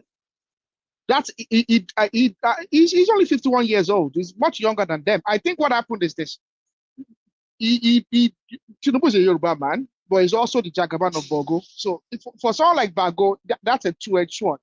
I think Jagaban means kind of like the main. It's a senior title, and Bogo apparently is one of the biggest local governments in the country. It's not a small place. It's a major local. I mean, it's not a small. It's a major area. Within the country. So he's a Yoruba man. So I think he was trying to, he does defer to a lot of people. Bago he's quite an interesting guy. And to be frank, the guy must feel quite. Of all the governors, I have to say Bago is probably getting the most preferential treatment at the moment. I struggle to think of any particular governor that is so favored. Look at the governor, the president's agricultural reforms. It favors him even more than it favors Sanwo-Olu, I'm struggling to think of any governor who, between their own individual efforts and the amount of favor they've been able to garner from the president. So I think Tinubu has been to the state on an official visit, was also visited. I think he also paid a visit when doing the IBB. He's benefited from the president's agricultural reforms a lot, and he's been able to, with his own individual action as well, he's been able to key into it. I think there's also been some stuff about this Brazil stuff. There's some livestock initiatives that are coming up. He's taking advantage of tractors. He's making a lot of headway. And apparently he's doing very well with road infrastructure as well. So I mean, I don't blame him. This is a president. I think he's a first-time governor. He's a young individual. His future is bright. Don't let us do that. He's 51 years old. Okay, when this bunch of dinosaurs there, people the caught Tinubu and his co-travelers, the articles. When these dinosaurs move on, who do you think if you contrast him with Yahaya Bello or somebody like that, it's a better representation of new generation politics. Exactly, he's doing quite a lot. He's actually and if you see the way he actually runs the. I mean, he's doing very well. He's very he has a closeness to the people as well. He's not a distant governor. I've been observing him. He's not a distant governor. Sorry, can you hear me, guys? We can hear you now. We've been waiting to hear you all the way through. What happened? This time, sorry, it's my Okay. computer. I don't know what's wrong. Okay, you can go on, Arrow. So I think it's just difference, and like you can understand why there's so much difference and respect. And it's not the first time I've seen him kind of like greet Tinubu like that. He's also a Nupe man, so I mean, there's also all these different cultural aspects to it. So there's nothing unusual. One man, what else is what else is in the news there? Yeah, we were also talking about El-Rufai, who has come out to tell us that he will not contest anything in 2027. Rotimi Amaechi comes out to tell us that he will be contesting the ADC primary for the presidential ticket. Oh yeah. And then the APC, they are telling us that they will primary Tinubu and not give him an automatic ticket. And then Deji Adeyanju versus Peter Obi, which seems to be the number one trending news item. Let me take a bat and swing at this primaries and tickets matter. I heard the statement made by one or two PDP people that were angered about the zoning to the south thing. Who said that zoning to the south by the PDP was an automatic ticket. And I was scratching my head at it, and I was like, oh, I can't make the correlation. Well, now I can. And I understand it. If ADC give their ticket to Amaechi, even if PDP managed to wrangle Goodluck Jonathan, and if for whatever reason the Labour Party votes Peter Obi on the blocks, if there's not a northern candidate, if it's zoned to the south by all the major political parties, Tinubu would have won the elections by 12 a.m. Sorry, by 1 p.m. We would have won the elections. All right. Voting, I think, starts around 2 p.m. I can't remember. But by 1 p.m., Tinubu would have won decisively. If there's no article on the ballot there, okay, on election day 2027, if there's no article on the ballot, Tinubu would win. Even if there's Peter Obi, Jonathan, Amaechi, if all of them were the people contesting, including your friend Prince Adewale Adebayo in SDP, if there's no article, Tinubu is gonna sweep it. He's gonna run away with it. And I can understand this sentiment by some people that an article not being on the ballot is an automatic ticket. Is an automatic. Tinubu's gonna win. It's automatic. Like it's a campaign for Tinubu. Zoning it to the south is a campaign for Tinubu. But I can see where the argument comes in. Amaechi is not gonna, because if there's no article on the ballot, who do you think the North are gonna vote for? The North Central that Tinubu seems to be cornering every single day. He's cornered literally a lot of the North Central votes, including Nasarawa. If Atiku is not going to be on the ballot, it's going to be a landslide for Tinubu. For Tinubu, I think that's because what Tinubu is going for. The Muslim North will just have to vote for him because they're not going to vote for anybody else. Yeah, they are not stupid, forget all this ranting by the elite that there's something they're not. No, the people they are not stupid. The northern voter is the most sophisticated voter in Nigeria, especially the Northwest voter. The Northwest voter is the most sophisticated voter in Nigeria, individually. Forget about all this, they bring children to vote. No, when you look at their voting pattern, the voting history, and the nature of how they vote, they're the most sophisticated. They know what is going on. They can act like yes, they have their own personal interest, they have their own regional interest, but when they do make that decision, and the other thing about this, when you stick a camera, people need to understand this. When you stick a camera in front of someone in the market, okay, and tell them, and they complain, things are hard and this and that, and you tell them what they're going to vote for, they're not going to tell you they're going to vote for the president. But on election day, between them and their God, okay, when they need to put their thumbprint on the ballots, the decisions that they're going to make is very, very different to whatever you see on those videos. And those videos are selected as well. I can go into a market today, I can capture more than 120 people. I'm going to take 3 or 4 individuals that are going to sensationalize my video, and that's what I'm going to edit it with. I'm going to edit 3 or 4 individuals that will give me my 10 seconds. Or I mean, however long them videos are these days. Those are the individuals we're going to use. But there could have been 120, 130 other individuals that they had interactions with on the day who were absolutely vehement about the fact that they're going to vote for the president. Come rain, come shine. So, I mean, this social media, it's really not a true reflection of what's going to happen, of how people actually behave on voting day when they are there in the voting booth with their conscience.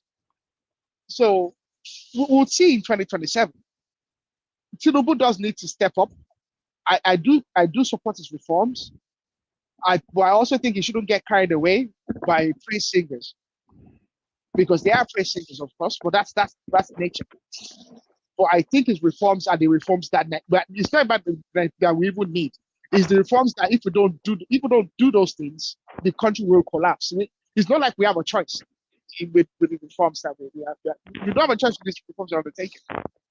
And Nigerians are complaining that the reforms are like. I was going to send you something about Brazil yesterday, because we're being compared to Brazil, and some people are making it look like, oh, Brazil is such a success story. Brazil are doing very well. They're on the brink of really surpassing, But they actually, of all the BRICS countries, they are doing the poorest. Why? Because they have failed to implement some of these reforms that they need to implement. Because the country is being run by Lula, who is a socialist. So he's not going to take these hardline reforms that need to be taken. Their growth rate between 2014 and 2024 is really not being great. They are just a much more organized country over the several decades. They are a lot more organized. There's not as much rampant corruption in the country. I can't say that they have some of the political problems that we have when it comes to because they have a hard right and then they have a hard left. That's the other thing about them. They have political parties that have defined principles and that pursue those principles when they go to the polls. But they have not really done very well. And some of the things that the economists have been reading are saying is that Brazil. Sorry, Aro, you can carry on. And then we're also speaking about the increment in the passport something, and Peter will be writing against that. Tinubu being primaried, all that. That's Ayo, the super chatter. AB comes in at the last minute. I'm going to come off the screen. I'll be in the background still.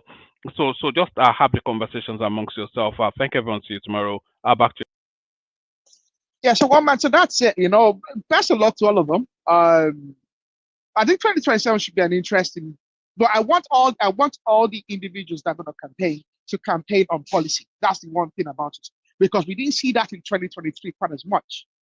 And I think it's time when I think SDP with Prince Adewale Adebayo, he does speak a lot for us. Even sometimes I don't know where he stands, but I think at least he can say, what, he has principles that define his political ideology. But I think it's time that we start to see it. For all of the APC's claim that they are progressives, they are center-right party. A lot of their principles and policies are a bit to center the right, but then that's a lot tendency in Africa anyway. There's not many tough socialist economies in Africa. If you put it that way, they're a bit to the center of the right, conservative leaning. But I think it's time that the political parties and individuals should campaign on policy. Okay, if Amaechi and Obi are going to say they don't agree with Tinubu's reforms, they need to tell us what they don't agree about and what are they going to do. Sorry, to interject. I don't think you are going to see that. What you are going to see is all the campaign of common man on the street, being power. They don't have food to eat. Well, that's fair enough. That's the only thing you'll be hearing from them. But by that time, the food in Nigeria probably, I don't know, maybe they have imported more rice and more beans. The price is already. But that's not good. That's not good. Importing is not good. It's killing the economy as well. As of today, Eco Rice. You know that Lagos State have rice. They have lake rice. They have lake rice. They started milling. They started milling already. They started selling. And apart from that, Bua also came out with his own rice, which is selling about, and this one is totally homemade Nigeria. They bag it, and it's only 60,000 naira per 50 kg. While the imported one from Thailand and the rest is selling for about 70,000 naira. So I don't know the price of the lake rice or eco rice, but what I'm trying to say is that the price of food will continue to drop. And if that is out of the equation, that most Nigerians can afford, can afford basic amenities like food and whatever easily, and then I'm also suspecting that most of the state governors will also increase the minimum wage. If you know, Imo State have already increased their minimum wage to about 104,000 naira now in a month from that governor in Imo State. And before you, maybe in the next few weeks, some of the state will also increase to about 100,000. Because as more money is coming in and the economy is being stabilized, I think at the end of the day, so they will have more money to be given to the state workers. So actually, the problem we are having is that, to be frank, we are not going to see that rhetoric about campaigning on ideology. No, you are not going to see the same simple rhetoric and a lot of lies. We give you this, we give you that. But I think the puppet masters in ADC, they were able to contain everything, and then they are playing according to the script. And the two puppet masters are very good. And I think at the end of the day, they will keep a guy in, and at the end of the day, keep him out. So that at the end of the day, it will not find a party to contest. Go and write it down. And that's what is going to pan out. And either of these two puppet masters will be the vice presidential candidate to Atiku. But because Atiku is not in a mainstream party for this upcoming election, don't expect any miracle will happen from him. He might probably come third or fourth. So that is the way it's going to pan out. Atiku come third to who's second? Yes, yeah, I'm telling you. I don't think that's going to happen. Do you know how it's going to? The reason why I said that is that there are so many gladiators in the Northwest, because when you look at the Northwest and Northeast, they don't have all those big players like before. Atiku is the old man standing there, and after him, there's the young one coming out, and then you talk about the VP now, the Ribado, Kwakwanso, and the rest. But unfortunately for Kwakwanso does not have that spread across all the 19 northern states. He is only popular in probably Kano and part of Katsina. Jigawa as well, I think. Yeah, Jigawa, thank you. Kano and Jigawa. You know, Jigawa is covered from Kano, something like that. So, but I think if I were him, he's not playing the right politics also. Understandably, he cannot go along with Atiku, and he will never allow his people to vote for Atiku. Because to him, it's like people like Atiku should have stepped down and support him. But Atiku will not do that. And Kwakwanso will never be a VP to Obi. He will never do that. Because if he does that, then he will lose most of his votes in the You know what I see? Kwakwanso is evidently absolutely is with Tinubu all the way. But he can't come out there and openly just be supporting Tinubu. It's too early in the day to be. Yeah, it's too early because I think the play look at even what is happening at the state level, a lot of the friction that's been at the state level that is actually comes down. You know, he's not going to come to APC. Kwakwanso is not going to APC. But I think the carrot they will throw at him is this: you support us now, then you might have a level playing field in the primaries in 2031 against other APC stalwarts. Because that is the only way you can become the president of the country. If you are not in that ruling party, if you are still on this fringe party or not deeply rooted party, there's no chance for you in Nigeria. That's Remy, why do you think Kwankwaso would not want to be a VP to Bitobi? I will tell you why. It's very clear he doesn't have any intention in doing that. I will tell you why. First and foremost, the kind of politics they play in that Northwest is not the politics we play in the South, which is quite liberal. The politics there is about tribe, religion, and also about big mannerism, or what do you call it? So there is no way that that kind of man will stoop so low to become VP to Atiku, at Obi. The people, his followers, they will see it as a slap on them. They thought, or they, in their own thinking, that Kwakwanso is more grounded than Obi.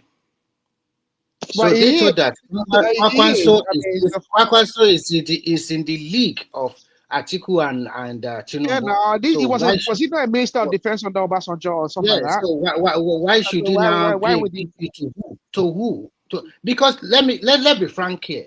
Everybody knows what transpired in 2023. It's a it's an election among 3 major tribes in Nigeria, and that division that is there, and everybody knows the truth that people were especially in the south, they were dissatisfied with what with Buhari, and that is a kind of a protest vote against APC.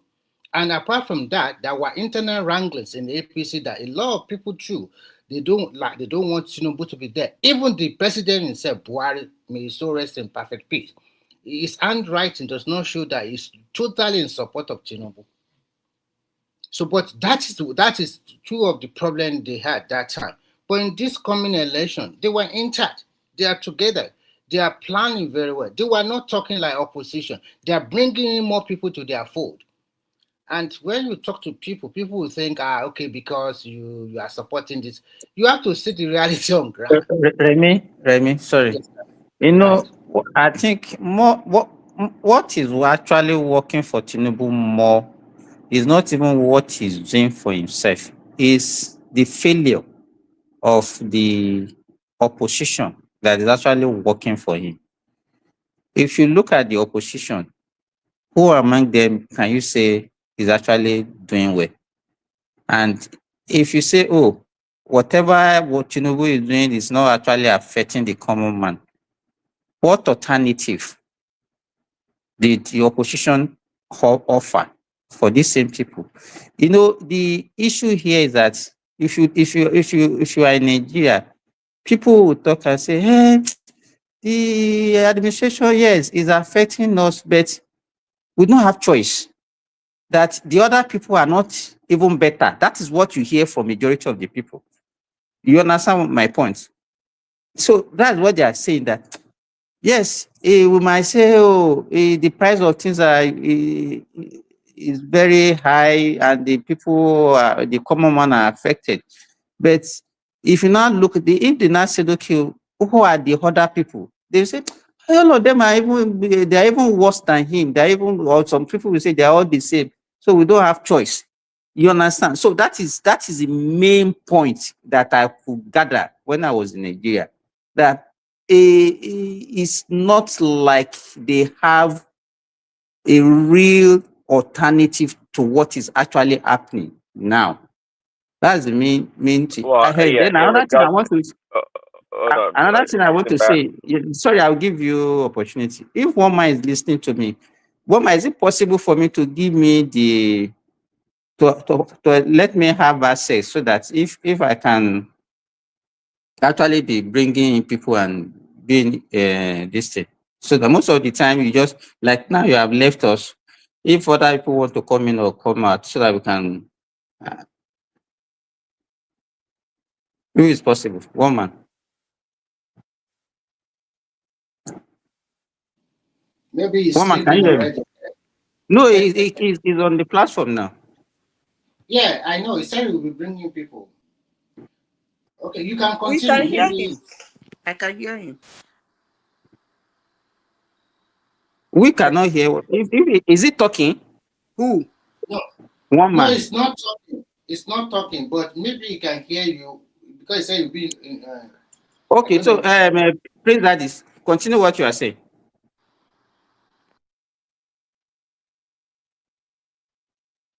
Prince Daddies, I thought you wanted to interject me. I think I would love to talk about that Adeyanju and Obi defamation. Obi wouldn't do nothing. He's just writing a letter to try and put him. I want him to really take the guy to court. Please. He wouldn't. That's it. You know that it's very dangerous when you go to open court. When you go to open court, when you get to court, waiting you see, you take. You take. Because, okay, think about it. Okay. You notice that some of the people that antagonize Obi the most, who?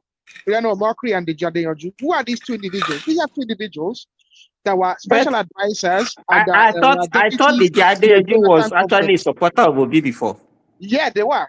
But I'm just trying to let you know that these are individuals that were in the Jonathan government.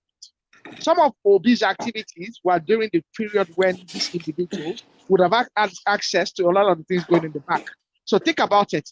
DSS, okay, if they come to give the president any reports, it's possible these guys have seen those reports. It's possible that they have copies of those reports. So it's possible that some of the investigations that were carried out on Obi by DSS, by EFCC, that didn't come to public knowledge, that these people have some of those things. So they'll be waiting as well. They're not foolish as well. These guys, because these guys, they don't really have any political value. But what they have to trade is the information that they have. People like Donyo Kukwe, people like Ruben Abati. These are individuals that have been in the presidency. And the things that you see, and these are the people that control access to the president. Think about it. They were his secretaries and his essays and his special advisors. And there's essays that are more powerful than ministers, believe it or not. So if he thinks that he's going to go to court and these guys might not have some dirty secrets, well, he'd be stupid. The best thing is he should just keep harassing them with a letter until Deji backs off. But if he thinks that he's going to go to court, well, whatever he sees in court, they're in business with that. Like, he'll be stupid to go to court. He'll be stupid he can just harass him and use lawyers to make, to try and do a settle out of court situation and harass him and ask for money. And if Deji doesn't have the balls, he's going to back down. But if they go to court, well, whatever they see in court is their business. I don't think Deji is stupid enough to be careless if he doesn't have something.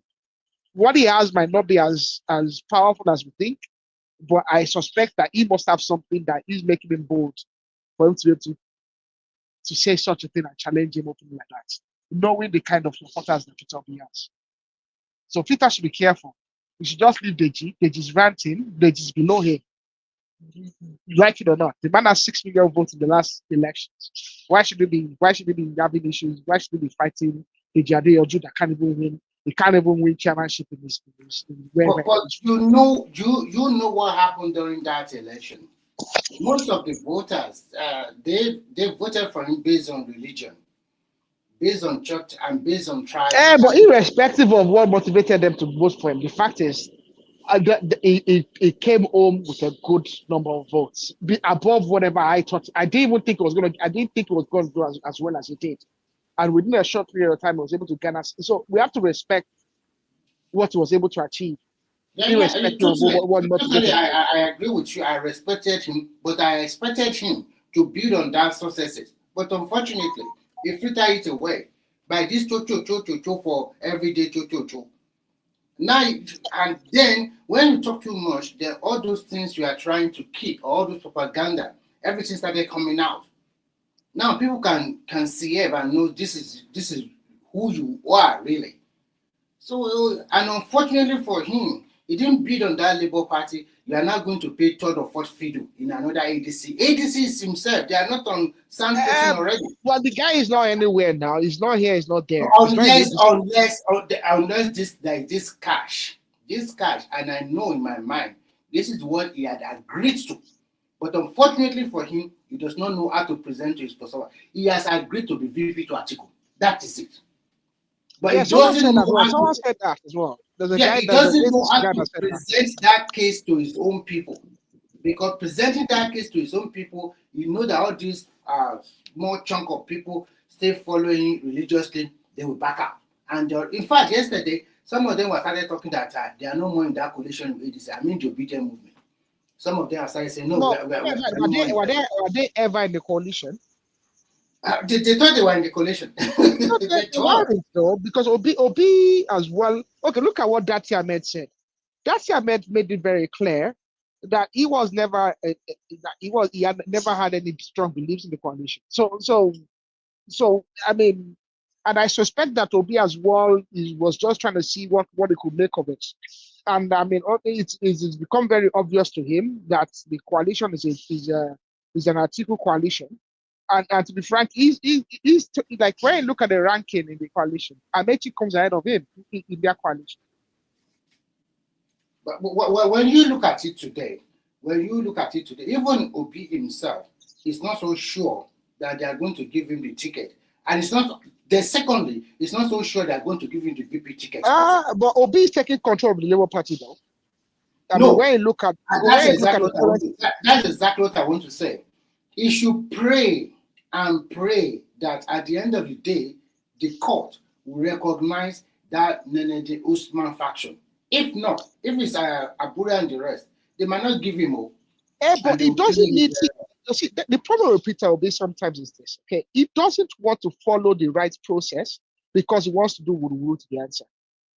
Peter Obi functionally, okay, can take control of the Labour Party without having to use any underhand tactics. No.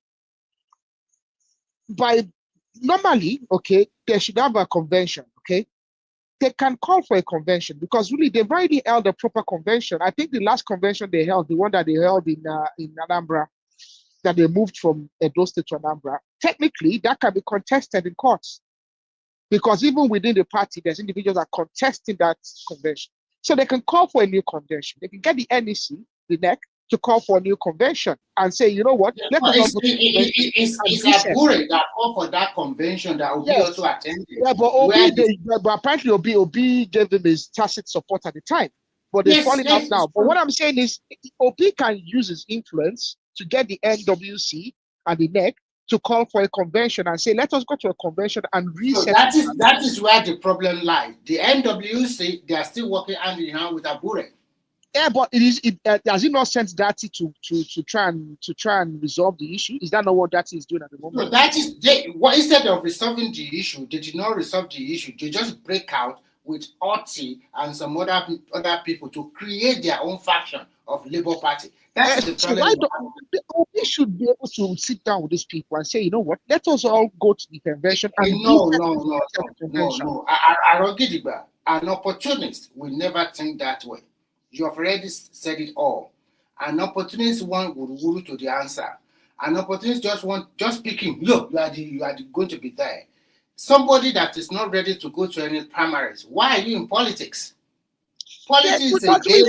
I don't think anybody will primary. I don't think anybody will primary Obi, even if whatever happens. Okay, if Obi remains in the party and they resolve the issues in the party, I don't think there's anyone that's going to primary him in the Labour Party. I mean, even Arabambi and Papa have said that. I've listened to Papa. He gave an interview to Desmond Obilo, I think, or someone, Splash FM, just last month, and he made it very clear. Unfortunately, that we must tell ourselves the truth. The crisis. It doesn't have anything against Obi. Yeah, it has been allowed for too long. How can you say somebody that is romancing with ADC, not even supporting his own party, telling people don't vote for Labour Party, vote for this ADC? Sometimes you have to check what you are doing. Even if you want to do it that way, there's always a way that you can work underground. But you coming out publicly, and at the end of the day, your candidate won online and lost the election. So you can say it's unbelievable. Yeah, the problem with him is he has moved parties and he has no particular allegiance. The nature of what brought him to the Labour Party and the nature of their success, I think, even has shocked him. You know, what he has, I think some people say that, you know, the vote he had in 2023, not all of it was absolutely organic. And I don't think even he has more influence than he understands. He needs to calm down. He needs to focus on reuniting the Labour Party. He needs to be fair, okay, in the Labour Party. He needs to give individuals, irrespective of where they come from. But this is attitude that he doesn't trust people. He only trusts people from, you know, he doesn't. I can understand. He thinks that, because in the Labour Party, there's a Labour Congress. And it looks like he doesn't have the absolute support of Joe Ajero, for instance. Because obviously Joe Ajero must have his own interest as well. So we have to even look at it. There's the Nenadi Usman faction. There's the Joe Ajero faction. Okay, the Nenadi Usman obviously is the Obi faction. There's the Ojo Ajero faction. There's the Apampa and Arabambi and Apampa, Arabambi and this their former chairman's faction as well. So there's it needs to be able to sit down with all these individuals, all these different interests, and they can bring. I don't think their issues are really big. Their issues all resolve. I think So, resolve around. Look at it this way: if after that 2023 election, you have formed your own party, maybe by now your party would have been registered since a long time ago, and then you'll have take along all those people that have voted for you, and then you'll have been on sound footing today, but you did not. They don't need to form a new party. Excuse me, what are you saying? Are you saying Obi should form a party? That is, to me, I think that exactly should have done after that Actually, election. you do think he has the capability and capacity? No, I don't think he has the capability, but at least people learn from experience. You have that kind of vote. Why don't you leverage on it, form your own party, and then continue along that way? And then you just chicken out with you to talk. Simba, they don't need to form a party. I think they already have an identity in the Labour Party. I don't think they need to leave the Labour Party. I think they've already built themselves an identity in the Labour Party. No. It doesn't work that way. Listen, there are two things a politician can do. First of all, know yourself and know your limit. For every human anyway, but for politicians, those things are very important. Obi, as I said before, is not a problem solver. Hate me, like me, I don't care. It happened in Anambra, 13 months of doctor strike. Now the doctors take their hand, call off the strike. So I don't even know what anybody is talking of resolution or whatever he did after a whole 13 months. Now that's Anambra for them. If they can wait for 13 months for somebody to, a year plus, for somebody to solve a single problem that other governors solve within 3 weeks, 1 month, 2 months, that's fine by them. But we're talking about Nigeria now. Now, when he found out that Arabambi has had an issue in that Labour Party, that guy has been a troublemaker over the years. And whatever is his problem, if Obi think he cannot solve it, he would have formed a party. It's as simple as ABC. This is my limit. I cannot go beyond wasting my time talking to somebody who is not ready to go in my line. There are people who actually do waste that time. They cajole you to fall in line with them. But if he doesn't have that capability or capacity, he would have formed the party. But from all the look of things, he doesn't even have capacity for both.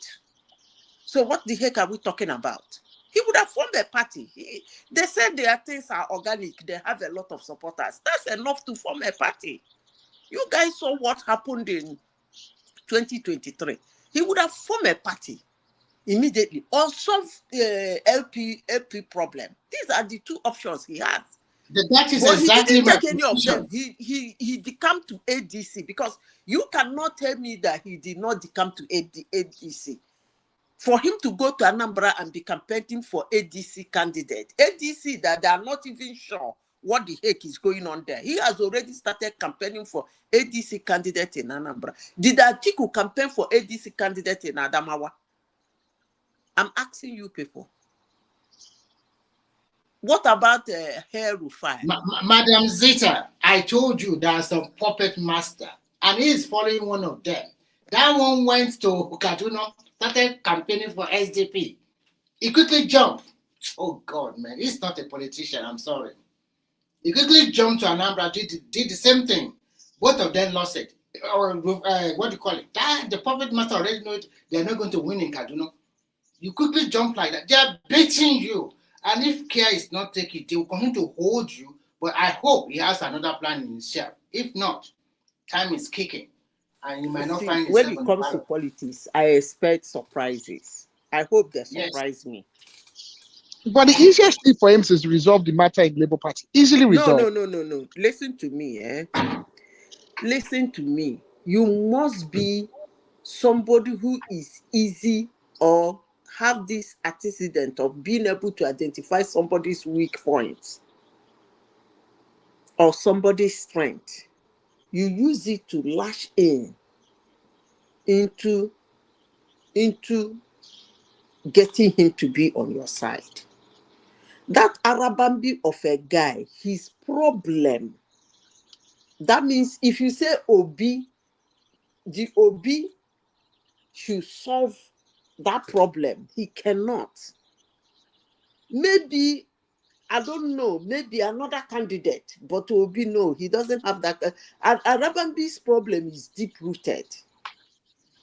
Is deep-rooted, and he has Madam Zita, assumed. let's assume that he has problem with Arabambi, whatever. But he is I'm not saying he has problem with Arabambi. Arabambi has always had problem in that party. But he is judge with Abure. Why can't they mend fences and control the party today? Listen to me. Arabambi's problem is rooted in ages. Please. That guy sees himself in that party as a spoiler. As a spoiler. Two things are about to happen. If you want to play dirty with him, you find something somewhere, okay? Take him to court because of that thing. Walk your way to Supreme Court and yank him out from that party. That is the dirty way to do it. Yank him out. Final verdict. Yank him out of the party. Because such a person has seen himself as a spoiler. Anytime anything comes up, if he's not taking an upper hand, he spoil everything. So, look, politicians should not be wasting their time with that kind of a person. Trust me. I'm not encouraging him to solve that problem. Obi can easily resolve it. Arabambi just wants to be kind and wrong. That's all. You don't freeze him out there. Keep him close. Give him one redundant office that will be just managing. Maybe secretary or something. So money will come into his just something to keep him busy. Let me tell you something. Do you know why you're saying this? You are talking like Donald Trump that saw a war raging in Ukraine and jump in, use it to campaign that he will stop it in a day. I'll never know who does that. You can say like this, you can speak this way because you are standing by the side. You don't know what is going on. But I can say what I'm saying because I've been monitoring that Arabambi for a long time. Even when, what's his name? What's that guy's name that was Labour Party governor? What's his name again? Mimiko. It was still this Arabambi, Mimiko, Arabambi. You guys don't read papers and all those things now. I listen very well. Is this not be? Excuse me, it's not today I've started hearing about Arabambi. Go and read about him. This guy sees himself as a spoiler in that party. It's either you handle him or you don't handle him. That's the way to deal with such people. It's either you handle him or you don't handle him. But if you want to handle him, find something, hit it to him, no matter how he denies it. Take it to court. Bang, bang, bang, bang, bang, bang. Before you know it, court ban him. Pakam. He can say anything and do anything again. He's no longer doing it in the name of the people. He can fight for all he cares. Nobody is talking to him again. Then you run over the party. But anything outside that you say you want to sit Arabambi, talk what now? You give him one. Is it stupid that you will give him one obscure position? Arabambi wants, if all those helpless mob overseas, when they bring those dollars, Arabambi wants his own share. Otherwise, it's pointless for you. And not that he has a clout. That's why I call him a spoiler. He doesn't have any political. He has no political. Arabambi is nothing now. He's really nobody politically. Let's look at it this way. We have three political parties. PDP, for now, they have been able to resolve. they are able to say we zone to the south, no matter what happened. They will go to their convention soon. Then when you go to the ADC is having a lot of court cases. The same thing to Labour Party. And ADC is not a party. Nigerians are seeing the way they are playing their politics. In fact, to say the truth, Simba said it all. Nigerians don't believe in opposition anymore. These are on serious people. They don't know what they want. You get out from PDP and you say you are putting ADC card. You did not pick up you did not register as the card carrying member. I'm talking about Atiku. The same thing with Obi. The same thing. In fact, if you ask me, I would tell you categorically I don't even know which party the Obi belongs to now. Is it truly Labour? Is it ADC? We don't even know. He's in Labour. I think officially he's in Labour Party. Which Then, Labour? so why is he campaigning for ADC? Which if Labour? you think If he's you are officially Labour in Party Labour, member, will you why accept is he that kind campaigning of for ADC? I don't know. You should answer now. You will not I say think because I think he's already given some of the guys in the coalition he's made some commitments to the coalition. Some personal private commitments. You see, let me tell you something. And I will continue saying it. Like me, hate me, I don't care. PDP, when I mean PDP, I mean PDP. Forget those that are jumping to ABGA, jumping from ABGA, going to Labour to ADC. Atiku, Atiku will soon become presidential candidate for all the political parties in Nigeria. The rate he's going. All to talk about others, not to mention but a few. The problem they have is problem of stinginess. They have money. Those people stole a lot of money. But I'm beginning to see it's like they don't believe in the cause they are fighting. The only person that believed in it is Wike. 2019, Wike hammer River State money to that campaign. In 2019. And that's why I doesn't want to forgive Tambuwal now. Yeah, so that's why in 2023 they did what they did to him. He sees it as unforgivable. PDP people are stingy. Look at this guy. What is his name? This Benue guy that was one time Senate president. David Mark. That guy alone can run a nation. Of course. The money that guy has stolen, he can run a nation. But he's in ADC right now. But the problem is, does he believe that if he run a nation, he can succeed? That is the fear that is not making them to spend money. Otherwise, if they actually come together, form a party since 2 years ago, believe in it, come together, bring their funds together, they will give Tinubu run for his money. Even if they might not have the intellectual capability and capacity and the political,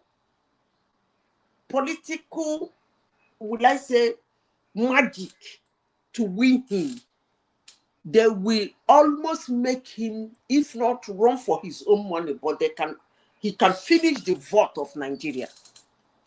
That's how rich those people are. But for some reason, they don't want to spend their money because they don't believe in the cause they're fighting. So all these ones, people are saying, hey, they can't form a party. They shouldn't form a party. They should settle. Come on, man. Whom are we even talking about? We are talking about Amaechi. We are talking about El-Rufai, who has been swimming in mineral resources in Kaduna State. If I say it with disguise for all, you are talking about Atiku Abubakar. You are talking about David Mark, Bala Mohammed. What's that governor? Is it former governor of Zamfara State that is in Senate now? Those people have been milking the commonwealth from as per cash of the nation and the mineral resources of the nation. They are extremely rich. The place that had in their money, if they bring it out in the public, the world will. This one that's saying Dangote is 24 billion, richest man, richest black-skinned man in the world. But the man will be drinking champagne and be laughing. But he has to lie low. Because if he show that money, even if Nigeria doesn't jail him, some places might jail him. So, but the problem they have is coming together to bring down money and believe in it. How Tinubu did it in 2015, I don't know. But first of all, let me say this. He did not depend on other people's money until the other people came. That was how the 2023 worked, 2015 worked. If you monitor that thing, Tinubu did not depend on other people, like, come together, let us bring money and do this thing. He opened his own vault first. Vault of dollars, pounds, and yen, and the euros. But Madam Zita, you can't blame the remark and the right, because they know the cost they embark on, the chance of winning is slim. They are not stupid. No, so they would like to spend their money on that. No, you don't do like that, you know. You are not. If you do like that, you are not a serious human being. And of course, they are not serious now. They know what they are doing. They even want to okay. So why are we discussing very unserious people? To me, I think most Nigerians already see them as some serious set of punch. Because when Tinubu, the first thing, identify the vacancy, then lodge yourself in the vacancy. Do everything you can in that vacancy. Whether you are going to overtake it, you are not going to overtake it. Leave that thing, that one letter. Leave that one letter. Do everything. You can never tell. You might win. I don't like this idea of. But when you just up, sorry, when you just. That's why I call them stingy. I didn't call them. When you look at 2015, from day one, they already know that the base everything is around Buhari as the presidential candidate. But this particular one they are doing, they are still fighting among themselves. Who wants to be listen, let me tell you. You didn't understand what I said. I said, I don't know why Nigerians are sweeping 2014-15 under the carpet. And are still trying to sweep 2023 under the carpet. That is a dangerous thing to do as a citizen of a country or as a politician. You didn't hear what I said. I said, when Tinubu started his mission, he did not wait for people's money. Now, what do I mean by that? He identified a vacancy. To him, he identified who he can use to occupy that vacancy. To him, left for him alone. He saw it, he identified, said, I'm going to use this. If I put this, it's going to work. Only him took that decision. Then he picked the phone and called the guy. Not only that he called, listen carefully, not only that he called the guy, he convinced the guy. He didn't just call him. The guy said no. He convinced him. He said, look at what is going on. Don't you think this is that thing you are looking? This is the time. By the time the guy said yes, he opened his vault. Now, what am I saying in essence? He has identified the person. He is not the person, but he identified somebody else. Now, these people none of them did that. They're just like masquerade, dancing What do Igbo people call it? One we say he's Mangwan. The other one we say is Okoro Mang. Then the other one say is a Kapo. Then the other one we say is Olare. So they were dancing. They're just dancing the masquerade. Because how this thing works is that somebody among them will identify somebody, believe in that person, ready to spend money on that person. And that person has his cash, his word to throw. When that happens, any other person joining will fall in line. That's how it works. You will fall in line because by the time you join, somebody has already spent $100 to $200 million. So what are you coming to spend? I hope I'm making sense here. Yeah, I get you. And the person spending the money is not telling you that he is the one going to occupy. He's sponsoring somebody else. So why would you challenge him if he's not the one? And the person he's sponsoring is just there being propelled.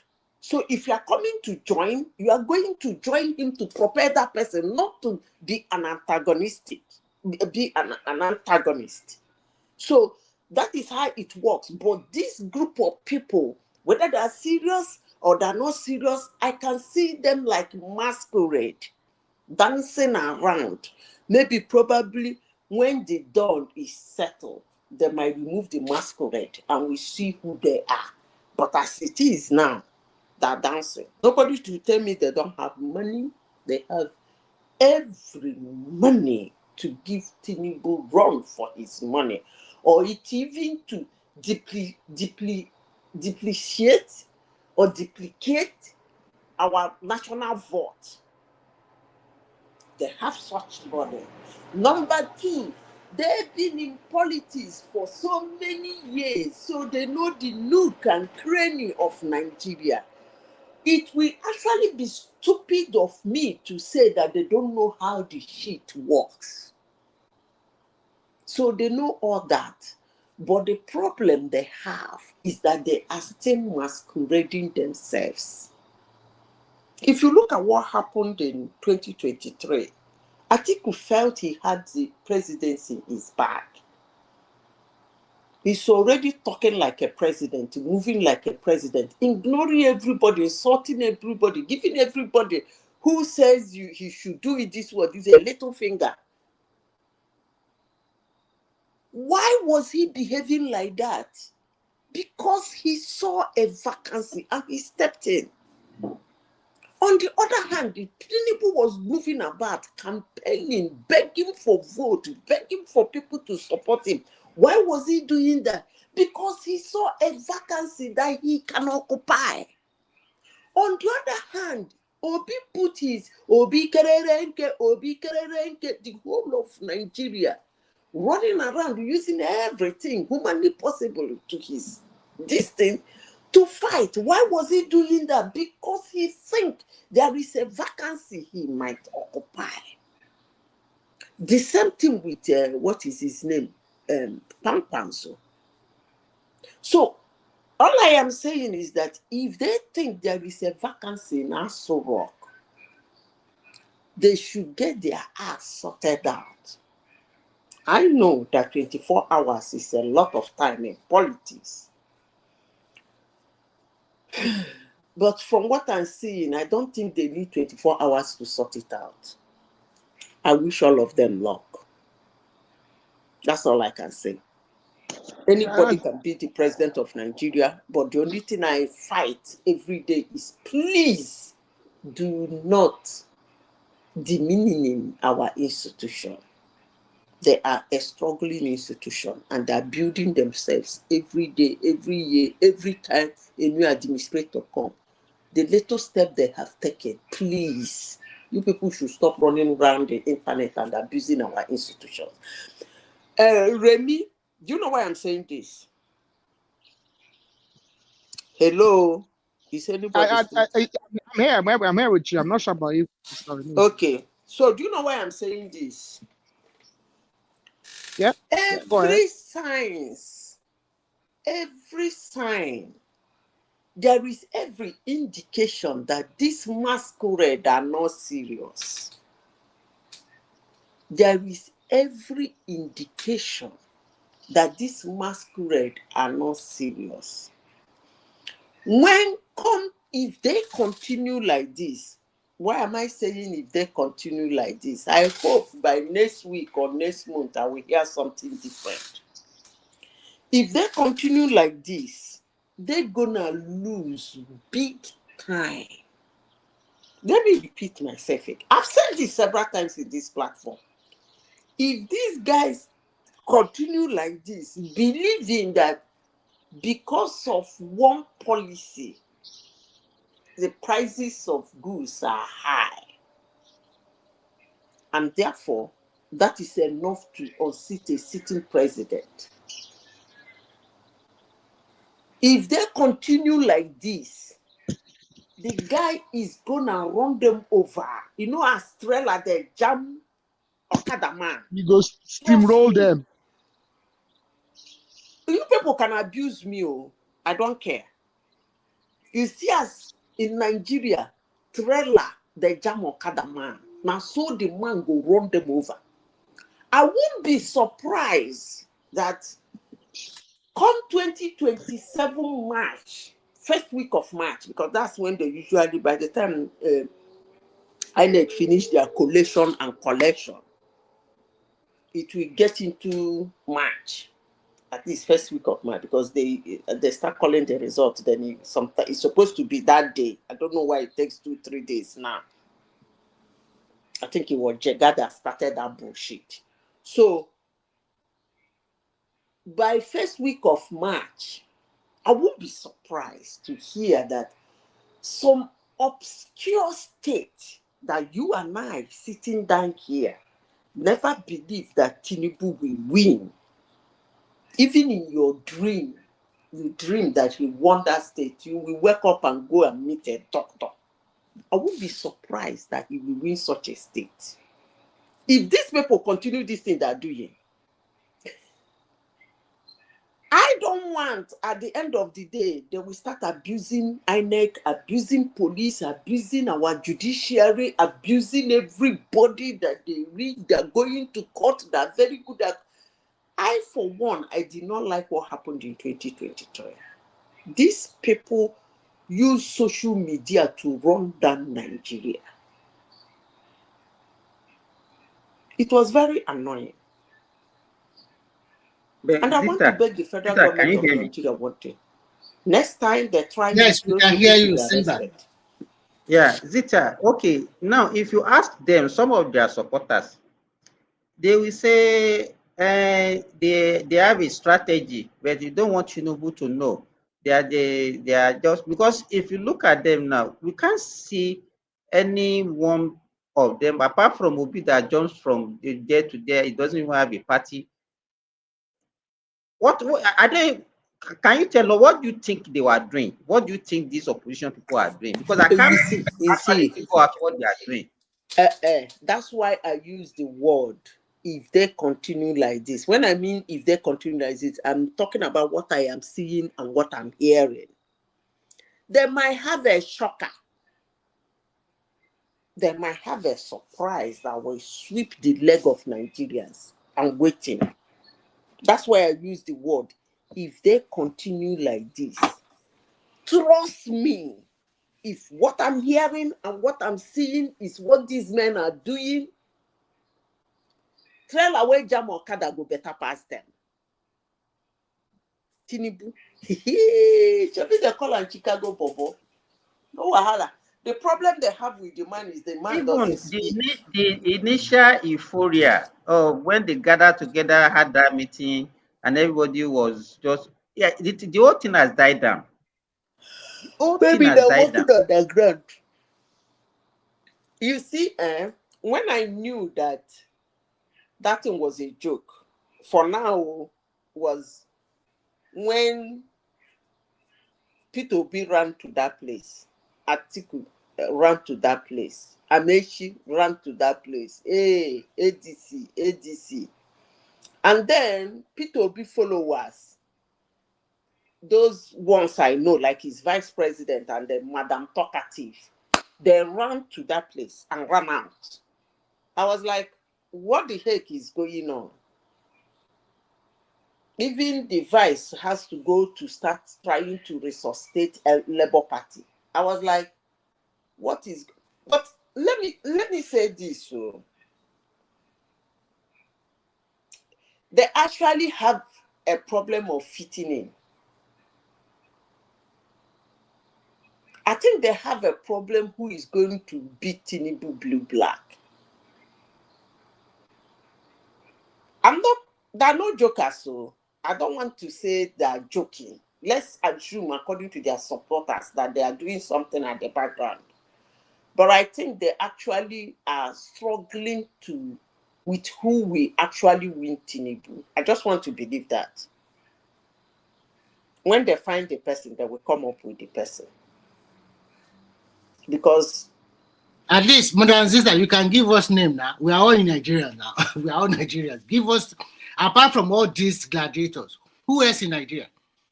They mentioned Jonathan. Jonathan let me cannot tell move. you, there are some elections you will conduct.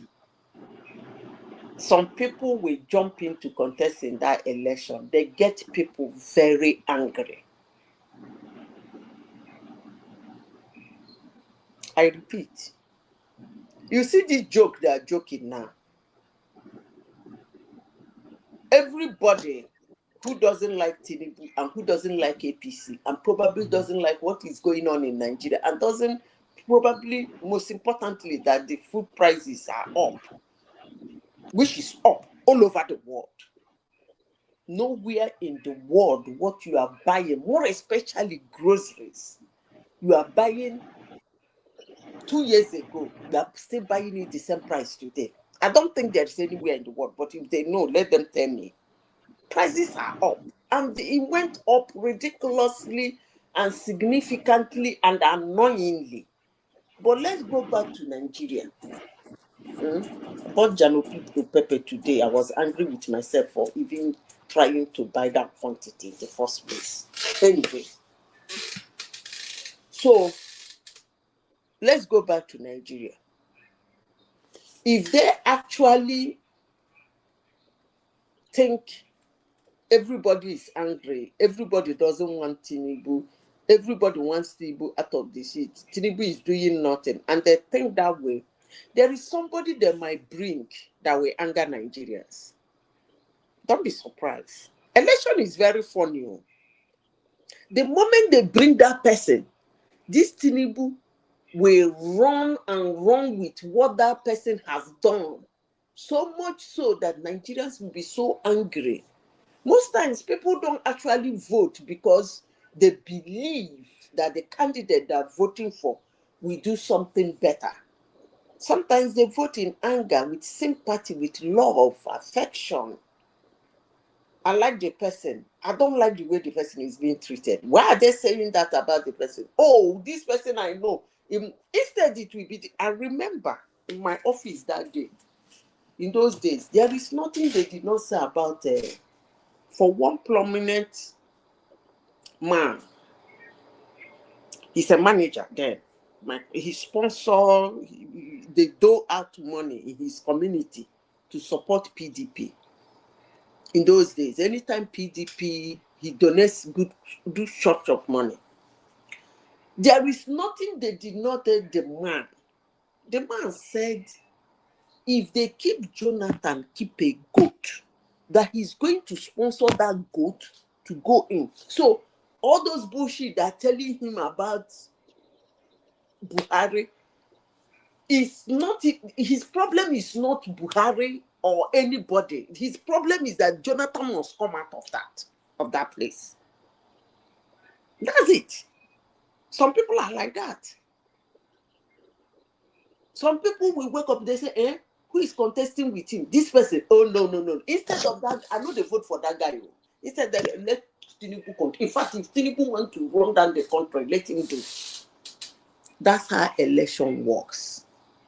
So, bringing Jonathan, Amaechi, Obi, Atiku, Bala Mohammed. What is the other person's name? Zita. El-Rufai. What's the other man's name now? This one with the background now. We don't hear his name, whether na Lamido or whatever. Okay, Lamido. Sule Is Lamido. Lamido. We keep face like me. Zita, you know what I noticed generally? I think the elites that are actually benefiting from the corrupt system, they are more concerned than even the common man in Nigeria. And that's why you see the noise is more on the social media than than what you see on ground when you are in Nigeria. So you can see somebody like Azan that will come here and we say they are going to organize a what did he even say the last time he came? Organize chaos. Rage or something like that. No, some of Did them. he say that? Let me tell you this. Do you know the amount of money that the MDAs are benefiting from during the Buhari regime? That the money that they're supposed to remit to the federal government, that all of them refuse to remit. Presently, they have gotten about 1.5 trillion naira from them. Do you think that all these people that are benefiting from this will actually like Tinubu's regime? Because he's actually mopping up all the loopholes. And that was why he said he has eliminated corruption. But people don't understand what he was talking about. A lot of, like NNPC, all these NEMASA, a lot of money that these people are supposed to remit to federal government that they are sitting on is getting them out now. It's getting them, and that's why the governors are actually dying for him, and because he's putting more money into their hands. But this elite now, when they now come out, they will not be using the common people. Simba, sorry to interject you. Just look at Imo State governor. Increase the minimum wage from about 80K to 104,000 naira. You don't mean 104. Imo do that. So so Zita, I don't know that your governor has done that. She does not know. Fantastic. And apart from that, the minimum wage for doctors in Imo State now is about 200,000 to 300,000, up to 500,000. Yeah, they always increase. Even when what's his name? The medical line in Imo State. For some reasons, all our governors used to give them a little hassle. But I don't know why. This is a surprise from. I don't even expect it that Imo will pay almost 104 as minimum wage. If they can pay 104, then Lagos should cough at about 120, 130, and Rivers the same thing. So that means Imo State is a civil servant state too. I know, but at the same time, he's going to pay a lot. 104,000. Oh my God, that surprised me. Really, I'm not even expecting it. That means truly, this government, when he finish paying it, they should vote APC. But what's the size of the civil service in Imo? It does not matter. Even if the smallest. No. Imo State is actually a civil service state. Yes. No, Imo is one of the oldest states in the southeast now. They will have a lot of. I said Imo is one of the oldest states in the southeast. You know, from the federal allocation, they collected for about 152 billion last July. Is the highest in the southeast, followed by Anambra. Ebonyi is it Ebonyi or Abia? But does Imo not get 13% as well as a oil producing I don't state? even know. I will find out because they are oil producing. I know Anambra. They are oil producing now, so they should get 13%. Producing. Yeah, Imo now. You know they collected some places from rivers and gave to Imo that time. No, my state, my town is never rivers. Has never been rivers. No, not town. They collected some oil wells and gave to Imo, and they seeded it to Imo. Okay. No. That one is a different thing. That one is a different thing. It's between rivers and Cross River. Actually, what I'm just trying to say is that for that guy to come up with that kind of idea or something, increasing their like what Simba used to preach. That means most of Nigerian state governors, they can as well pay that 100,000. Okay, do you know I have this problem? When Zita, I think Imo election comes before the presidential election. Of course, they are yes, elected second time. They won landslide. Yeah, but who's going now? Who's going now from APC? So when next is the election in Imo State? It's supposed to be before that'll be 2028 or 2029. I think it's after. It's after the. No, that will be it's after 2029. 29, yeah. After this, because he won all the local governments. It's a landslide victory for him. Landslide, yeah. Now he won it. Now he won everything. So I don't know. They really like him like that. People will be talking trash online. Oh my God! But he's trying in his own way. But he's not a very good person. But as a governor, he's trying. But that guy is a bad guy. He's not a nice person. Do you think a good guy go and do politics? If you are good, do you think you will succeed? Politics. You are right, though. Okay. So, but some people will come to your platform here and tell you how somebody did not pick a penny from the state. Is Rocha still in APC? I don't know. He's been very quiet. I think he has some issues. He has some issues. If I say the quiet time. Yeah, he has the FCC case. I know that one. The quiet time. If he raises his head okay, again, you know the election was after the presidential. It was the last one was November 2023. You mean so it's after the presidential. Yeah, after the governor. Yes. The governor. So he will be leaving 2027 also now. No, it was last year now. He will be leaving 2027, but it will be after the presidential election. So who is not going to contest? No. I thought they did the Imo State election last year, November. Yeah, that's what he's saying now. He's saying that the next election will be 2029. Okay. It's 2029 now. Imo State election was 2023. November 2023. So the next one will be 2028. So the next one will be 2028 then. And that's the expected election is 2028. Yes. So but who are the candidates then? Who are the strong candidates for Imo in 2028? Because Hope is done now. Hope is doing the second time. And if you see Ositi Zuna, so is good. They might use him. The election will take place in 2027, but it will resume as governor in 2028. 2028, okay. But it will be after the presidential election. So that's what, like late. It will be November of that year. Of 2027, yeah. And then I won't be surprised if Tinubu wins in Southeast. No, forget about it. You are taking it too far, Zita. You see, there is one thing about election. Let me tell you something. Most times, that's why I said something here. Look at what this guy has done. What they used to call him Supreme Court governor. He's no longer Supreme Court governor. Our governor in Imo State. See, sometimes elections are agreement. I believe me. Sometimes elections are agreement. You see the way all of a sudden South is coming out. South is doing better than Southeast now when it comes to politics. They used to be as bad as Southeast.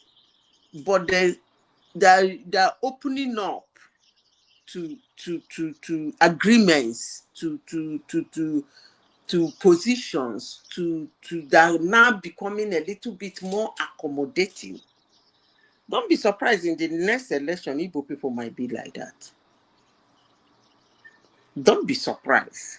Because I think Igbo people has had enough. For people who are reasonable, you won't stay in your corner and be in your corner and support. You are not open to several opportunities.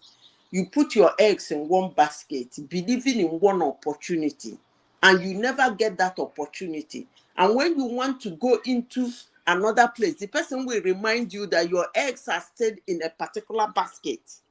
So you cannot leave those eggs and come to his own basket to ask for it. Because that's what happened to this guy that died. Mm-hmm. when he got angry that day they did the primaries in APC, he Yes. was saying that he believed that thing should have gone to Igbo. Say, which Igbo now? Igbo that they will bring to you, they will insist that they will vote PDP, or they will insist on a party, and they will run over the party. They're not people you hold on to. Madam Zita, didn't he came from Abga when the APC was formed? No, No, Okumaya, Okumaya, I think he's from a he's from a different. different. Are you sure? So I don't Ogbonna. Okumaya. Ogbonna. Mm-hmm. Ogbonna, is it not PDP? Okay, so he was part of the PDP versus that Yeah, process. he's a He's a founding founding member in member in PDP. PDP. So that means he doesn't have mouth when it comes to demanding that APC zone into Southeast. That's what he said. I don't know why I'm sounding. It's all. Okay. So I don't know why he did this thing. He said that, but he said it anyway. I heard him. He said it anyway. So now, don't be surprised. Igbo people, I don't know, but I'm just assuming. They have to open up to opportunities. That's how it works. If they do, pata, 2 states, 3 states go to this place, 2 states go to this place, that means they have opened up to opportunities. I would have loved Southeast to be, I would have loved them if they were. Madam Zita, when their people were taking Senate presidency left and right, they didn't realize that they would need presidency one day. Abi? No. I want them. Why am I? I want them to be. I want them to be. What do they call it again in the United States? What do they call those states? Swing states. Swing states. I would have wanted Igbo land to be a swing region. That is, so that the whole campaign will be focused on concentrate on them. Yes.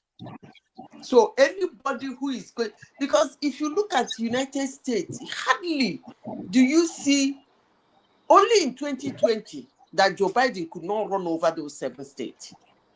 I think he won 6. Narrowly, he won 6 narrowly. Then this guy took 1, which they said is not actually normal. Because most times when they swing to a particular presidential candidate and enable him to win that election. So I want Imo State to be, Igbo land to be like that. So that when the Northerners are screaming, the Southerners are screaming, everybody will be craving for that 5 states. But will they listen to me? No. Zita, if you look at the way the Southeasterner has been voting right from time, in pre-post independence, they are predominantly NCNC. By the time of the Second Republic, they were the followers of Zik, MPP, throughout 1979, 1983, that's how they voted. Then come 1999, everybody PDP. So, and it's only the last election that they voted for Labour Party because of Obi.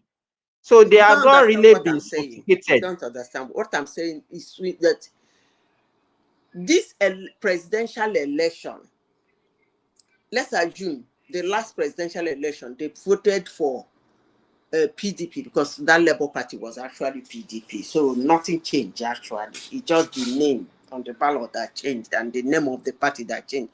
Igbo land has always been voting for PDP.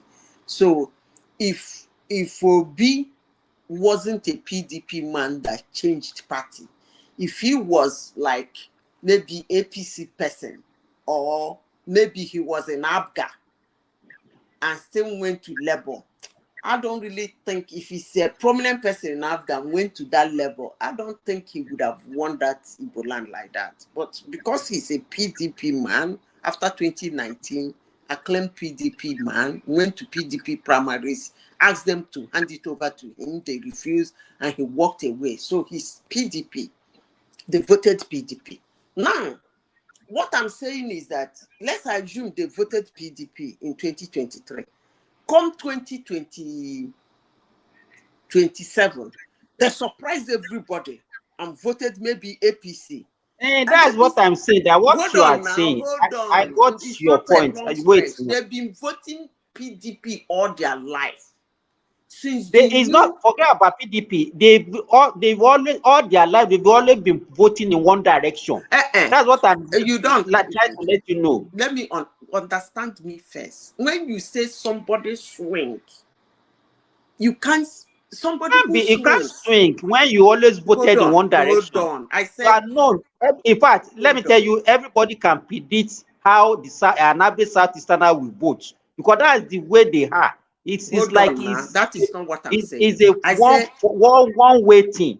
I They know have they never are like been that. substituted. When you let me say this, you know, the people that you can say can be a swing is people that can vary their vote. Oh, this time around they can vote for APC, next time they can vote for PDP. But a group of people who has always been voting in one direction, only one party. How do you now want them to be subjugated to be a swing? Yes, that's what I'm saying. I say I wish it was my wish. They cannot. That your wish can never be answered.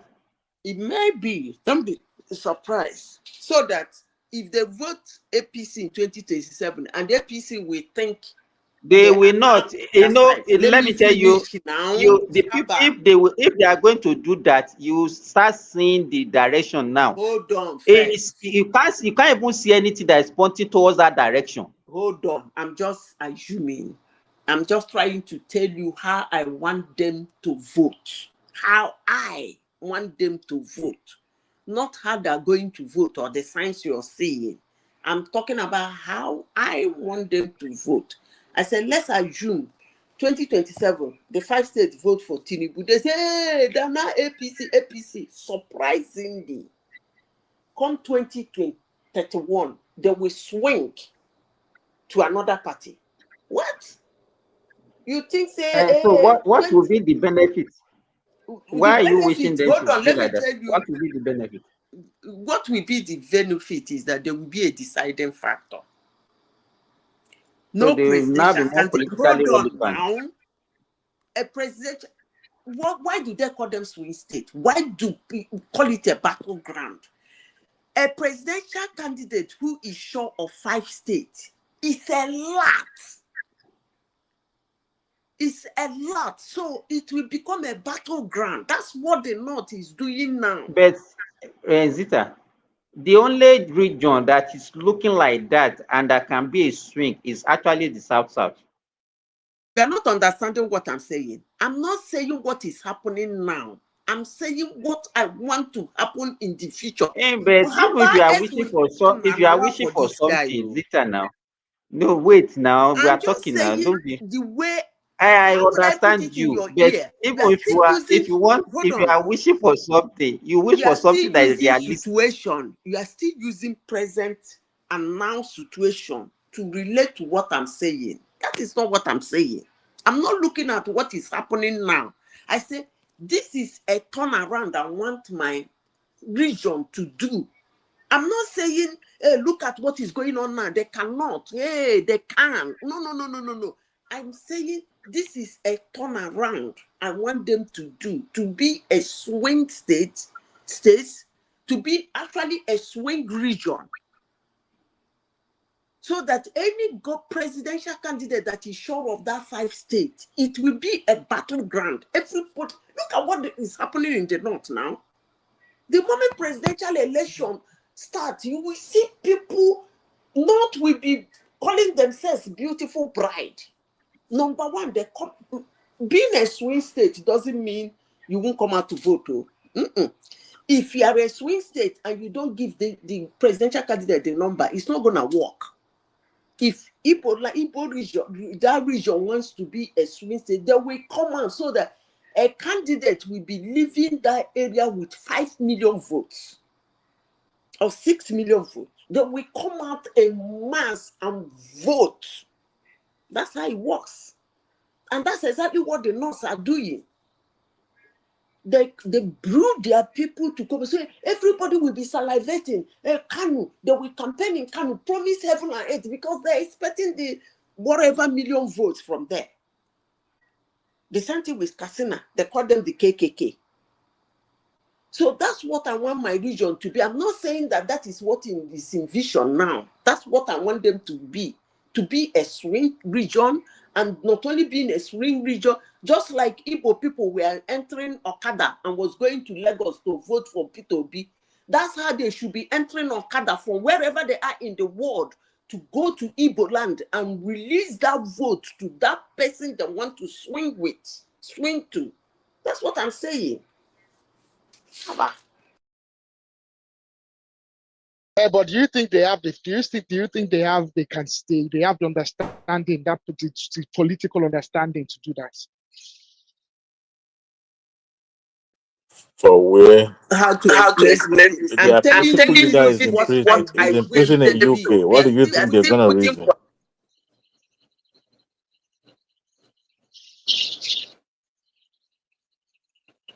He's just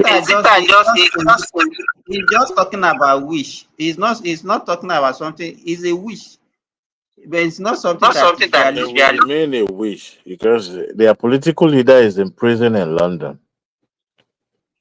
So you can imagine when you have yes now. It's wasn't once their political leader that they listened to. It was a deputy They don't senate listen. president. They don't listen to Kermadi. He was stoned. He was That assaulted. was later, that was whether they like it or not, he remained their leader. I wouldn't say so. With the exit of Zeke, do you think there's a leader that came out of it? I would say Ojukwu and Ekweme. Oh. Yeah, the one Ekwe. Let's say Ojukwu and Ekweme. Ojukwu was never a political leader in the Southeast because even when he contested, he contested in 1983. Yes, 83, and yes. He contested in 1992 and he contested in 2003 primaries. and 2007. Yes. So what did he get from them? Forget about it. It was just, I don't even know why they like that Ojukwu, somebody that plunked the whole of your region into no, chaos. As I said before, and that we keep saying it, it's a situational vote. It is a situational vote. Because if it is him, when he bring a candidate and campaign for him, that candidate will get a reasonable vote, if not winning. But he has tried that thing all over since he won that 6 million vote. It's not working. That's why I tell people, like me, hate me, I will still say it. His vote, whatever Obi got in 2023, was what I call situational. It was the situation Nigeria was as at 2023 that got him that vote, not him. Everything went for him except him. So why is the crowd leaving him if it is him? He went to Bini, of all places, the people that campaigned for him, run around the whole place, told the whole world that the whole Nigeria has become president except an Igbo man. He went to that Edo, raised the hand of a Labour Party, campaigned heavily, night and day for that person. The person came third. Anyway, he too came third anyway. The same thing again, he changed party. Okay, now, let's say it's Labour Party. Labour Party is a stupid party. He changed to ADC. He went again to Anambra, his hometown, his own go state, campaigned for ADC person vigorously. The person did not win an election. So it's not with him. But who am I? You know, I talk a lot of gibberish. Make una continue. If you Zita, believe it's you go not do only not even Madam Zita, it's not that only girl about in him. Anambra, Even his followers are contributing to his He problems said more. what? His followers that girl in are also Anambra won the Hold on, election let me hear online. Oh, one. He said what?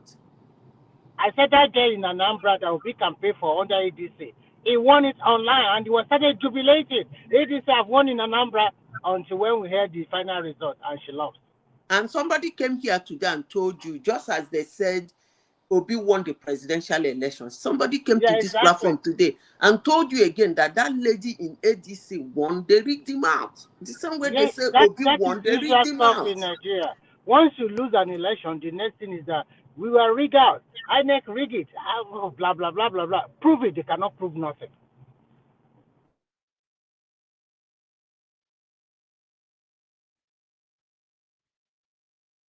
Oh, as you said, the dynamics in 2020, that 2023 election is actually totally different now. Even the ethnic jingo is that it's not even only ethnic. Listen, let me tell you. If you reverse that thing, and give it to somebody like Tinubu or Obasanjo, they will win that election.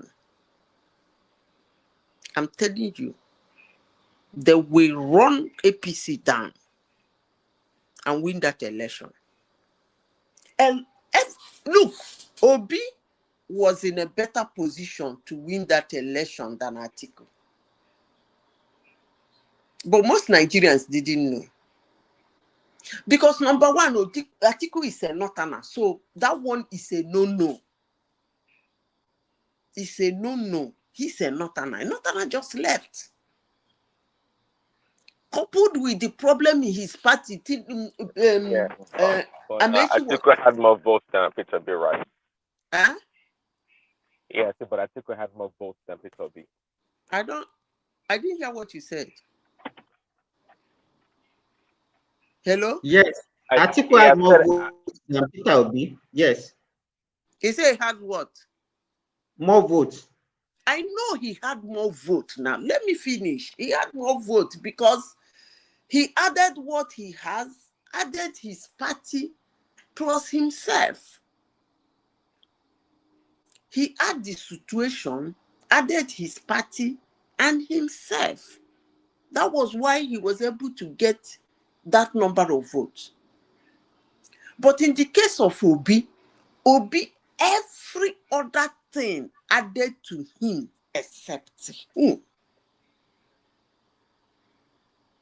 So if he had added himself into that election, like his personality, he would have won. If you reverse that situation, because number one, he come from the south. How some northern just left. Not only that, Edo people have started screaming. Screaming. 75. El-Rufai 76. Edo people have started screaming. What is it called? Igbo man. Let me chime in, Madam Zita. I don't listen. It's Atiku that rather bungled things up. There's no way Peter B could have won. Atiku was positioned to win, actually, given everything that went against Tinubu. Yeah, I mean, Obi did not have Daddy, do you know the that northern Atiku positioned some people in Abuja to actually touch that INEC server? You know that they killed that story, but there were some people in Abuja that were actually positioned to tamper with the. That's why they shut down the server. Anyway, go ahead.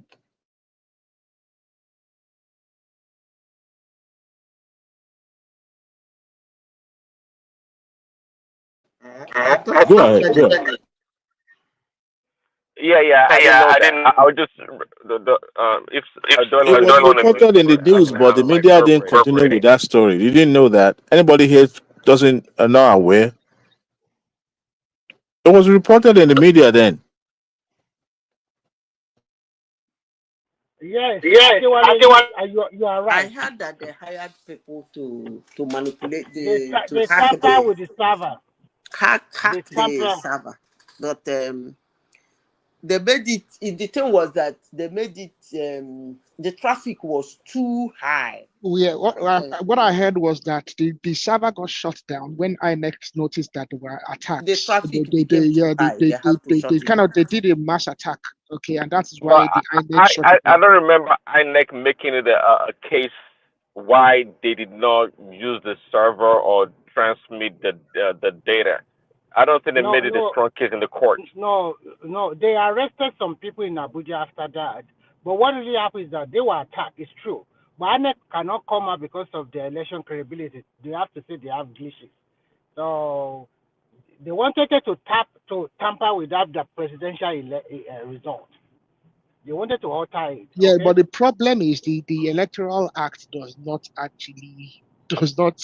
So in the Electoral Act, one of the things that they argued at the time they were signed the Electoral Act, just before the elections 2023, was that electronic transmission. And INEC and a number of lawmakers actually said, because Nigeria is big, there's lawmakers from the creeks, there's lawmakers from the far north. They said electronic transmission from their towns, from their localities will not be feasible, okay, in real time. So there's no electronic transmission allowed by the electoral act. Okay. Yeah. However, what Yeah. INEC said is they wanted to provide a platform where everybody could see the results as they come in. It will look like Yes. real time, but it will not be real time. It will look like real time, but it will not be real time. Okay. Exactly.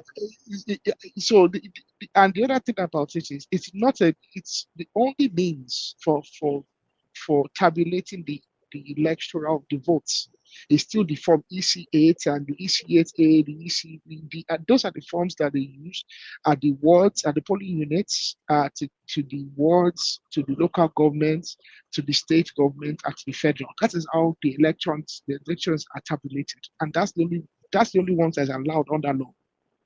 Yeah, the So reason why they do it like that is because they know Nigeria everybody have a copy.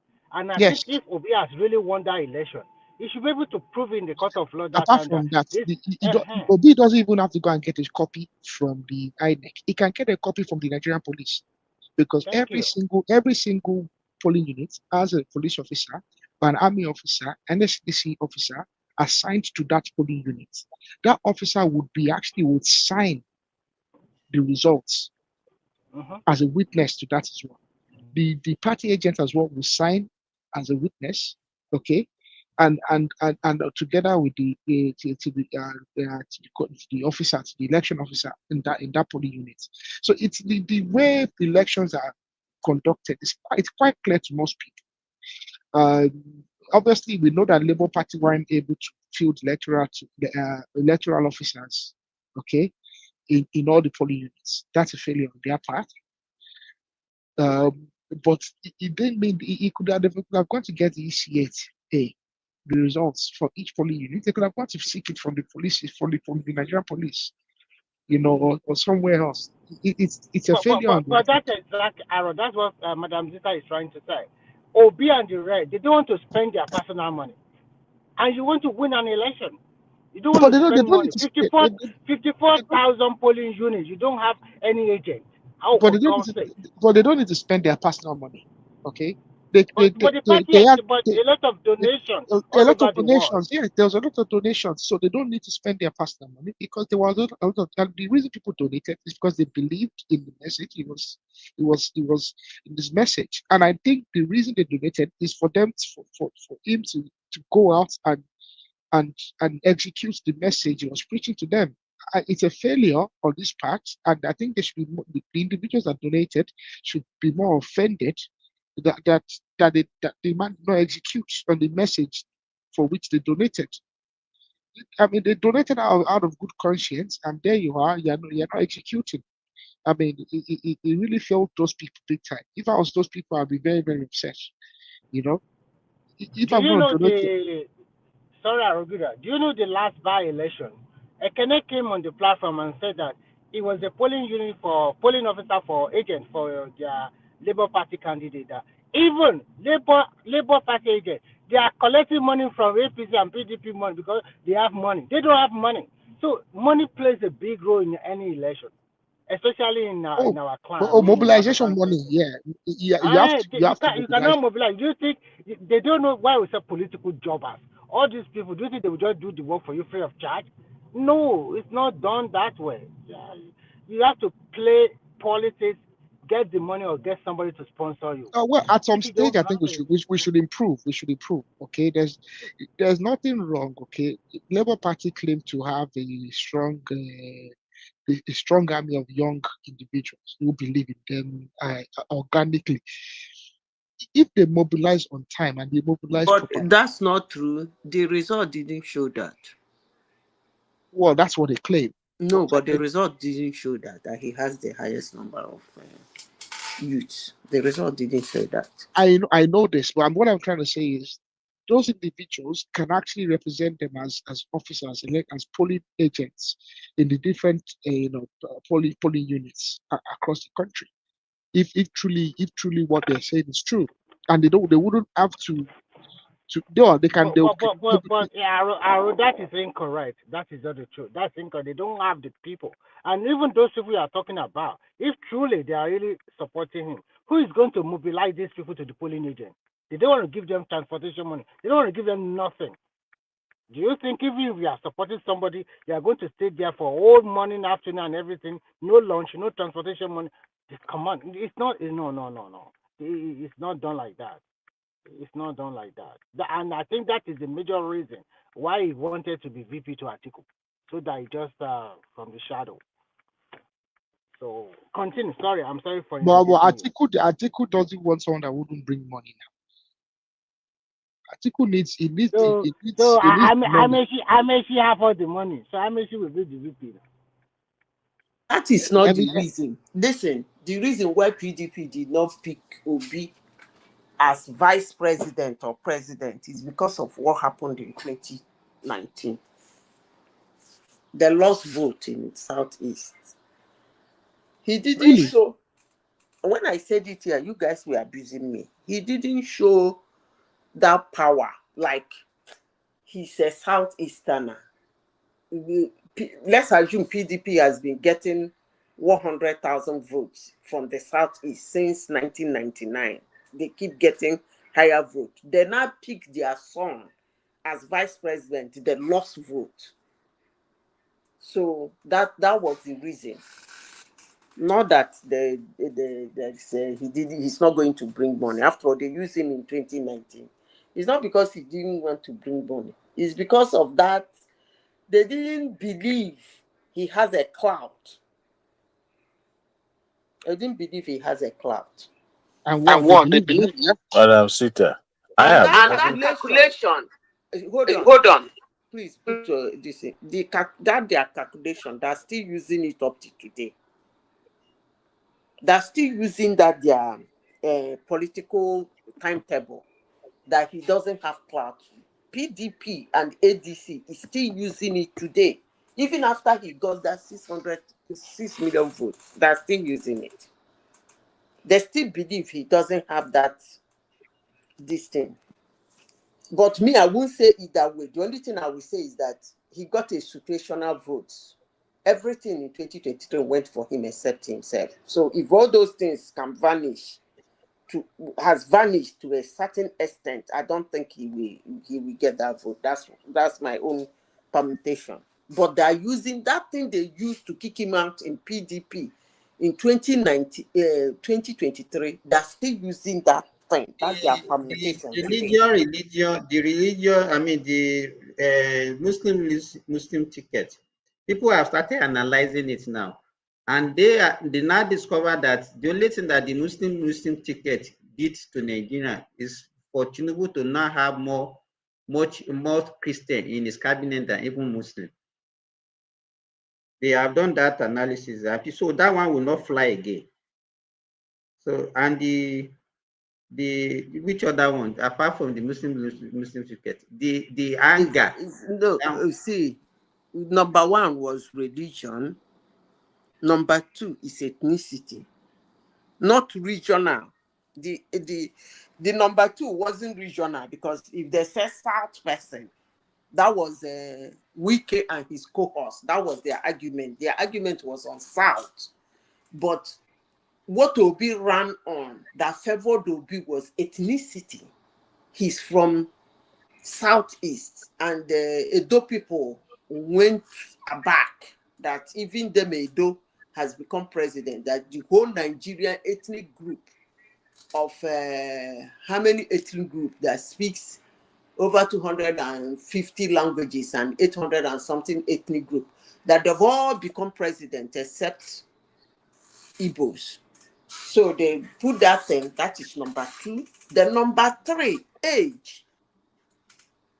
Age and health. It's assumed that Tinubu is sick, Atiku is old, okay? So he is the one that was, remember when they used to show him during that election, he was trekking. He once played football with kids and blah, blah, blah, all those, their drama. That was age, number 3. Number 4 was anger for establishment. What is his name? Buhari did, you know, got so, even towards the end of Buhari's time, it wasn't so nice. It wasn't so pleasant. People were angry. Then he changed Naira, collect people money, burn them, and all manner of things. That is number 4. Then number 5 is, what is his 5 things? Number 5 is, number 5 is the presidential candidate that has the potential to win that election. That is Tinubu himself. There was so much campaign in his personality. Forget about his age and health. There was so much campaign on his personality. So, and then personalities of Obi was brought out, like his essence. He has not, see the guy talking here that a sitting governor that ruled the state for 8 years did not spend money. I can't even believe a Nigerian will say that, but he said it anyway. So that is it. That anger for Tinubu's personality, like they claim that he commanded those children to be shot during NSAS, and he owns Lagos. He's been doing, he's stealing money, he's stealing Lagos. They carried a lot of campaign in his person. So these 5 things were working for Obi. That was what worked for Obi. And most of them now is gone, except anger for, some people are still angry with the establishment. The rest has flew through the window. So that's my own analysis.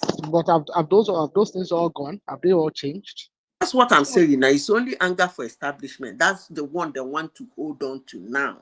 Because if you look at it, they were not actually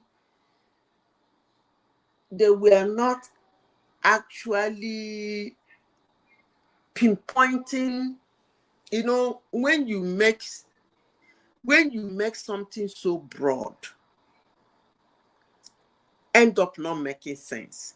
So that anger for establishment is just very broad, in the sense that I want to use it that way because they were on about the whole place. They were not holding on to something. They were saying this group is saying this.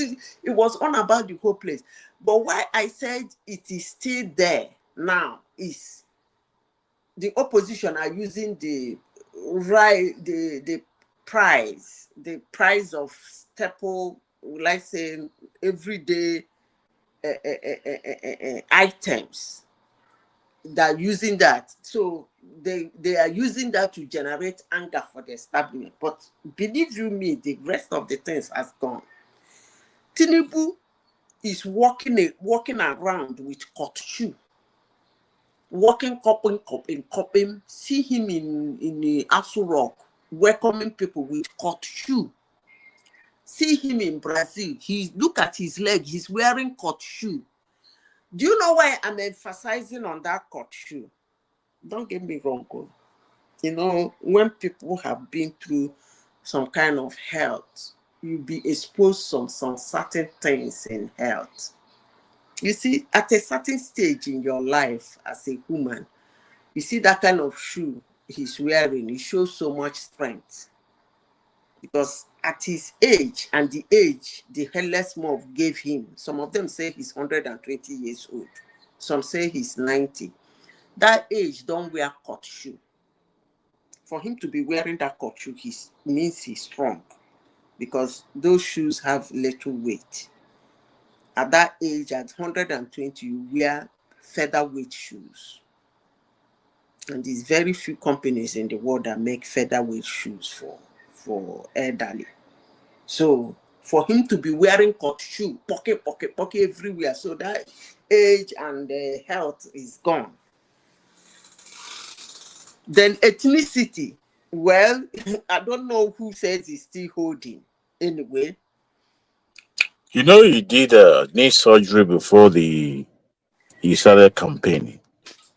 You remember when he was greeted as my president in France then, and that became the rumor in town. So for somebody who did this two double knee surgery, you can imagine how that person is going to work. But that would not deter him from performing his function as the president. So all those talks in town then that, oh, the man Papa will know where he did talk say me look on. Because somebody did not knee surgery doesn't mean that he cannot perform his duty as the president. After all, he's walking around now, even though he's dragging his feet. See that shoe that shoe is orthopedic kind of shoe, specifically made for somebody who drag his feet. So that shoe is for comfort because of the pressure on the knee. It seems like you are what you call the pediatrician doctor, so you know now. You have an idea. That particular shoe that he's wearing. I mean, I have something like that here too. It's about comfort. yeah, the insides are usually very comfortable. The insides are comfortable, but I don't think that one he's wearing is light. I don't think it's light. It is. It is light. It is light. So you guys, what can you say about Obi that is taking for defamation? Because if you look at it, federal government that is taking somebody. You are echoing. I don't even know where you are. It's not me. It's Adewale. So if let me go back out and come back in again. Let me go back out and come back. You have something in your house that is doing this thing. What I'm saying is this: Obi is taking Adeyanju for defamation, taking him to court, and all the activists and everybody, they are not seeing it as a suppression of human rights or whatever, freedom of speech and all those things. Why? Hold on. Why would that be a freedom of speech? What are you talking about? You insult somebody, you accuse somebody of something. Freedom of speech. Where did you get that kind of freedom of speech? No, wait now. Let's say it's Tinubu that uses the security agents to arrest and take somebody to court. Based on that, what do you think the reaction of the people or all these same people will be in the social media? No, there is two things. Freedom of speech. When you make freedom of speech, you use words like claimed, allegedly. All those words are, when you add those phrases and words to your sentences and statements and your this thing, it gives you that room for freedom of speech. But when you own it, it's no longer freedom of speech. It's something you can defend wherever you are caught. So that statement. Just last week, Zita, what I'm saying is just last week, Showore called Tinubu a criminal and a fraudster. Yes, that's not freedom of speech. So if they now arrested him, and then the way they used to arrest him, what do you think will be the That reaction is of not freedom of speech. Now, listen, you cannot call somebody a thief and say you are exercising your freedom of speech. Freedom of speech doesn't mean freedom to say whatsoever you want. Otherwise, the world will be in chaos. If he said allegedly a coup, but Showara is saying something like that. It does not that's care. what I'm saying now. That's why I said Tinubu always ignore him, but he always calling Tinubu. I don't even understand that one. The man doesn't give a cook who Showore is. It's his boys that is dealing with him up and down since the time of Buhari. But he's still calling Tinubu. I don't know. Tinubu know they care about it, not even mentioning that Tinubu self. Now, really, wow. That guy know they mention their name. Oh, you know, saying they don't pop on that abuse them. You know, they mention their name. You can never see, as long as he's concerned. To me, Sha, some people might see it as proud and pompous. He sees them as personal non Madam grata. Zita, Personal non grata. That's what he sees them but as. Madam Zita, that bank account that the court gave the police to access, Showare's account, is going to land him in a lot of trouble. Though. It's going to Showore has been explain. doing shit for a long time now. Is this I echoing said it now? earlier. No, If he, it's no more. I don't want Okay. them to shut him up. He should continue. But the only problem I have with him, he doesn't have an identity. To me, so if you are an activist and you don't have an identity, you run around the whole place, say everything, use your activism to abuse, insult, cause, generate nuisance everywhere. That one is not activism. That's, you are just trying to pride yourself in things you don't even do understand. So if not that he's a nuisance, I would have said allow him, let him continue running around Nigeria. This is one ridiculous human being that formed the party for over 8 years now. Let me say the least. Has never gone to campaign for one of his candidates. Has not fielded a candidate in one thing, whether House of Assembly, never House of this, never had. What kind of human being is he? Well, Even if he's when he came to on the platform, I asked him a very good question. I said, "Why are you the chairman of the party and as well as the presidential candidate?" He just danced around and said he was even talking to his people. It should not be he's like that. using that thing to collect money. Oh. They should check his Yeah, yes, account. of course now. That guy is. But do you know the funny aspect of it? Nigerians will not understand it the way I'm understanding it. When they open that man's canker worm now, Nigerians will be shouting that need to Actually, shut him up. They need to uh, shut him up. Gani Fawemi Conscience Party did it. He was the chairman. He was also a candidate.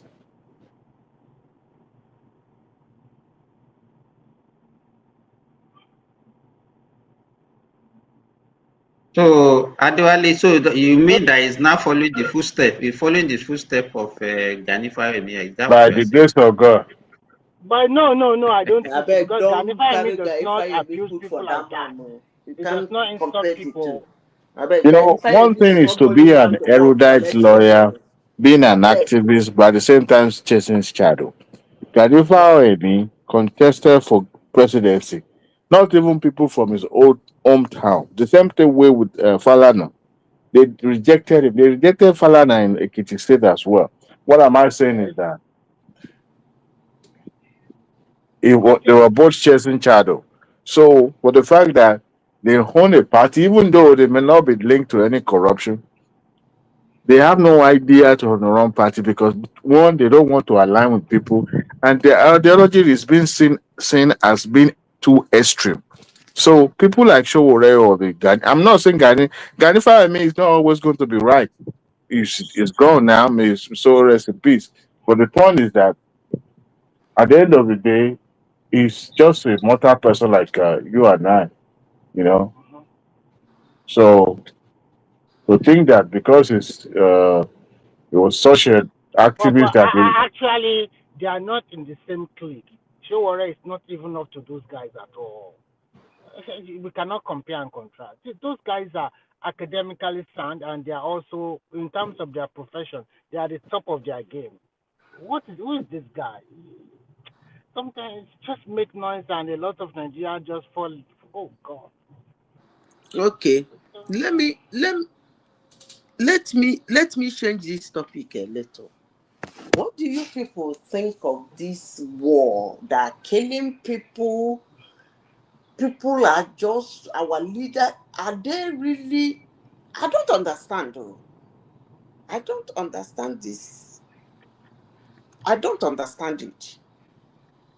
Can anybody help me? United Nations will open their mouth all the time and talk and talk and talk and talk. What is going on? I don't get it. What is going on is that the developed nations are making money to their pockets, selling arms and ammunition. So what you are saying is that they create these bombs and they use it to wipe out some places and kill people to make money. Yes, it's all about So interest. It's about money. So this and is some rich. actually very annoying because Yes, it's quite annoying. so you mean that the business of making it's a big business making weapons and using it to kill humans is booming, right? Yeah, it's booming. When some people, some especially in some third world nation, they don't have senses, so they will teach them to have senses. When for you to You kill see, yourself. this thing you just said now is actually the problem I have with Nigerians and Africans. This thing you just said now. Pointing finger at your somebody who is dealing with you without you looking at yourself that you are actually doing nothing to stop him from dealing with yourself. Now, let me go back to the war. And Nigerians and Africans, and black people, they always like to talk about slavery and talk about colonialism. That is what killed them. These two things, anytime you want to show them their lapses and their laziness and their lack of ability to do something, they will mention these two things. Now, this thing has been going on. Take, for instance, the Russia and Ukraine. Why are we chanting their cause? I mean, the world. Leave the leaders now. The rest of the world. We are chanting what is killing us. When you talk of Israel and Gaza, somebody, okay, let's assume somebody is lying. He said, "Give me my people you are holding, and I will stop the war." Let's assume it's a lie. Now, the question I'm asking, why is everybody and every woman on planet Earth doing, okay, those who are protesting, why are they protesting on the opposite? Why are you saying that the land where their people are being kept should be free without their people being free? So what am I saying in essence? You are actually dancing into their tune to help them achieve that their billions of dollars of business. Because for 3 years, this is the third year, right? Or the second year. We've been shouting free, free Palestine, free, free Palestine. And then somebody, according to you people, you call them liars. They've been insisting on something. The energy we've been putting in screaming free Palestine, if we reverse that energy and the whole world scream the hell of Hamas, those people will be released. And then we see what Israel is going to do. But no, those same people screaming Palestine, when you say free Palestine, when you ask them, they will tell you if they release the hostages, they don't have anything again. So what are you protecting? Are you protecting Hamas that is holding the hostage? Or are you I have protecting a the first Palestinians? Christian 972. I mean, we can hear you. Can somebody tell me who is the priest that told Amaechi that he should go and waste his money in ADC. I mean, Amaechi. You are changing the topic again to Oh, Nigeria. sorry. One of the topic that the woman brought up this evening, and people really didn't talk about it You people are much. not tired of these your Nigerian politicians. And the guy said he's going to contest. So I think there's a game plan in ADC that they are not yet. It's not yet unraveled to the I public wish per them se. luck. Because I don't know why Amici would want to waste his money for primary. This is someone who was elected. I mean, I don't know where he's going to flex his own political muscle with Tinubu's. If we're talking about somebody who can truly face Tinubu in a election field, is Atiku. So where does the Amici got his confidence from? And this is someone who is saying he's broke, he doesn't have money. So to prosecute the election, where is he going to get He the said he's hungry. he's hungry. So where will he get the money to prosecute that election? And you know primary is not cheap. But Adwale, the question you're supposed to be asking yourself, the other people that have been contesting, Syria contestants, even somebody like Showori, somebody like this. So yeah, we're talking about better person. You are mentioning Showore. There are so many people that have been contesting for presidency. They know they cannot win now, but they will still contest. It's like there's something there. So, But for yeah, go me, ahead. I don't think it's all about winning. Most of the people that are contesting is not about winning. So positioning themselves is what they're actually looking for, so that at least they will have a leverage to, to demand for. Actually, I kind of found odd. And Atiku Abubakar said he vowed that he's going to contest. Come How what old is may. Amaechi? How old is Amaechi? Amaechi just turned 60. He still has a lot of. It's just turned 60. By the So way, if he contested now, that would be his first time of contesting. yes. And Yes. it will be in his CV that he was a presidential candidate. Even when next time when he want to come out, people will not see him as a newcomer. Being a contestant is a badge of honor. Yes, now even they will address you like that. Nigerian press will address you. We make that a big deal when Obi contested. It wasn't like that before. Addressing somebody as a former contestant. Who gives you honor for They will not contesting? even say former contestant. They will put presidency to it. As a candidate. Former It's because it started with this obese thing. Arise News continued to go with that line. Oh, the former this and former that. They never called Dele Mamodu and say former, what was his party then? Conscience Party. Then he moved to another party. I think it was Labour. They should never address people like Dele Mamodu there. But that is to tell you the propaganda, the scheme of all these media houses, what they are trying to do. So they address the Obi as a former candidate, presidential candidate, but they never address others that have also done this toward the same line. That's hypocrisy. Adewale, don't you see what Sheon Okibalere did 2 or 3 days ago? No, me at the NBA. Oh yeah. They asking them a laid-on question. Are you satisfied with the? Oh my God, I was so disappointed in him, and I think that clearly shows is also his own. I mean, he has never been a fan of this administration. His media house. A strong critic. It's like the guy has a beef for Tinubu.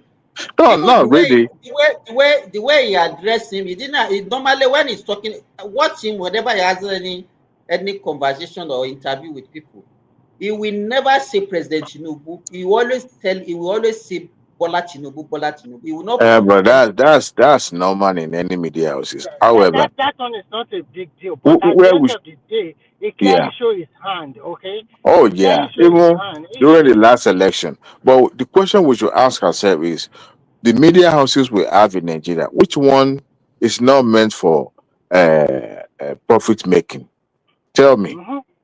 So all these and if for those who are maybe we are not so keen about communications and all that, there's aspect of communication as also some aspect of making money. These media houses, they told the lie. Forget about being the conscience of the people.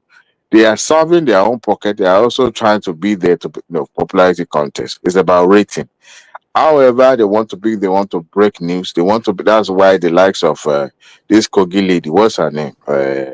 Apoti Natasha. shows Arise News to break the news about the sexual harassment and the And rest then of them. wait, Natasha, man. So now she go do 6 months. So 6 months go complete now. And then she She will will come do more back. She will than be 6 rendered months. redundant. If she does No, not apologize, they won't take her back. no, it She won't has be to more than follow the 6 months. court ruling. But they will render her. See, look at it now. How many media houses is carrying our news anymore? It Okay. becomes obsolete. It's stale. No, It's no because she longer. does not also want to respect the court ruling. She has Uh, appealed, and I think at the appeal they will She also has take gone her to back appeal to. now. She has gone to those are, appeal. So that one, After the the appeal, because appeal, they won't take her back now. and the you appeal know, will After the take appeal. you the appeal will take at least another You see, another that is one the year. thing. There's no way that lady has not paid her rights, one way or the other. And you know that for you to remain relevant in Nigeria, good news doesn't sell. People don't care about good news. It's about terrible bad news. So it's either you are involved with one controversy or the other. That's why the likes of Allah is getting involved with all news so that it can trend. There will be something to bring him to the front page one way or the other. So, Adewale, I used to have a small hint of credibility for that Shehu of Kumbaloyi, but recently I continue to suspect him. First, he went on No, it's not podcast. him. He It went. is He the went on media house podcast. that is working for Channels Uh, News. but but at the end of it, he went to podcast. He also want to make money, and I think they just want to copy a rise situation. Probably Well, selling all I these bad mean, news, the but it's bottom not line going is to that order well for them. Yeah. the editorial board will dictate what the storyline will be, even on TVC, any television. But going to the NBA and giving people a let-down It was question it is not was it doing was well. contracted to host the show. No, let's separate fact from assumption. It was contracted to separate, I mean, sorry, to anchor the show. But you also have to know what is the background of NBA. Have you ever seen NBA that truly support any administration in Nigeria So before? what are If they, sir? What is their impact? Just a set of lazy well, lawyers. they are. Let me say that they are kind of like a group of lawyers that their interest is for one. They claim to be fighting for democracy. They also see themselves as the torchlight when it comes to legal aspect of the and fighting for the press. They cut across. It's just an umbrella for the lawyers. I mean, come to think of it, they make ridicule of that body when you have the likes of Deji Adeyanju and what is this guy? This Kogi guy, Dino Menai, in the forefront of that body. That tells you how ridiculous that body has become. When did these people become a lawyer? When did they Really? start?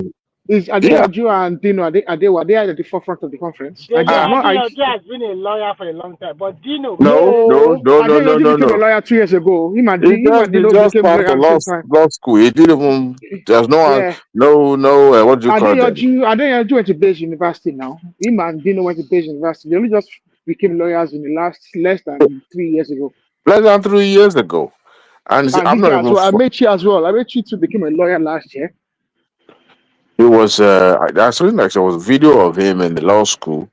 I don't even know how somebody like that can be taken as Yeah. intellectual because it doesn't come across as intellectual. It's more or less like a refined Agbiru or somebody who just like okay, you refine in a way. But as far as I'm concerned, the likes But of did they put Adeyanju and Dino at the forefront of the Adeyanju was the conference? one introducing this what do you call them? Keynote speaker, the guy from South Africa. What's his name? There was a Malema.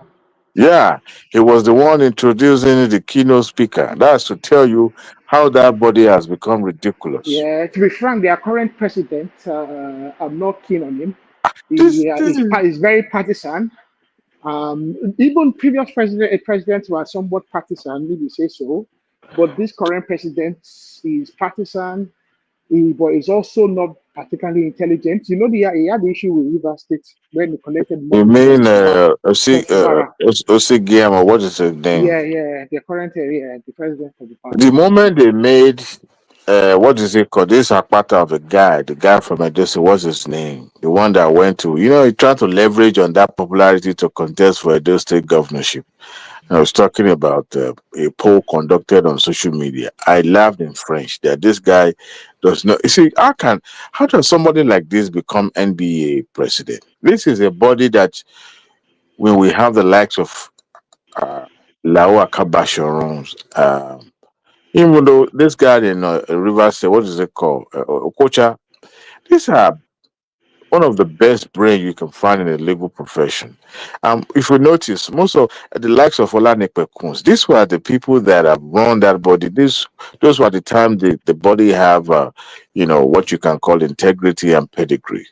Unlike now that you have somebody who graduated from law school within 3 years, now now becoming the touch bearer of the body. It's ridiculous. So, but one way or the other, we've never had NBA, in same boat with the government. Even when President Tinubu became president, the president and that tall guy, I've forgotten his name now. Something like is a middle belter man. It's like a middle belt or something like that. Is it Madaki? I can't remember. Anybody remember that name? Oh God, I forgot that name. It was kind of like you can see that it was a little bit biased, and it's kind of like in love with the government then, but then it was unpopular. I could remember this kind of annual retreat that they did that they invited Portable then. You guys remember that? It was the president at that time.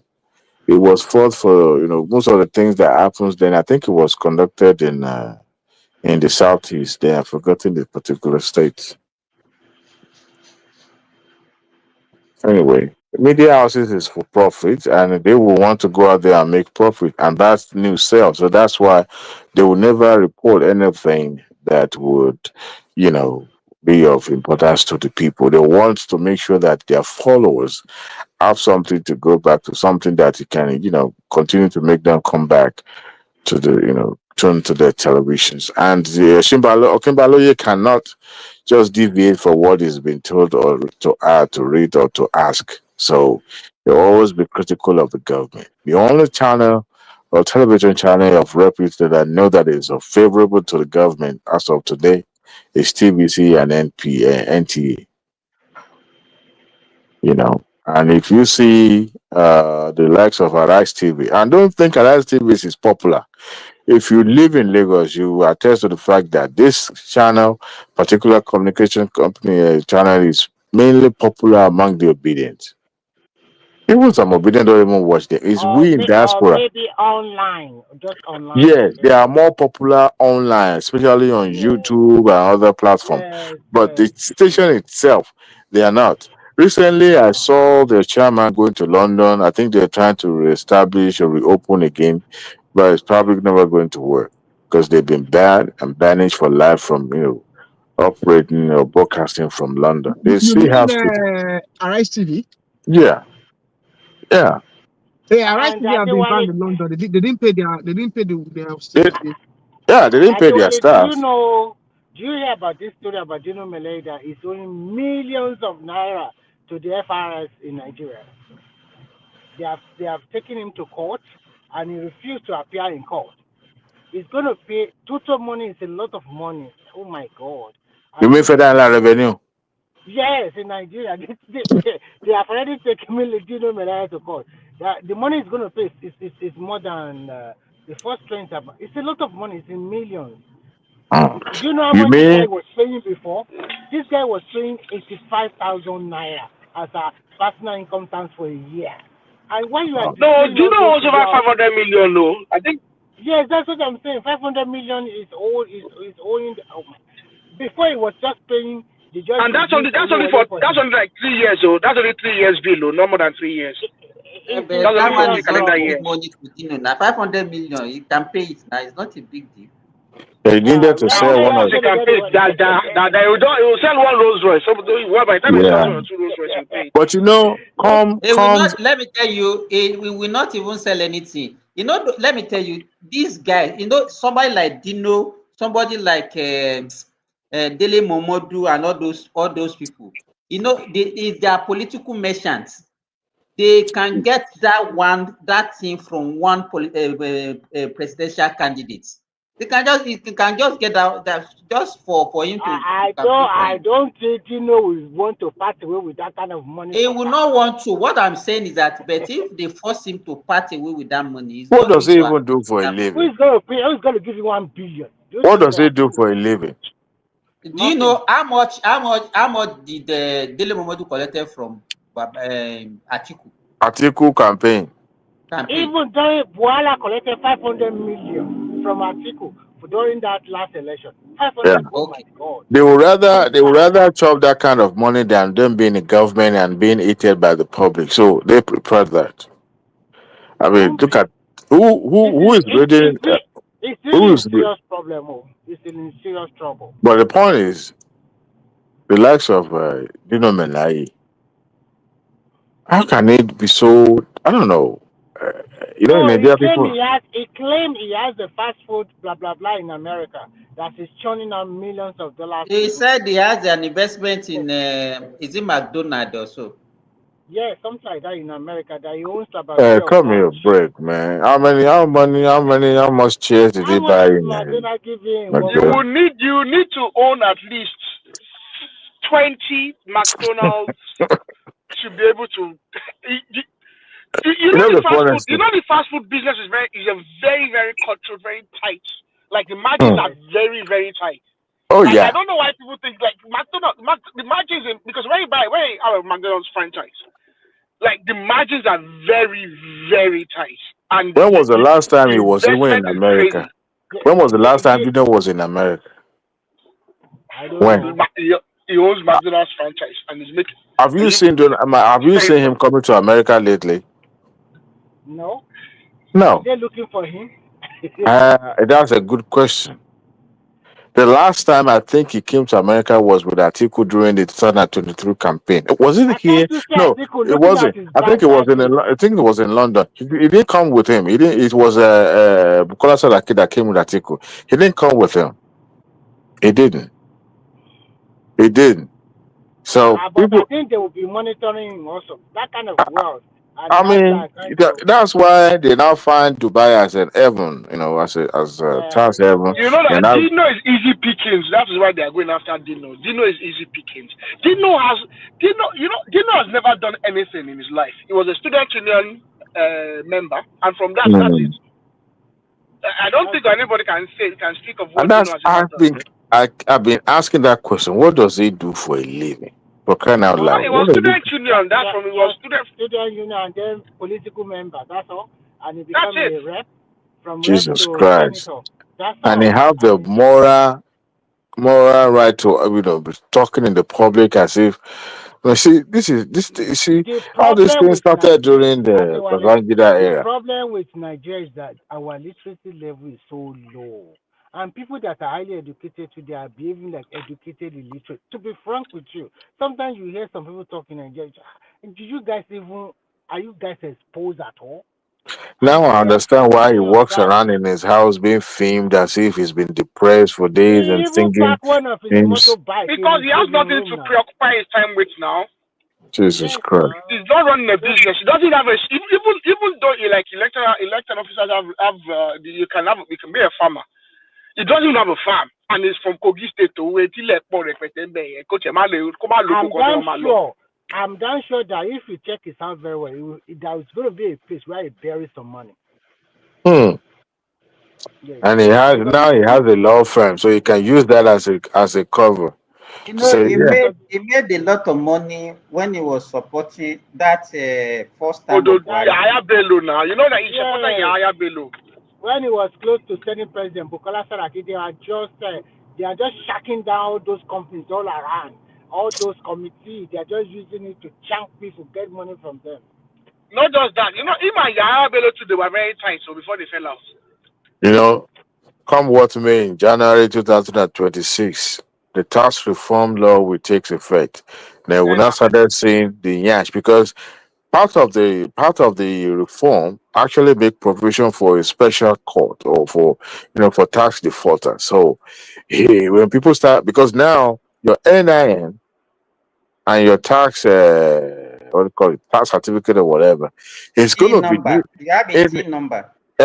so it's gonna be Tax very, very identification. handy. Tax identification number. You cannot escape paying tax in Nigeria anymore. You will one way or the other because the government will put a very tight control. I mean, as things stand, even though you might try to cookbook, but when they start giving you that crazy amount of money to pay back, just like they did Adewale, to do that you little know boy. that President Elumelo Hmm. was complaining to President Tinubu that please help us beg Zach. Zach is the head of the tax. That the guy was on their neck. Oh yeah. Do you know how much they are churning out? The revenues, it is in trillions of naira. It's just to Hmm. beg him that he was on their neck. He was They're the one that almost claim to be a billionaire, so they will yeah. pay. So he It's was. you see, there's thank God that what they did in one of those reform is that if you fall into certain bracket of income, you may not pay tax back. But for you to establish that you fall into that category, my brother, you will have to prove to them because randomly people will be picked. Recently, the new this social influencer boy, what do you call it in name, Pella. Ella. He was complaining because when they slammed him with 36 million, the boy was like, "Ha, hello, gonna hello, gonna be." At And the end of the that is they've not even done this is not the new tax bill. Oh, that's just Lagos State government. Oh. oh yeah, that's just for Lagos State. By the time the federal come knocking too, hiya. But let me tell you, one thing they have to now try to eliminate. The officials of the FIRS, they are very, very, very corrupt, They are and I know changing why their they are name, saying this. and it's going to be electronics. There's no. Maybe because now what they are doing in that what they Oh, used to it's do part is of the just like reform, electronic tax payment and all that. Adewanju, listen to me now. A friend of mine was charged. I think they sent him a bill of about maybe 10 million or something like that. He now went to their office, and those guys are now negotiating that I should bring certain amount that they will write off the remaining one. What sort of rubbish is that one? Yeah, I mean they've been doing that for long, for ages now. They've been doing that for Look, long. when I wa- when I Most people was can actually in pay for it. The other thing is that if you want to work with them now, they are selling the job. And if you see, they'll be asking you to pay 10 million naira for you to come and get FIRS job. Well, before now, the bank that I work for used to collect taxes on behalf of the federal government. So most especially the VAT, company income tax, and so on and so forth. And those amount of money are not just as little change. These are huge, running to millions of nairas at the time I'm talking about. And sometimes I come across the names of the director and I'll be like, wait a minute. You mean these people are the masquerade behind this multinational? However, what does the FRS official do? They will go and claim to audit this company, and they started negotiating the final amount. So after they arrived at the amount among them, could you imagine that the FRS official will be the one to bring that check to the bank?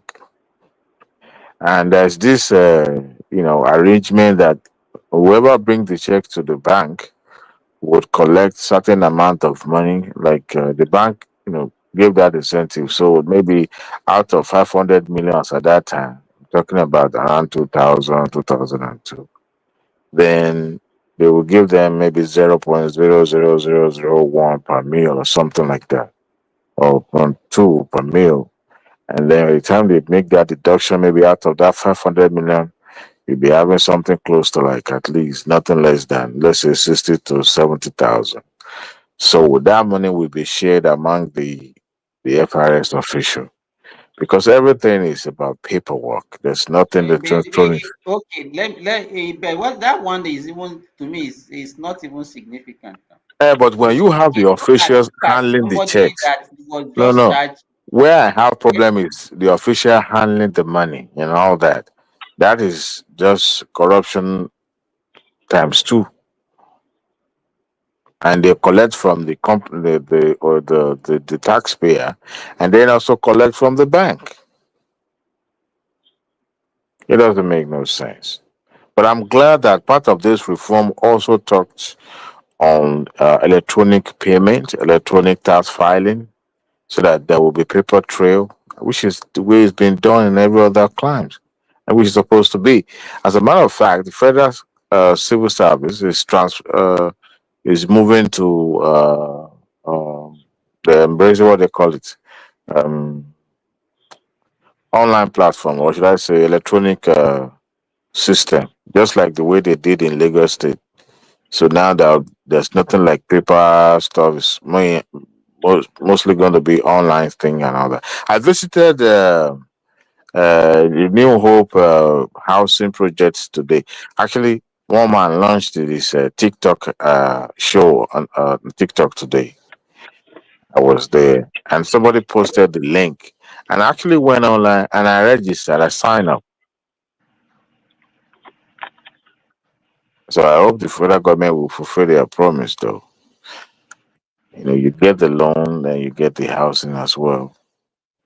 And they're really good structure though. But you can tell that it's more or less like a 1004 kind of estate. There is a lot of reforms going on. You understand that there are a lot Yeah. in all sectors. But my fear is, we have this habit, say, whenever we have a southerner as a president, they will put a lot of things in place. But by the time the thing now get back to the north, these alimentary, Mm, let us just be eating and just be sharing the thing. mm, And it will collapse everything. And that's one of the major problems that we have in development in that country. mm. I've never seen a northerner that is actually that ruled that country that is visionary. They said, as a matter of fact, I had one story. I mean, their own rumor. I don't know how true it is. They said Yaradua was visionary that was ready to transform. Yaradua that was being abused and cursed when he was the president. It was because of that sickness that makes Nigeria to probably started Don't mind this them. pathetic How can towards him. They how can hated this Yaya and be hated his God. visionary? It was Somebody that called is Baba extremely Go sick. Baba. They were calling him all sort of names then. Yes, now he was extremely sick. He was not prepared for the presidency. He doesn't know what he's doing. About some Just joint say, post. and then you But see Nigeria, they are telling you it's the best. What do you mean it's the best? It was the president when this guy left 65 billion for them, another 20 billion in SS account. Did they build road? What did they do? nothing. Somebody that was not prepared for to be a president, and then the dummy they put as VP too. Adewale, You just go and Adewale, Yes. please, can you share Yes. me the link? I'm asked. Okay, hold on. I took a picture of it. Let me see. Let me hold on one second. May compliment to it's long time. yeah, you are welcome. We are getting towards the end of the year. Let me get to my picture. I took a picture of the first picture. Let me see. You can imagine when you have government that is proposing an housing scheme for people. Of course, you are going to rent. I mean, pay for it and all that, but at cheaper rate. And it goes a long way. But Nigerians don't. The problem we have is we don't have patience. We don't. We don't have. Did they fix price to it? Yes, there's a price tag to it. It depends You on mean what. the renewed housing Yeah, scheme? yes, yes, yes, Yes, yes. you can get if you are, but unfortunately is good for civil servant in Nigeria. I For the think that's diaspora, what they're going to start with from civil servant. But you can register and they have already started though. Those one in Lagos is already sold out. oh yeah, no, no. Those one in Abuja, a lot They of don't them. they don't have any in Lagos. No, they do. They have. Are you sure? They When already I sold checked out. Yes, I'm telling when you. I checked the online, I didn't see any. But they said there's No, they are, you know those ones it, in Lagos, they built. They already sold them out. But they still yeah, have in Ibadan. But they have not started, what do you call it? yeah, They have the not but there's even the one started I was doing it. targeting because um the one in Ibadan was the one I was actually trying to Yeah, check but out. if you want to buy the duplex in Ibadan, I call them, I talk to them. There's a lot of things they send to me. If you want the duplex, you are going to pay about 54 million. And unfortunately, they want you to cover the money in 2 years. But Yeah, if you but are working in if you are working in Nigeria as a uh, civil servant, then you pay the money in 12, 20 12 years. million. No, for the duplex it's about 54 million. For two-bedroom apartments about 12 million. The one that I saw Which on their webpage, 3 bedroom, depends on the state. You know, if you live in Ibadan, but it's a little bit more expensive than if no, you live no, in they Why, they don't why they should don't an old have. man like Adewale go for a duplex? Eh? After a while, he will not be able to climb to upstairs now. Why do you say that? But no, no. I thought, but luckily they said there's through Federal Mortgage Bank. There's a Federal Mortgage Diaspora Mortgage. They are When I is saw starting my that to. one. I checked that one out as well, Mr. Remy. But I checked that out actually, as well. Adewale, That one if too not is because just of okay. There's status, nothing special about it. if So not you because of see, the status symbol, why they are should favoring people in Nigeria. They are why not should favoring a people Yeah, in lady, that a Nigeria. hold on, federal mortgage team is 50 million, hold on, 50 hold million on, hold naira. on. Yes. Hold on. What's our will take? I wait to I did it on my work, my computer at work. You know what? Who asked for the What we are, who asked for the I link will, I will, earlier? I will. I will. Okay, I Yes. will drop your website. I'm sorry, I said website. Your email. Okay. Drop your email. he Then I can. doesn't need that. Now he can Google it now. Hey, you know, Yeah, it's don't the link was renewed hope homes or something housing. like that. Once you get Housing. Housing their or homes. email, Yeah. you write to them. They will write back to you. They are quick. Okay. In fact, So They they let's have say a even it's a website. 50K. they Once you have Google it, it will just come like out. a regular real estate this they want you to calculate how much you wanted to pay, how much you'll be able to pay, monthly and all that. But since the mean house, I mean sorry, it was the Simba that talked about civil servant. I kind of have that idea that you might want Remy to will not swim back. okay, Me, you not might swim want to back. give it to the civil servant first before they start thinking about Even the way the diaspora and the way they calculated for the diaspora, and it's almost like a three installmental The payment. is a two-bedroom flat that civil servant, an average civil servant can go for now. How many civil servant will be able to cover out 50 something million? Where will he get it? I No, mean what they are doing is Simba. It's like for civil servant, they give the opportunity to pay back in 20 years. The But 20 you in the years. diaspora, Did that you one they guys see want you to pay. Yes. did you guys see the one in the one Lagos State government did in this their program? No. If you see their prototype in Ikorodu, mamma mia, the place it gets space. In fact, I really get one there out of hand to hand, hand to hand. In fact, I really like it. Oh, that if you see that place, he has space, 3 bedroom. He has space. that prototype that I saw too, has a lot of space for parking, And and if also you see if you see the prototype, in you can fact, remodel in the long run in the future. You can remodel as well.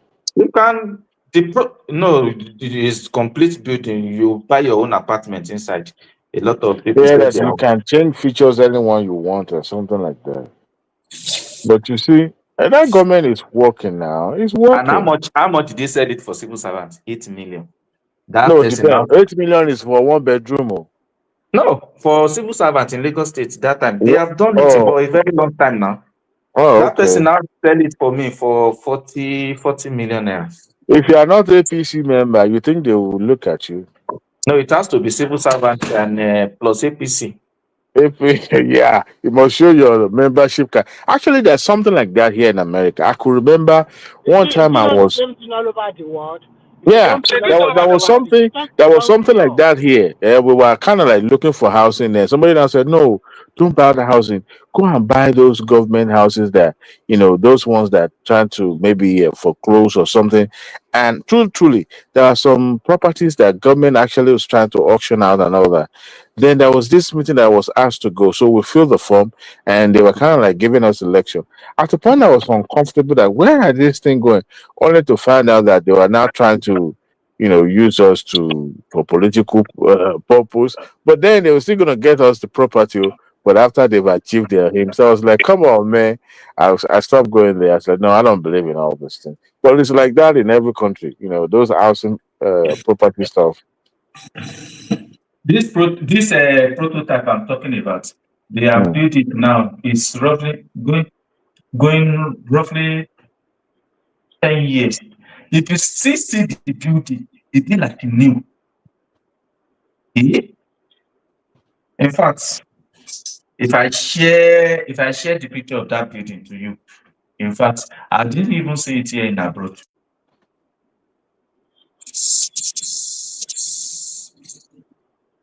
Very solid But that building. that that mortgage thing, that's in fact they have a mortgage bank thing, and they have a diaspora one, but the money is not much, 15 million. That's all they're giving For for three diaspora. bedroom? For three No, bedroom? no. There's a mortgage thing. There's a federal mortgage bank, and they actually allow diasporans as well to borrow money to build a house or to buy a house, to buy property, or to buy land, or to develop a land. But the value they give you is 15 million. And the, the That's the the maximum interest value. rate That's was the also maximum they can small. give you. That website I Yeah, saw they say it's next 6%. to nothing. The interest rate. Did Yeah, you the guys interest rate know is that next to nothing.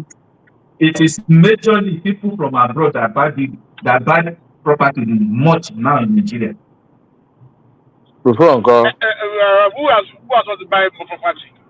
Like someone said, People But that are now, people that want to jump but and now selling their those ones property, they are people calling abroad 100 are buying million, it. 200 million, pay back in 2 years. It's just There are some people from abroad buying it, but it's just people that don't know anything. No, you see, it depends. There's people that don't know anything. That they don't know really much about Nigeria. They just want to. They're only just going there to set up. Someone like me, why would I go and buy a house in Lekki? I'm not from Lekki. I didn't grow up in Lagos. I don't want to buy a house in Lagos. You know what I mean? So no property guy can deceive me and tell me to go and bring 100 million to go and buy one stupid house in Lagos. I understand the true value of it. But I have friends that have got to buy houses in Lekki now. At least I have one or two or three of them that bought houses recently, the last 1, 2, 3 years in around Chevron, around Aja, and the likes. And they paid ridiculous money. Anything from 150, I think the cheapest That thing I've ever paid was about 150. real estate market in Nigeria need to be regulated and checked by the government. It's becoming ridiculous. EFCC chairman was talking something about that. Yeah, Yeah, I it's mean, a money laundering thing now. Even the it is. EFCC guy has them. He already has them, and he's already warning them. He was already warning those real estate developers. It's just a money laundering thing. That's all it is. It's for money laundering. And even when you look at it, look at the people they used to He market those said houses. he Now. said It's all these young girls now. he It's all said these their young girls they lawyer used to manage. they are using their lawyer to acquire those things. Then now, the guy's already warning them. He's already declared war on them now. He's already opened a unit, a special unit to investigate everything now. They So, know what they are doing.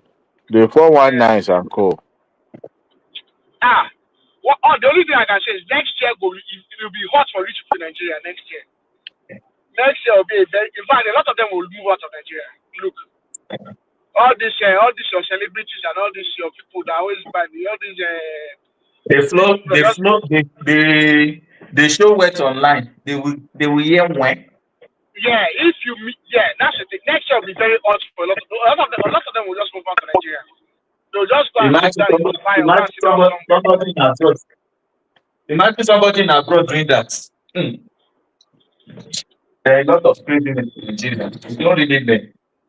You know where I live, there's actually like there's an unexplained wealth law.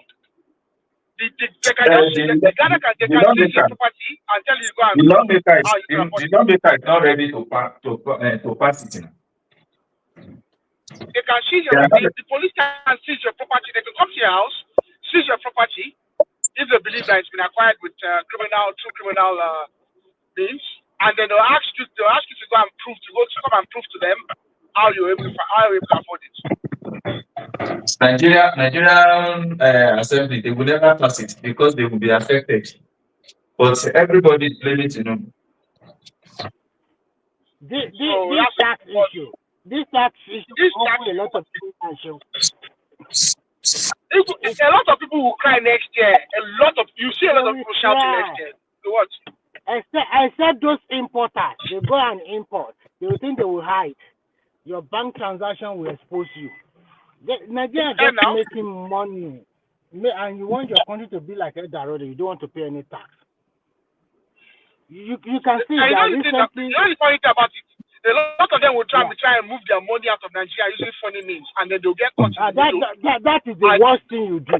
Because once you move to all this America and the rest, you are in soup again. You cannot just be spending money anyhow now. They will also tax you more. Some of them will think they can move their money to Jersey Island now.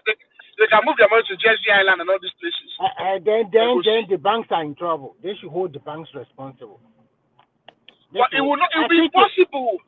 It will be impossible because a lot of them, it's impossible. A lot of these people, they are making money through the illegitimate means, contract inflation and all these things in Nigeria.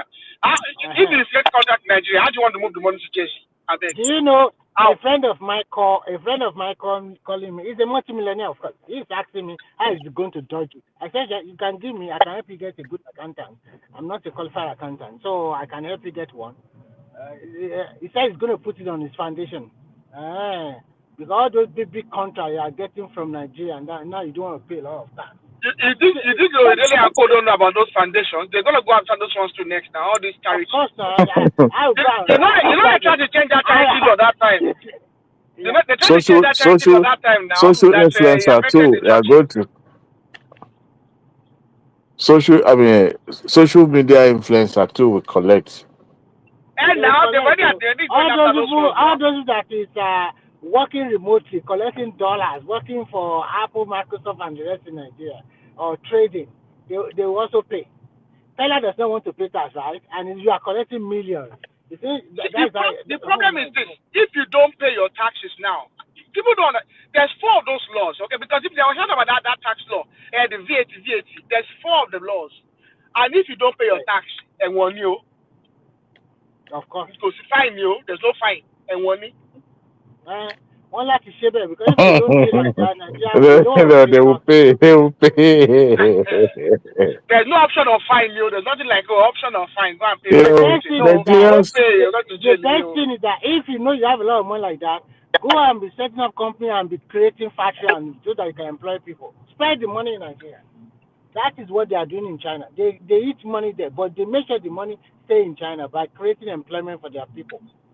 You don't need to be using your money to be acquiring 10, 20 cars. Which one are you going to drive in a day? It's just waste time. Yes, you can use that's the other thing about it as well. All this one that they'll be buying Rolls Royce up and down. You see the number of Rolls Royce that they'll be buying in Nigeria next year will decrease. Let them start from week. Let them start from week where you get money buy Rolls Royce. What about people that have like 4 or 5? That's a businessman. That's a somebody in government. That's a donation. Yes, now. Who donated to Wiki? How did you get money to buy almost 500, 600 million? They need to tell us. Somebody, please come and donate Rolls Royce to me. Just donate it for me like that. I just turn into cool cash. You know, a lot of those cars, you know, the most of them, those people didn't even pay the correct tax, import tax on those cars, customs tax and custom levies. In this part of the world, it's ridiculous. How many rich people have 3 for? Well, maybe in Dubai where all those sheikhs and all that stuff is. But you go to London, you just see someone park like 10 cars in his house for when you're not mad. For what reason? For what reason? Like, even here, the tax, the road fee you pay per year on each of those luxurious vehicles, you will not try it.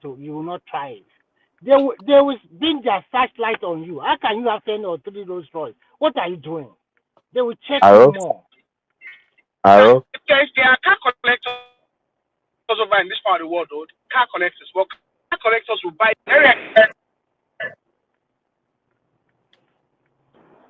Hello? You remember when this administration tried to Sorry, I cut off there. Go ahead, Adewale. Okay, you remember when the administration proposed to have vehicle registration renewal every year? When they first newly came to power, they introduced that. Look, the money realized from this will be used to offset some part of they said they're going to use the money for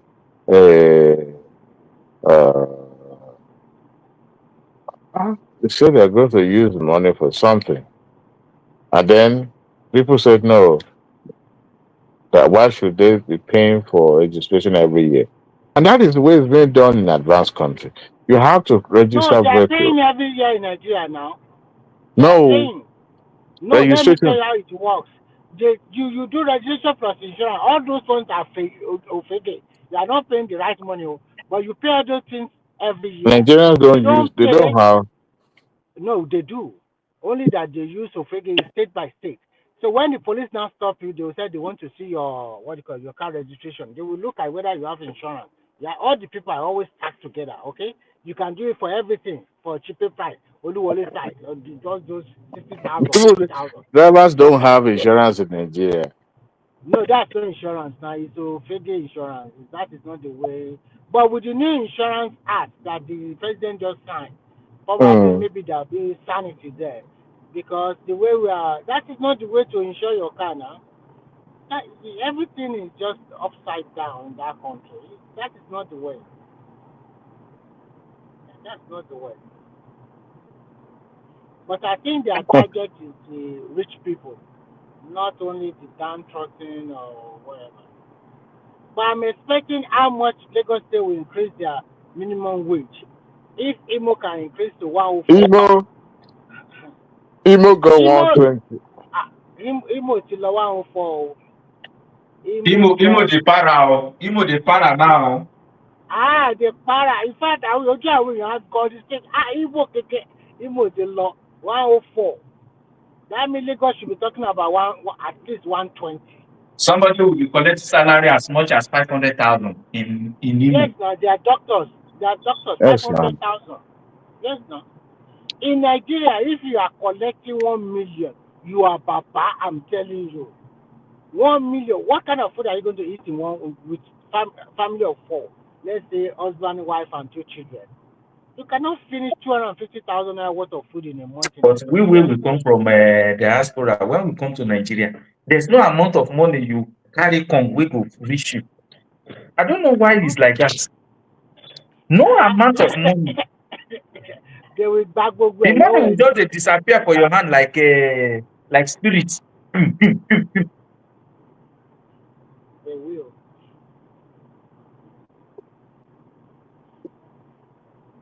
Compared to the Western world, the tax system in Nigeria is so loose. No. No, Nigeria no get tax now. Nigeria they pay tax. No be if somebody go get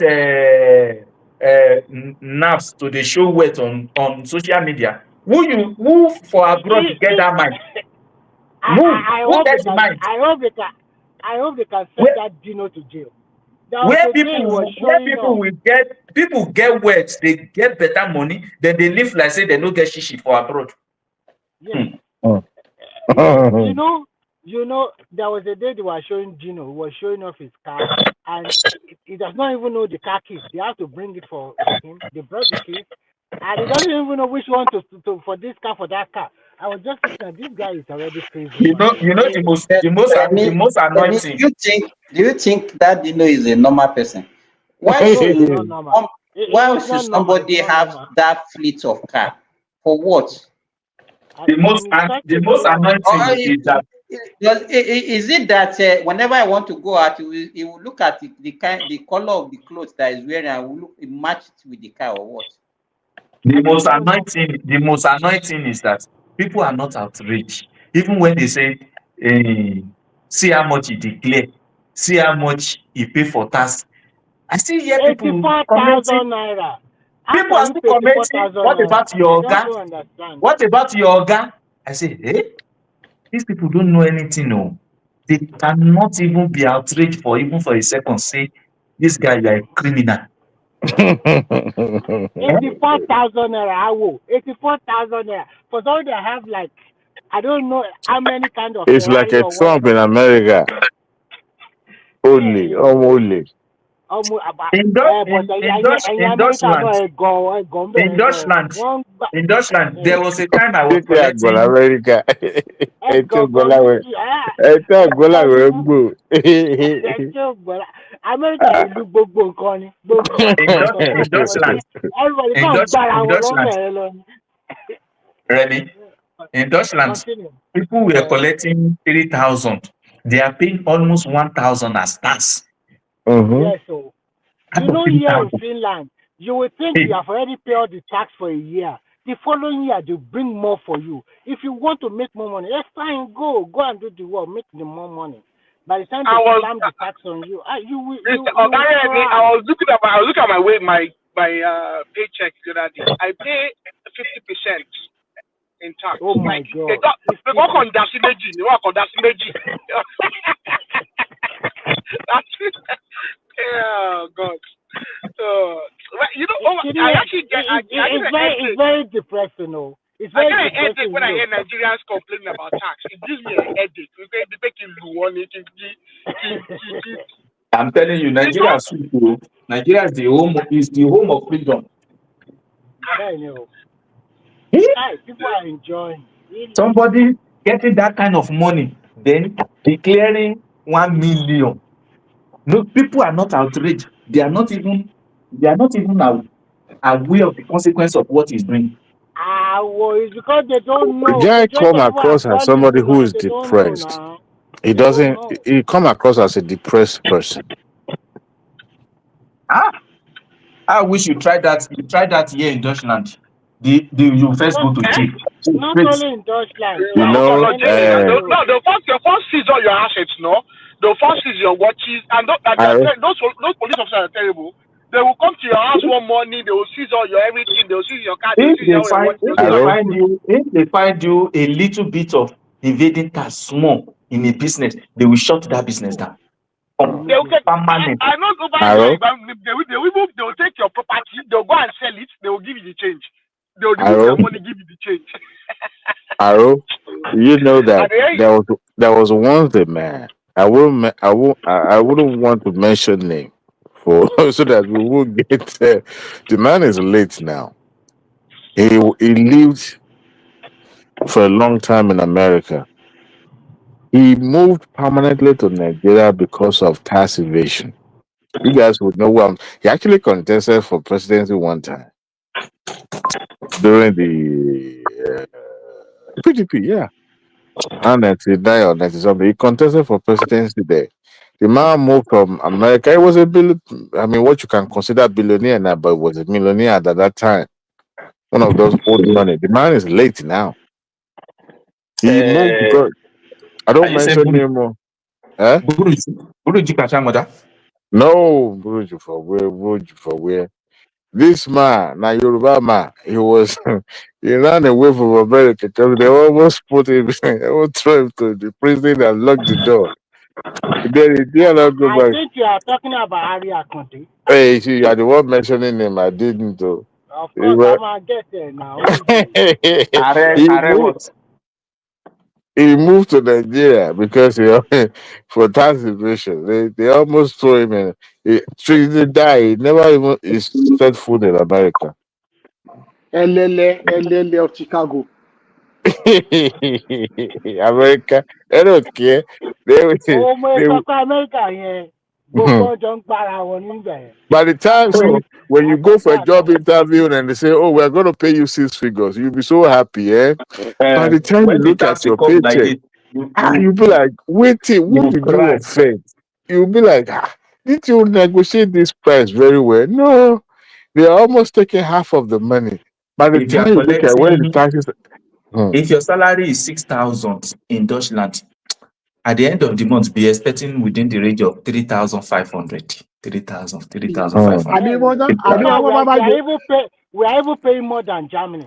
We are paying more. Our tax progressive is close to 54%. Oh do boy, you guys Western. pay more taxes than If America? people are, this is the only country that I see that Dada, where people are rich, Dada, they try to cover it. Europeans pay more taxes Very than funny. say so tax American. So We tax do, America. No, we tax do, really national America. This funny thing compared to our what are you talking about? we do, we pay tax. And you know they pay tax compared to Spain too pay us. tax. But the level at which the agency in charge of tax collection, the way they go after people is very, very devilish. The only thing about it is over here they don't go after you the same way. Because once you say IRS is send you a letter and say they are auditing you, my brother, you will get blood pressure sharp, sharp. That's it. That are the I'm things. telling you. They come. See, Remy, every year you Remy, file, you just pray that nobody audits you. My wife has been audited before, bro, and they slammed her. I think, how much would they even ask her to pay back? We're now going around the what do you call those tax accountants that can help us look at it. What had happened was that we were underreported one way or the other. It wasn't our fault anyway. And at the end, I would have known that my tax preparer was a crooked human being. At the end of the day, we were forced to cover out that money.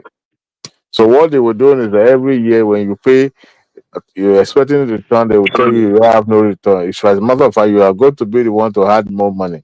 So people sometimes driven to the war. I've seen somebody who flew his private jet and trying to land on federal, revenue collecting office. So that and eventually the guy by and they found out through the notes that he said they've ruined his life is worthless, so government can come and Yeah, bury him that, as yeah, you know that that story, right? and the only thing I say for Yankee, the way they come after people is a bit is evil. Over here, they won't really come after your life. I mean, you'll still be able to exist now. They won't be to the beach. Like you No, said, you know, me, they'll I've be. been keeping quiet for you people because what people are saying, I don't even know anything about it. Though. All this Because you guys don't pay tax thing. taxes now. No, we pay more taxes than Yankee. The only difference No, is no, in no. America. Simba is in Saudi Arabia. They don't pay taxes. That's why. When I was even in China, we don't pay each tax like that. It's a very good country to work. Only because of their some literacy wahala. No tax at all. It's when I came to But you. I said, you know what you discover is that countries where they don't pay much tax, they don't also pay much. They don't pay as high as the country that they are paying tax. It's a lie. But everything might be actually more favorable at the end of the day. No, You that's a understand? lie, Simba. Because if you work in all those Asian countries, they classify you as an expert, a professional. You understand? So that is why the tax is so low, and they give You don't understand what benefits. I'm saying is this. Let's say somebody is earning 200K in US. The person in Saudi Arabia might not be earning more than let's say 120. But you But know what that about the one is purchasing power of your currency in that is Saudi what Arabia? that's where I'm going. That relatively the person in Saudi Arabia might be a little bit better because the cost of living is lower, and then he's not paying tax. Is whatever he earns is take home pay. You understand? So and there's still some other. So it's if you are looking at how much you earn, it's not actually it doesn't connote how much you can save. You understand what Yeah, I'm saying? yeah, I understand. You are right. But look at the personal income tax. Look at our VAT here. Our VAT is 25.5%. For God's sake, kilajbe kilaju. I don't think American VAT is up to that. And you see, even the one in Nigeria now, with the even with by 2026, when they are starting the tax reform, VAT it will also it will be more favorable to the common man, in the sense that food will not be taxed, medications will not be taxed. There are so many things that they've exempted from VAT. And to me, what it will translate to, whether they increase minimum wage or not, some people will now start earning more automatically.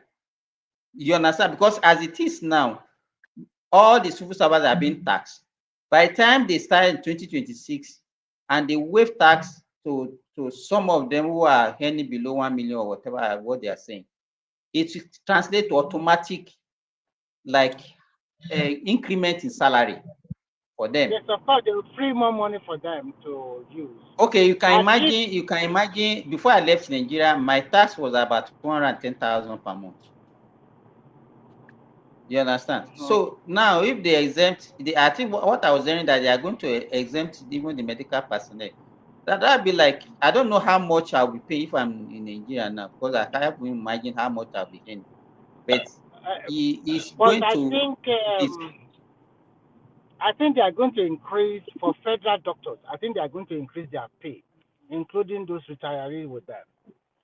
No, whenever they increase salary, is across board now. Yeah, I know. But this time around, the Imo started with 104 increased minimum wage again. I think. Could you think Oshu can pay 100? You know, sometimes, Remy, you have to be careful about the way you interpret. Let me give you, for example. You know, if they supposed to be, I don't like a situation whereby they will be talking, that thing is fraudulent, saying that the minimum wage is this. It's fraudulent. What I want the government to be doing is that, okay, we want to increase the salary by certain percentage. You understand? You know what some of the states will do? What they will do is that they will shift everybody below that 104,000, above that 104,000. And some people, their salary might not even increase 1 naira. Hold on. Do you people really think about this? Maybe Opus or Dima, the money he increased, it didn't really increase anything. You know, at the end of the year, if you are collecting 104,000, your money will have passed the threshold of people that are supposed to be accepted. About 800,000 per annum, right? And now? Yes, of course. But no matter what, you still get more to your hand, even with the tax. You collect the tax back now. It's not they like are that. not collecting everything. They are paying tax before now. Everybody is paying tax before now. Paying tax. So, and according to the new tax law, the fraud that is there that I'm trying to let you people know. Let me give you, for example. Let's say, because the way they used to interpret minimum is that the minimum, the least person should not earn less than that. That is the way the governor used to interpret it. I understand where you are going, Simba, but I think this kind of minimum will favor people from level 1 to 6. But if you are level 7 and upward, maybe you will not see that significant improvement. The people, yes, that's what I'm saying. The people that are already earning maybe 110, 120 before, their salary will not increase.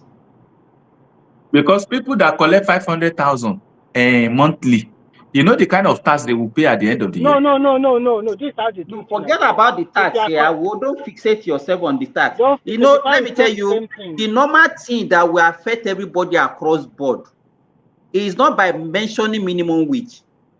It is by saying, okay, we want to increase salary of everybody by certain percentage, let's say 20% or 30%. Then it will cut across all board. But by the time you are saying we increase the minimum wage to 70,000, and then what they will do is that whoever is below that 70,000, they will just shift all of them above that 70,000. Whoever has been earning maybe 100,000 before can still remain stagnant, so it doesn't have effect on them. So it's not everybody that is benefiting. Yeah, but do you understand what I'm saying? I understand. But I understand because I also have a sister who is about to the principal already. So I know what you are trying to say. But he has done very well. I think The government should stop this minimum wage of a thing. We are not so. working in a place where they are calculating per hour. What they should be doing is say, okay, we want to increase salary by a percentage, even if it is 10%, it will go, everybody will benefit from it. But this minimum wage of a thing is a fraud. It's a fraud. But if you don't do that, Nigeria don't understand all this grammar you are blowing now. That increment in salary, they just want to hear increase the minimum. That's what they will know. Because there is also political undertone to it. You should understand. But the way you are talking, You I know, understand. let me, Remy, the government, Right. they know what they are doing. Even if they say Yeah. minimum wage is 100,000, let's say this, they can calculate the percentage.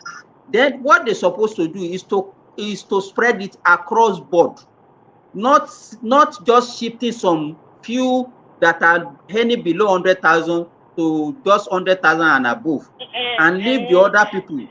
You understand? Because what the masses will understand, immediately they say, they increase salary, they will all say, they only be hear that, oh, they have increased salary.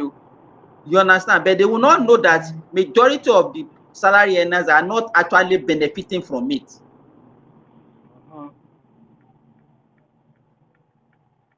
And I'm very sure that is what that Imo guy will be doing. It's just for political gain. What do you expect now? Is that not what Nigeria want to hear? Yes, that's what they have been Because talking let me about tell already. you, if he says the minimum wage is 104,000, believe me, if they spread it, if they calculate it the way they're supposed to calculate it, a lot of people will be earning more than 1 million per month. Yes, you are right. Especially from that level 1 to 6. So they should, especially states, that's what they do. Because at 104 as minimum plus allowance, so we're talking about 1.6 or 1.7. It's a lot of money for them. So by the time No, they I'm remove, not and their even tax talking is gonna about affect. yearly. I'm talking about monthly.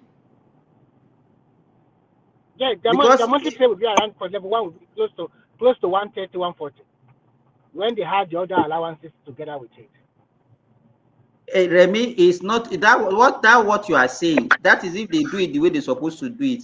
But with everything combined, that is what they will translate as minimum wage.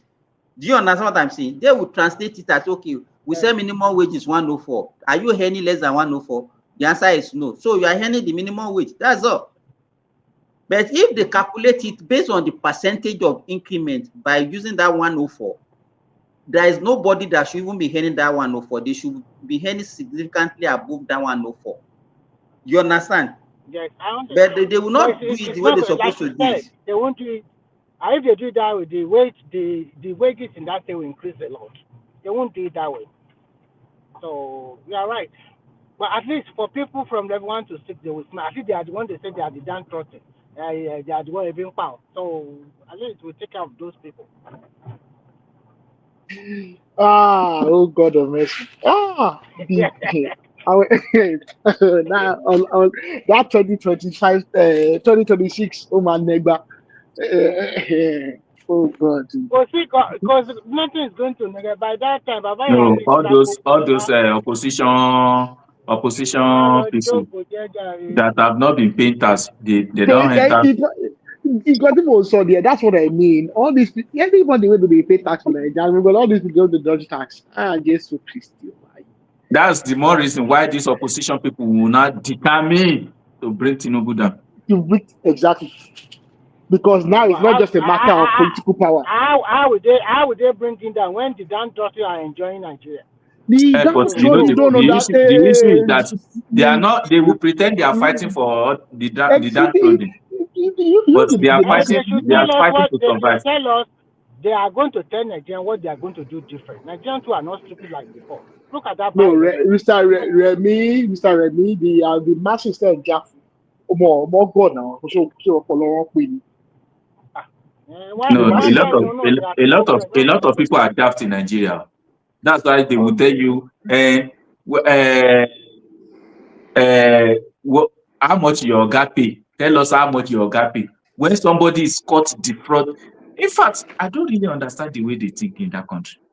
Somebody has defrauded the whole country. You are saying, how much did your oga pay? Let us know how much your own oga pay. You know, an average Nigerian doesn't want a good Nigerian. They just want once the situation doesn't favor them, that's when they cry. Once it favors them, you don't see anything wrong in the system. They will be protecting the You understand? And that's who have why robbed them. one of my concerns now is the way we now defend illegality once the thing is against the government. You understand? So people will promote a lot of things. If you are a bad person, you are speaking against the government, they will like you. Of course, Irrespective of what you are doing, and they will defend you. Especially if you go to Arise. Oh, Mamma Mia. They will defend you. So, and that's why sometimes me, I don't pity what they are. Is the way they behave. That's what they get. And people can defend fraudsters, they can defend criminals, they can defend in as much as they see that is against the government in power.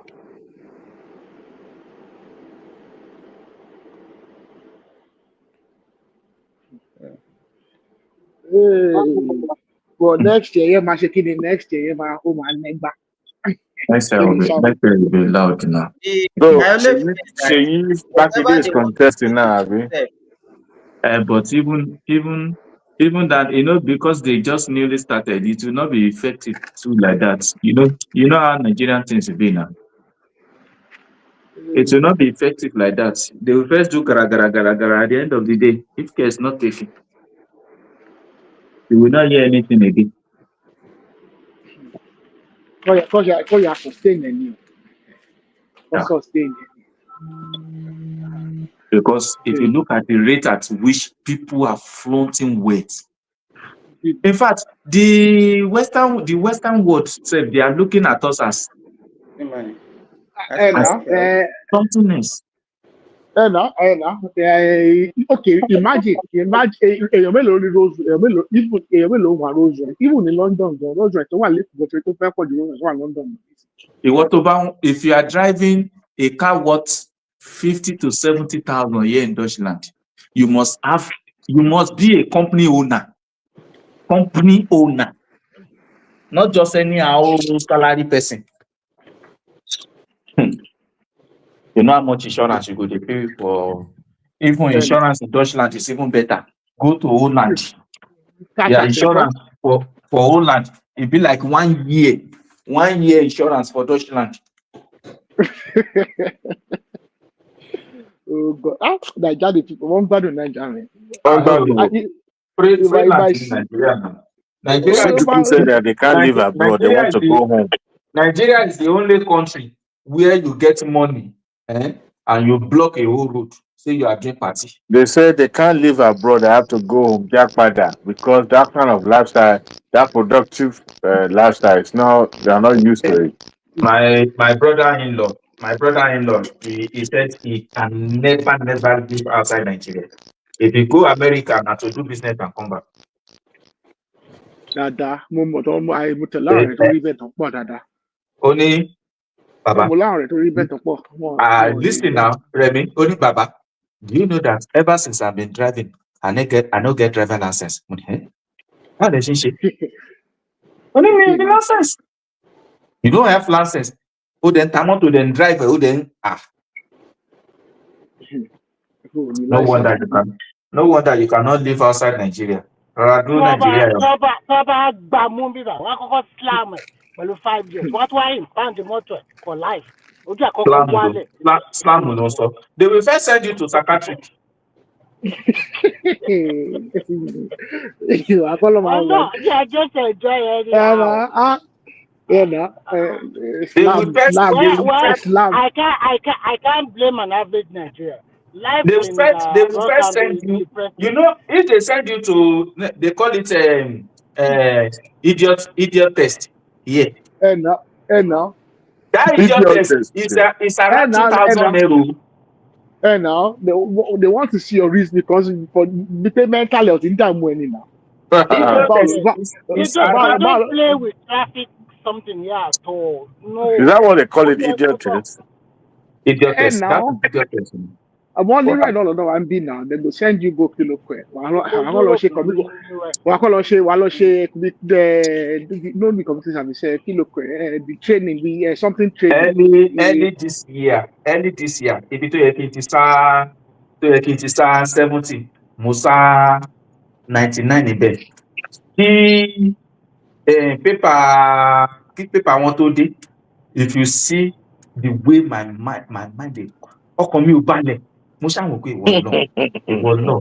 Ṣé kò ṣe pọ́n àwọn pípé máa gba láńsẹ̀nsì mi báyìí? Ṣé kò ṣe pọ́n máa gba láńsẹ̀nsì mi báyìí? Níṣẹ́ lára mi, my heart just dey do for good 3 weeks before that letter come. 70, 90 ni kí mélòó 70, 90. Just 29 difference. 26th of Ó ti 26th ṣẹ̀ of náà. Ask am níbi 200 to 300 I need euro. 26th of November of December. Mo wá ń bọ̀ láti mo báyàn kò ṣe nǹkan bá dìrọ̀lẹ́ mo bá ń bọ̀. Ó yẹ kí n sá ibẹ̀ yẹn 100 ni but mo máa fún wa láyè mo máa fún yín láyè at least 10%. So even tí bá sì ṣe 107 bẹ́ẹ̀ mo ṣe wọ́n okay àbí kilometres bí mo sá 111. 160 euro ló pàdé mi kò tiẹ̀ ṣó tó 1 week kò tó 1 week bí mo ṣe sá bí mo ṣe wà ní mọ́tò mi tí mo jókòó tí mo fà lálà tí mo tẹ̀ lọ gbogbo ẹ̀ lọ yà fún mi so kò sí pé there is no denying it. That difference of 29. So I gidi gba they are slow there o. Here in Finland within 30 minutes they will send a photo to you email and your phone number. Pápá pẹ̀lú owó tó máa san.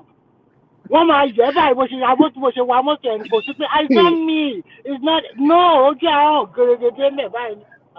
Pẹ̀lú fine wọ́n ti tún Remy, do you know what they did? They first sent me letter to fill my information. After which they now send me 175 euros. Àwọn tiẹ̀ cheap ń bẹ̀ yẹn ni. 160 lọ́sọ̀ pé ìwé gèmí lọ sọ 160. If you see the way I dey thank them, say àwọn people yóò gba license. Á ti gba license náà ní Europe tí ó ta ni ọlọ́run tí ó ta. Wọ́n máa ní kó wá submit license ẹ ni. Wọ́n lè ní kó wá submit ẹ 1 month. Transportation system wọn ò dá ni. 1 month. No, ọ̀rọ̀ transportation system ò dáa kọ́. Ọ̀rọ̀ gbogbo program ẹ tó wà lórí license ni nà. Ṣé wọ́n tó yẹ pé o fẹ́ gbọ́mọ lọ sí school, o fẹ́ lọ síbi iṣẹ́, o fẹ́ everything orí license ẹ ló depend lórí. Now imagine if work iṣẹ́ ẹni tó yẹ pé ó láti máa travel káàkiri fún ṣe you have to be going up and down. The man ṣe fẹ́ ní license to ní company car. In 10 minutes o ṣì wà nílé o ń fọkàn sí pé okay màá catch up. Àwọn tí wàá gba license ẹ 1 hour o need àti tètè bọ́ síta. 1 hour 2 hours. 2 hours. You need to go and wait for that bus. For that bus. They might not be a direct route. That's one thing I don't like Europe about. Especially you wait for the bus, especially here that is 6 or 7 months of cold. And when that cold starts, you even have to say, why Europe by them? Because it's extremely cold that the layers of clothes you are going to wear is not. You are not. That is not even the problem. Tọ́rọ̀ mọ́tò yẹn bá ti mú ẹ lára. Tá bá cut ẹ off ẹ báyìí ṣe ló dà yẹn pé wọ́n mú ayé sú ẹ. Because to now start all over again. And to get the license is not a piece of cake.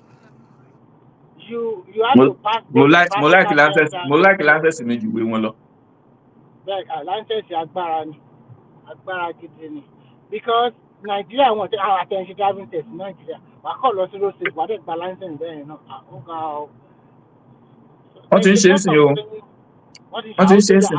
Ó yẹ kó mú le gan ni. Because gba àwọn tó ń wa truck yìí yẹ kí license láti gba license láti wa truck. Ó yẹ kó mú le. Tá bá ṣe bẹ́ẹ̀ that government ò ní wọlé next election. Oh my God. I can bet you that government kò ní wọlé next election. One what to buy the Bajelen one, they have taken our food away. Ìwọ̀nba bí ta tó ti manage. Ẹ tún gbà á. Ṣé ẹjọ́ mi wá ní mi kúkú kàwé? Àbí kí ló wá ń ṣẹlẹ̀? Wọ́n sì máa dé àwọn obìnrin tí wọ́n truck in Nigeria and thing, which is good. So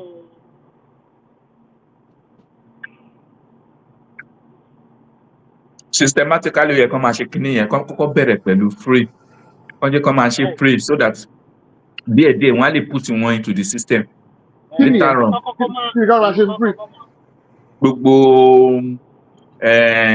irú àwọn tó ti ń drive yẹn. Irú àwọn tó ti ń drive yẹn. Irú àwọn tó ti ń drive yẹn. Ó yẹ kí gọ́ọ̀mẹ̀ntì kọ́kọ́ máa bring wọn in fún retraining. Wọ́n ṣe okay wọ́n ṣe Lagos State nísìnyí Lagos State ẹni tó bá ti dáná ó dàkọ́ máa lọ pé kọ́ lọ sí driving school nísìnyí Lagos State. Iná burúkú tó ń jà yẹn. People are more careful in Lagos now because you journal like you are being careful. Lagos is center yẹn. Gbogbo àwọn rẹ̀gbẹ̀rẹ̀gbẹ̀ yẹn wọ́n ti ẹ̀ mọ nǹkan tó ń jẹ́ náà. What I'm saying is what I'm saying is this. Irú àwọn tanker driver yẹn through association wọn. Government lè impose school kan lé wọn lọ́wọ́ wípé before you are able to drive in support of your license, you need to get this certificate from government. And how do you get this certificate from government? You have to go there for proper training. Tí ọ̀ tó lè wa tanker, tí ọ̀ tó lè gba tanker tó ń gbé po nílùú yìí, wà á train, kò tó lè yí license èèyàn míì ń lo ọdún 5 láti ṣe license láti fún tanker. Ó máa kọ́kọ́ bẹ̀rẹ̀ ní level kan tó bá dé ọmọ àtúndé dé level kan. Ọmọ yẹn tó parí license tó ń tàn. You know some tankers, they are carrying that kind of gas something double.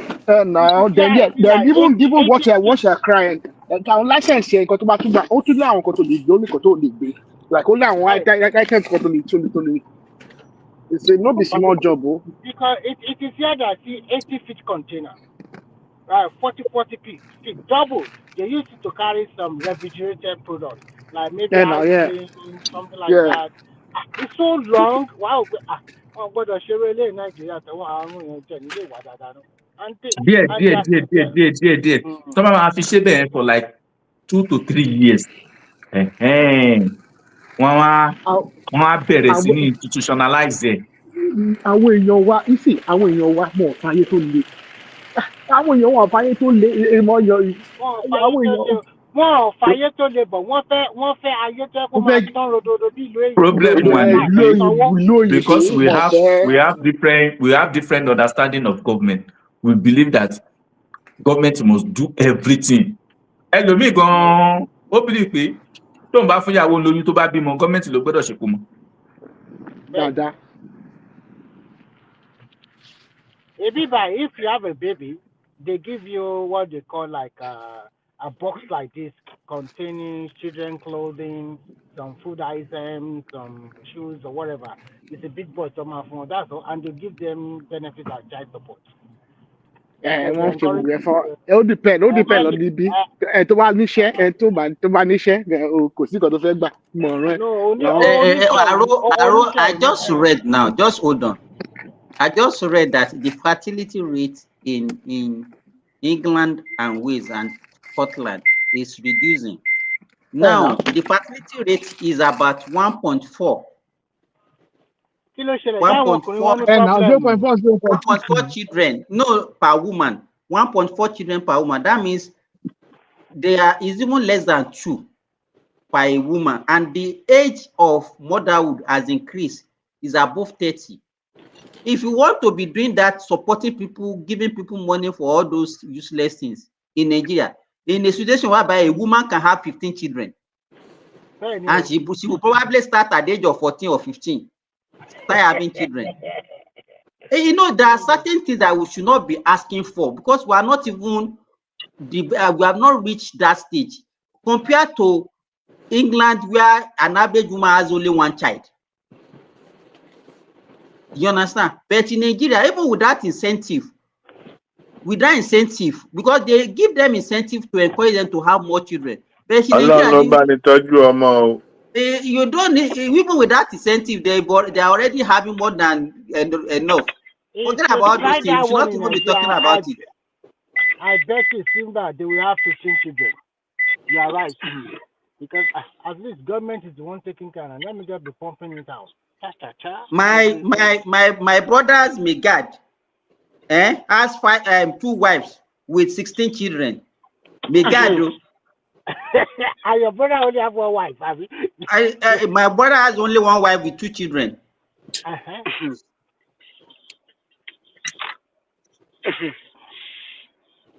More tí ìfẹ́ gbóòótọ́ Nàìjíríà ìjọba wa fẹ́ gbóòótọ́ àwa tá a máa bá wọn san wà níbí but for now wọn ò fẹ́ òótọ́ mọ̀ ní fòdodo. So Arogbidigba, one thing you should not talk to Yoruba people about is that they should stop Owambe. If you don't want Wala, that Owambe must continue.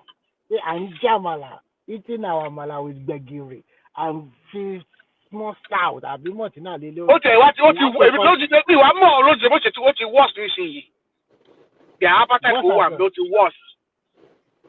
Yes, now they just want to enjoy. If you go to the inner city in Yoruba land, you see a lot of beer parlors. Not just inner city, but even our people from abroad. You see one thing, especially on YouTube, just say, I want to tell your body.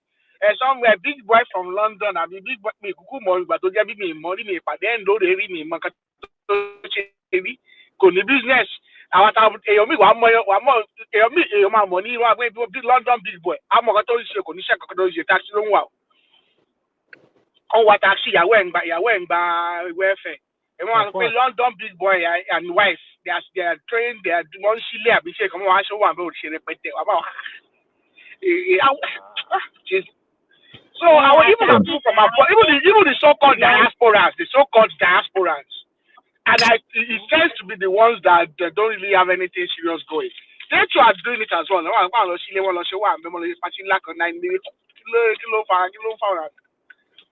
No, you guys like it in UK. But here you cannot say all those Owambe because the code already have massive already. So there's no Owambe. Everybody just do like triangle lifestyle. Work, home. No, I'm not talking about UK. I'm talking about people that live in the UK, that's the supposed diasporans. I'm not saying one lọ ṣe party ńlá náà lẹ́kọ̀ọ́. Wọ́n lọ ṣe Owambe káàkiri ní lẹ́kọ̀ọ́. Apart lẹ́kọ̀ọ́, wọ́n tún ṣe party ní London yìnyẹn náà tó tún pọ̀. Normal nìyẹn. Normal ni They are doing it. They like it, okay? You see them move every time. And they buy expensive clothes, show off, and put all their costume on whatever.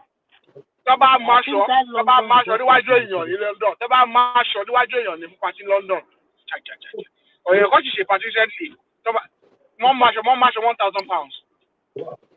Aṣọ wọ́n máṣọ àti jewelry £1,000. Tọ́ba jọ dáadáa. So you guys who are the husband there, you are in trouble. You have to find the money. Kí ló kàn mí? Rárá, kí ló kàn mí? Ìwà àtàwọn ọ̀rẹ́ ẹ̀ bá. Another 2 is another 1,005. Every weekend 1,005. Ó ti lọ ni. Àwọn èèyàn that doesn't happen all the time, but ó láwọn èèyàn kan ló máa ń pa àwọn ẹ̀ṣin pàtí ńlá bóyá mo fẹ́ máa ṣọ wọ́n máa change lẹ́mìkan kọ́ àrẹ́ méjì. Mo máa ẹ̀ṣin tó bá ti ṣẹgbẹ́. Ẹ̀ka tó wà tí wọ́n tún àmọ̀ pé wọ́n máa ń ṣẹgbẹ́ níbí yìí, wọ́n máa ń ṣe gbogbo àwọn ẹgbẹ́, àwọn click àwọn ẹgbẹ́ wọn yẹn. Èèyàn kan fẹ́ invite mi sí cooperative society of Kama, this kind of Dawo Papo or something like that. I rejected it immediately. I don't even let him finish it. So, no, I don't like that kind of thing. Don't even talk to me about it. I'm sorry.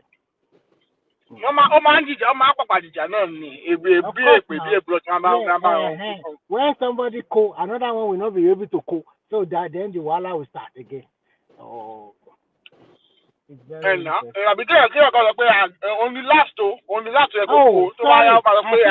I think progressive is here and he has not been talking. Maybe we should give you opportunity to say something. Progressive. Hakim. Okay. Maybe it's not there anymore.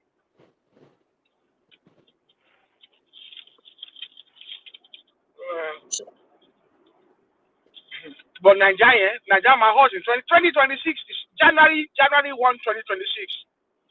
Ilumale, Umagbono. I can promise you that. Ìlú ò lè le fáwọn mẹ̀kúnnù wọn máa gbádùn láìfa ara wọn lọ ni. But àwọn tó ń dọ́jú owó kò sí kàtà ṣe they will have to pay. So I don't think a lot of them have actually read what that tax. They've not really read what that tax means. There's 4 new tax laws. I don't think a lot of them understand the consequence of the new tax law. No, they avoid them. No. I think they do. They do. For those middle income earners or high flyers, they do now. They are. But for people like 0, 1 to 6, they don't need to care too much about it. But for those people that are earning at least maybe 3 or 4 million per month, those bank executives or the rest, they need to pay. And the money is not even, the tax is not a lot.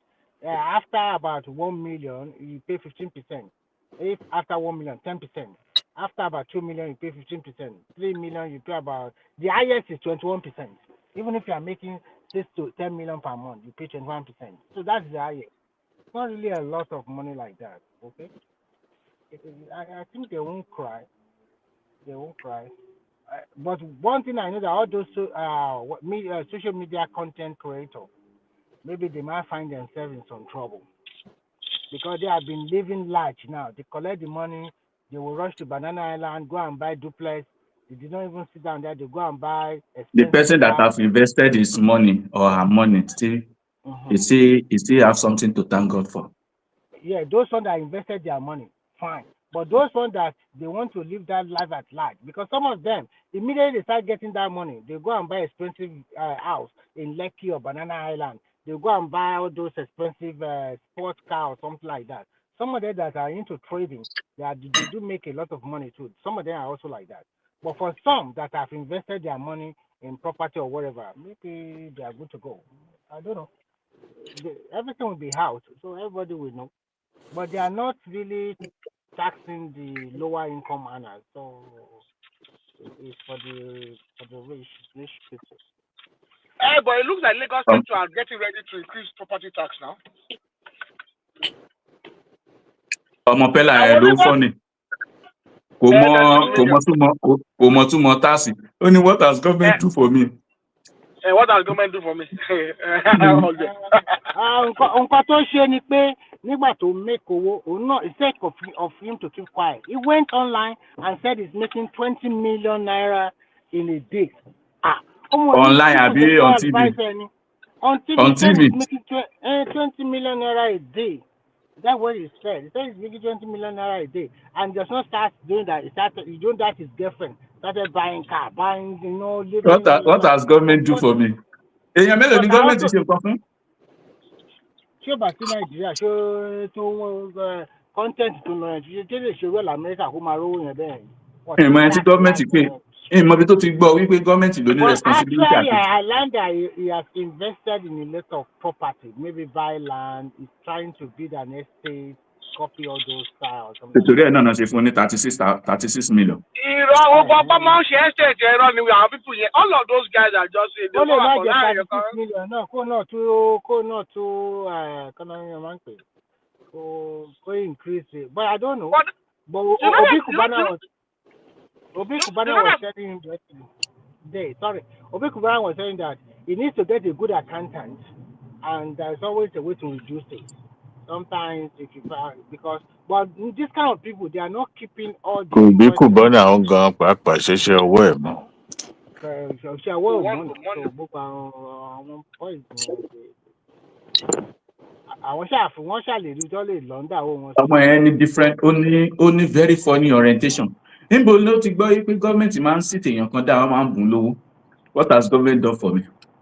Ọmọ kékeré ni now we are talking about 19-year-old boy. Ó kọ̀ bọ̀ sórí kìnìún ọlọ́dẹ sọ pé this is your time. Fine. It's 21. It's about 2021. It's 2021. Ṣé náà wò ní 19 to 10 yẹn náà nítorí wọn guide boy. Ṣé o kàwé náà? Kò kàwé 21 years old ni. 19 kò tí kò 21 o 19. Àwọn òbí ẹ̀ go guide dáadáa because irú ẹ̀ kò ṣe fẹ́rí marry ọ̀sán kò lè tó yẹn náà. Ọmọ tó yẹ kó ló ń bá àwọn òbí ẹ̀ náà fẹ́ guide ẹ̀, òun ló ń guide wọn náà. That's the problem. That man will be a white exposed that dancing. òun rìn lórí títì ìjọba òun ló ná òun ṣe gbá òun ṣá ó ní what has government done for you.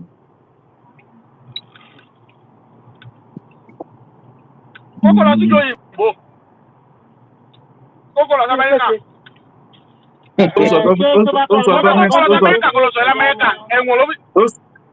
gọ́ọ̀mẹ̀ntì ó sọ gọ́ọ̀mẹ̀ntì di bàbá àtìyẹ. Táwọn kìlọ̀ Glory Hill àti àǹkó tó fi lè lọ àti àwọn wáìtẹ̀ tó fi lè lọ sí jail. Ìwọ wá sọ pé àtàwọn Wesley Snipe. But Aro, what he's saying is actually what an average Nigerian used to say now that before I will pay tax, let's see what are they doing with the one that they have been taking. So it's a normal thing that Nigeria, an average Nigerian will say that he's ready to pay once he knows that there is going to be accountability. Pay first, then you can ask for accountability. They can't be asking for accountability without payment.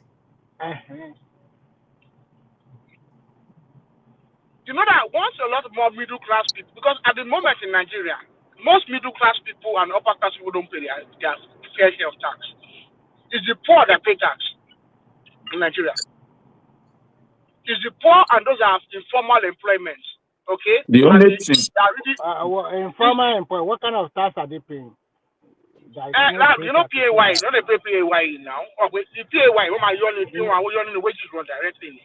The only thing that switched me from this next year tax, you see all those stupid boys from local government. I don't tax here. Somebody with somebody like a kiosk asking for permit. This one, that one, that. What do you see this person say? I want to ask a very good question. What about those of us that have bank accounts in Nigeria and we are not working in Nigeria? Are they going to force us to have TIN too? Normally, you pay tax from your account now. I mean, are they going to force us to have TIN in Nigeria? Because if you have a business, yes, but if you don't have any business, if you have business, you will pay now. In Nigeria. I remember when I was in China, when America used to follow those teachers I was working with. But the only thing I want this government to do, if you are collecting tax, people should be able to do tax return at the end of the year and get something back. Yeah, they said it already now. That's part of the law now. Once you have record of documentation that this what people mean by tax return? The tax they collected from you, they are going to return it for you. You are enjoying Saudi Arabia. See this man now. You don't know tax return, refund or tax. You know. Educate me now. I want to know. We will do a quick tabulation of all our. We'll confirm our taxes essentially. So someone like me, all the tax you pay throughout a whole 12 months.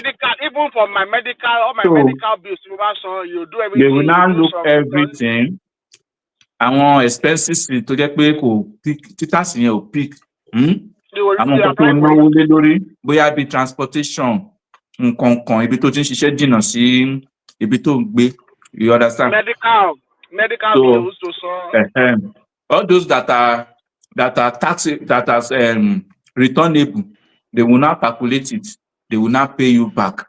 That is or they will tell you that you are short, and they will tell you to pay them. That is if you have more responsibility than what they've collected from you, they will not pay you back. But if what they collected from you is not near what you had, you are in supo. They will give you your balance to pay. But you people, with the way we work and the way you have the agenda to collect money back. You will not be crying. You people think we can do that? If they follow through, why not? It is very difficult. There's nothing difficult. Dr. Simba, for this side, if you don't pay your taxes, it's fine. They will the government will send you a letter and they will garnish your salary. They know your employer. When you fill your tax request, they know your employer anyway. They know your what's the employment number, your NIN. No, not what the increment of NIN. So your social security number. They know it. So they'll garnish your wages now. Simple. You know, apart from that, on your account, they will put embargo on it. Embargo on your bank account. You won't Yes, be able to make withdrawal, but money will be coming in. You will go. You go and quickly go and negotiate how you're going to clear the. What are you talking about? The only good thing about it is they usually give you an option to clear it in stages if it's a bit, if it's a sizable amount. Do you know what they are doing there?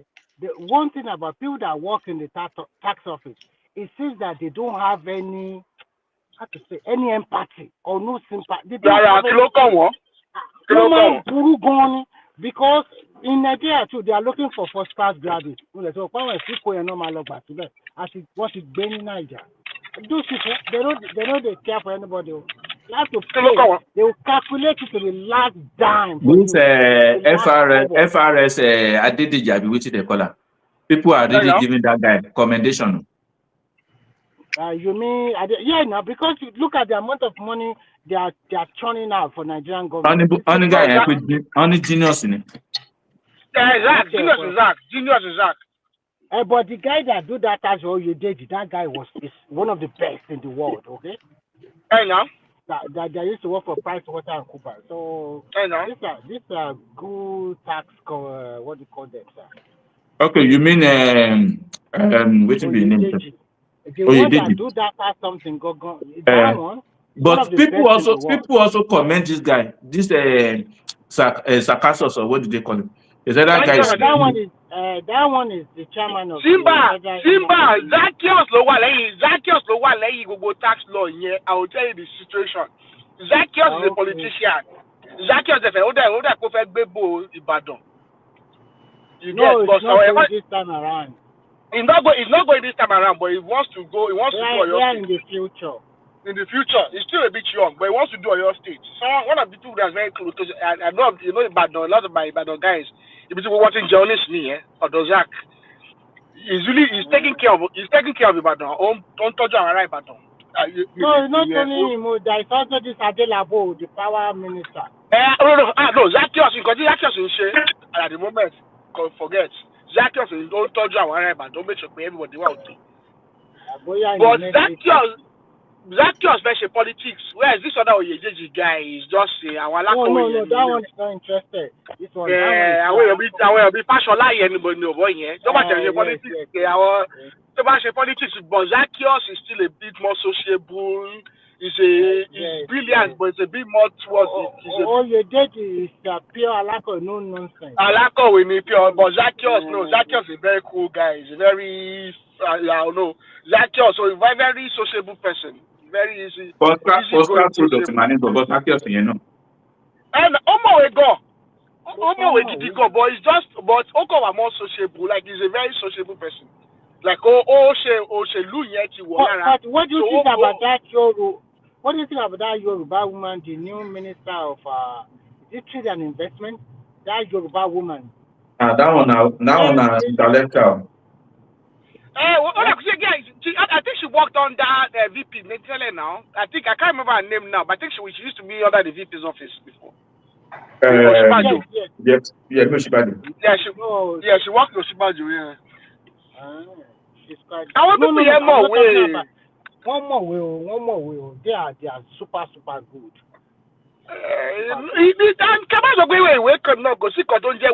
It's just access to just experience, really.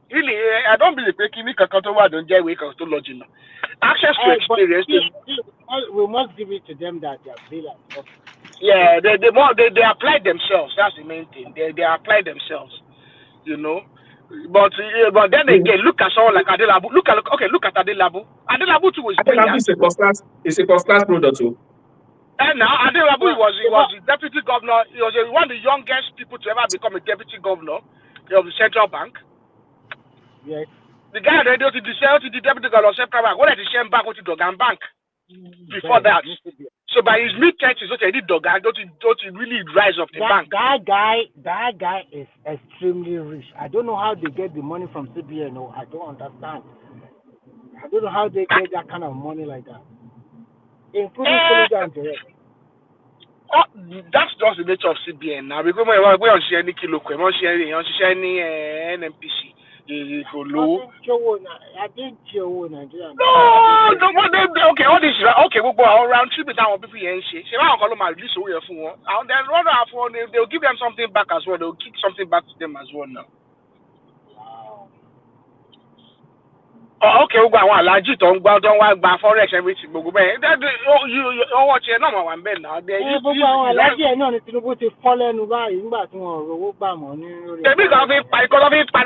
Against the nuts, no need. But tí bàbá bá lè gbogbo foundation yìí ta ló fẹ́ gbé fún ilé Haúsá yẹn tó. Kò sẹ́yìn kankan tó jọ̀gà ní báńkì tí ó I'm asking that if the guy can build solid foundation, everything was now good. Because I was watching Nigerian rating, it's all green now. We are good to go. But if after another 4 years, maybe 2031, who is brilliant enough to continue to churn out second time tí Tinubu bá wọlé second time ayé wọn bàjẹ́ àwọn owó àbútù yẹn. Ó máa wọlé ṣé Tinubu ò ní wọlé ni ṣèbí Nàìjíríà làwọn. tó bá wọ second time yẹn ó máa dájú àwọn èèyàn gan o because at that stage owó ló fẹ́ jí kò sówó tó fẹ́ jí. ó máa cut influence nothing. Influence is not about our reform to my big jáde ní second time yẹn kò ṣáàṣì.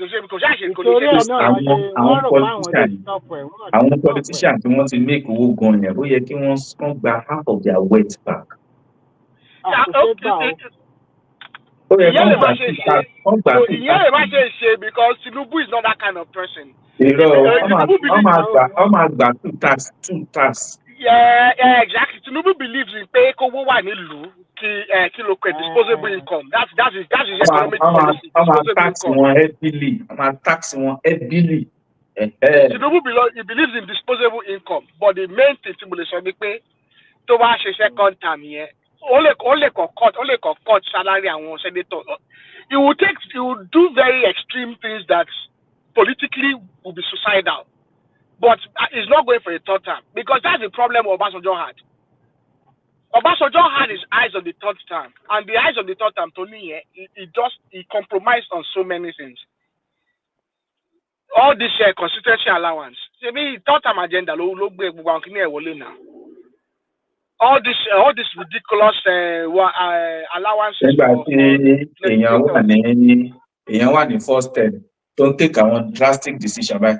So I was the second time. You know, say that guy. That guy, everybody. And lórí tẹ́ntẹ́ àwọn tẹ̀tẹ̀ máa kúrò lóru máa pọ̀ jù. All those people wọ́n máa fi lúlẹ̀ fún ni na. Gbogbo àwọn rich people yẹn kọ́kọ́ wọn balẹ̀. Wọ́n ti take Nigeria for granted. They take Nigeria too. You know Nigeria has been milked dry by so many people. It's not and it's not like a small population of people. So many people have been milking that country dry. So but it's still about any connection here. That's the way people live in Nigeria. The person that they sell house. You know they sell houses in Ikoyi at FX. They don't even. But while in Ikoyi, they don't sell them at Naira. They sell them in foreign currency. $2 million. More $2 million. Ikoyi in there. Apartments, though. Yes, apartments. Kì í ṣe kilo 4-bedroom apartments. Kì í ṣe standalone ilé o.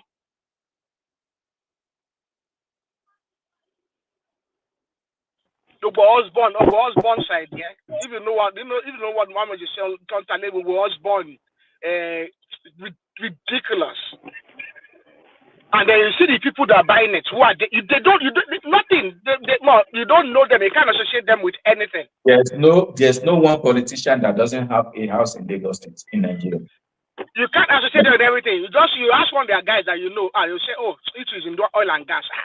You know, be one day oil and gas. If you want to deregulate oil and gas, they could see subsidy more. But no, they are still milking that country dry in every single way.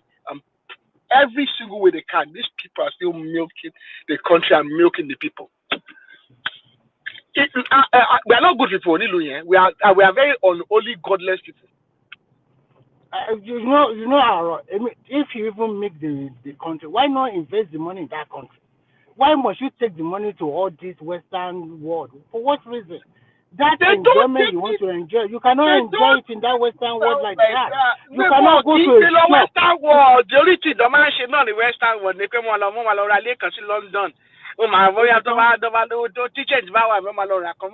California be Miami.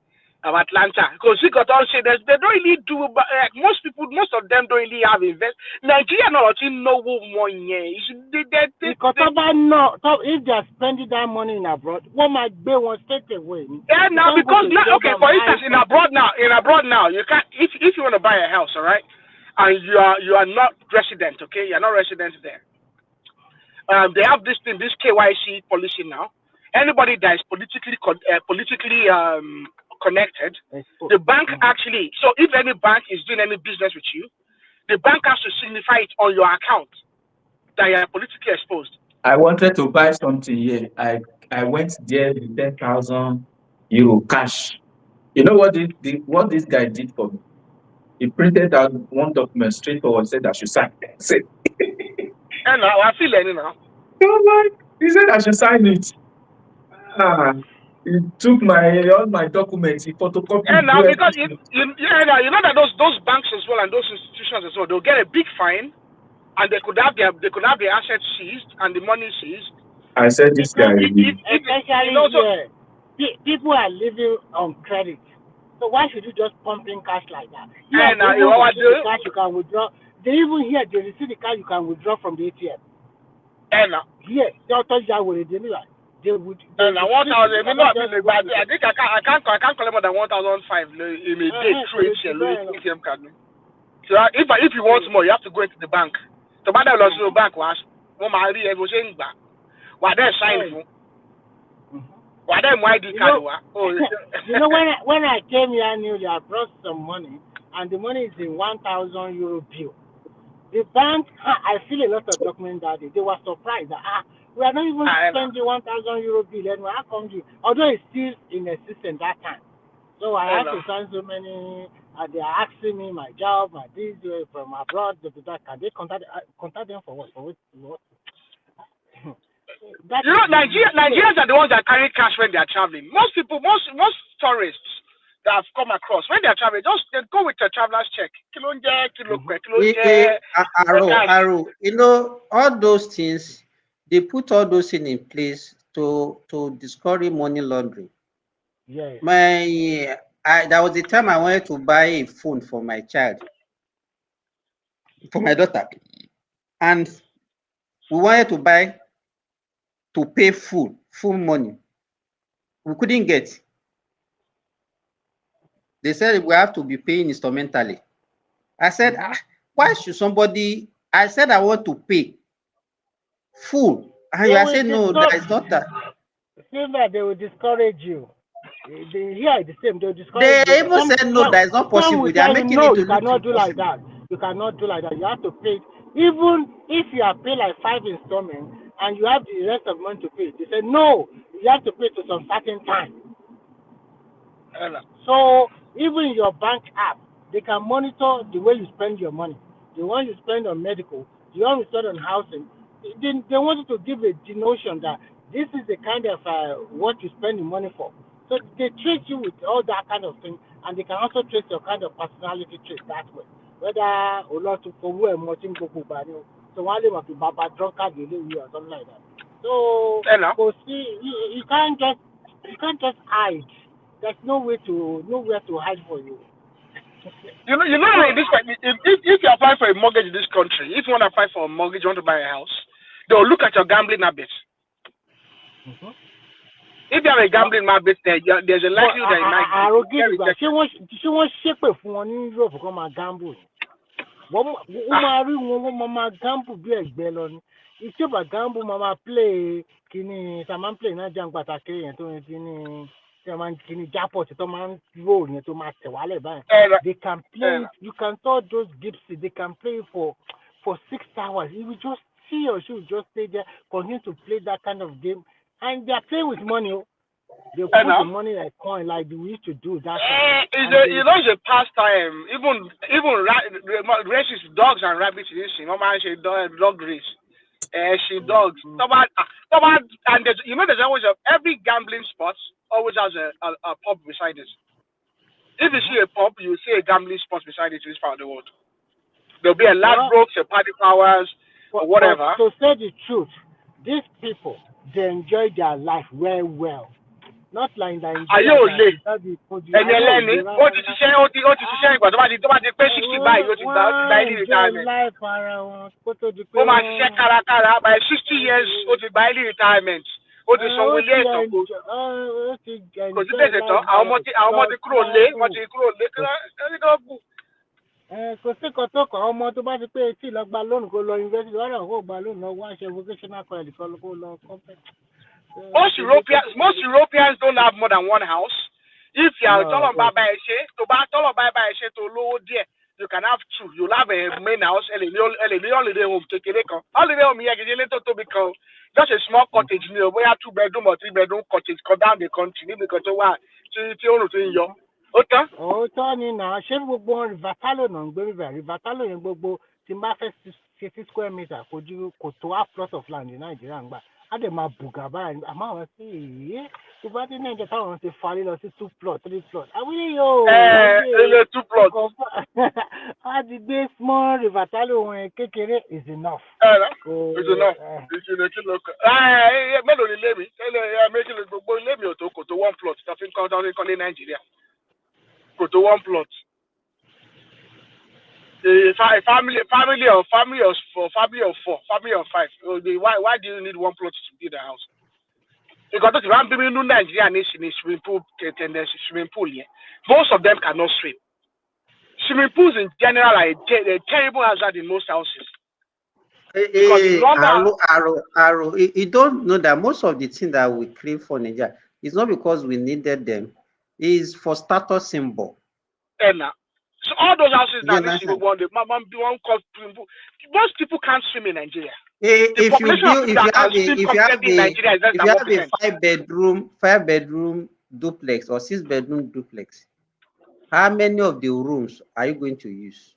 Yes. You understand? You discover that probably you are. You know the funny thing, the people that will be able to build such a house, they are also rich to send their kids to boarding school.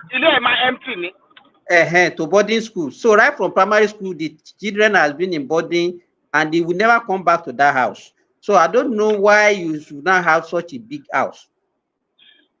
You are talking to someone that a prime example. My parents they built a house early on. I think is it almost 10 rooms?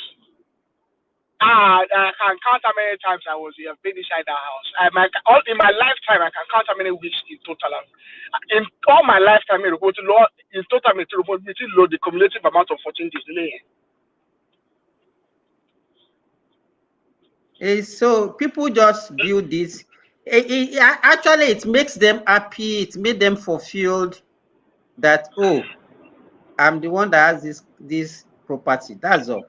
Besides that, it's not useful to them. They will be spending more money to maintain it and so the thing will even be a burden to them. These house I'm talking about, do long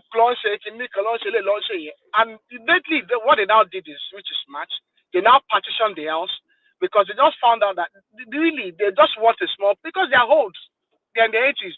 So they just partition the side that they are in most of the time, and they just partition the rest away, left it in the corner there. It's fine because it's just a big house. And that's the tendency that in Nigeria. No man swimming pool in Nigeria. That swimming pool area, that space could be a small garden. That could be a small, lovely, small I garden. think that would be more. It would be better. Yeah, To be to make beneficial it to like you. a garden. Exactly. That could be a small That's garden. That swimming pool. You know, most of the time, somebody it will turn to even a breeding ground for mosquito. for mosquito and the other thing about people in Nigeria, that's the other thing they do. In Nigeria, they do swimming pools, but most of the swimming pools don't. They're actually like a stale water. So it's not like, because in this part of the world, when you build a swimming pool, okay, you need to build like the filtration system. They don't build the swimming pool without the filtration system. So what was telling me, the what I call that.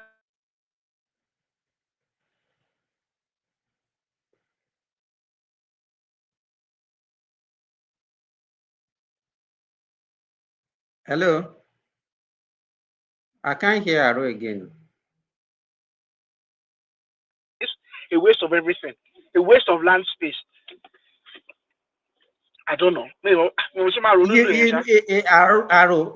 What you get is that when people comes to your house, or what you hear people say, if you get to his house, owó ba owó jẹ́, owó lórí ìmọ́lẹ̀ síbẹ̀ yẹn, tó bá rí swimming pool tó fi síbẹ̀, tó bá rí, so those are the things that will gratify. That those is so it will be suiting you. Oh yes, I'm now a big man. I've arrived, and so those are the issues.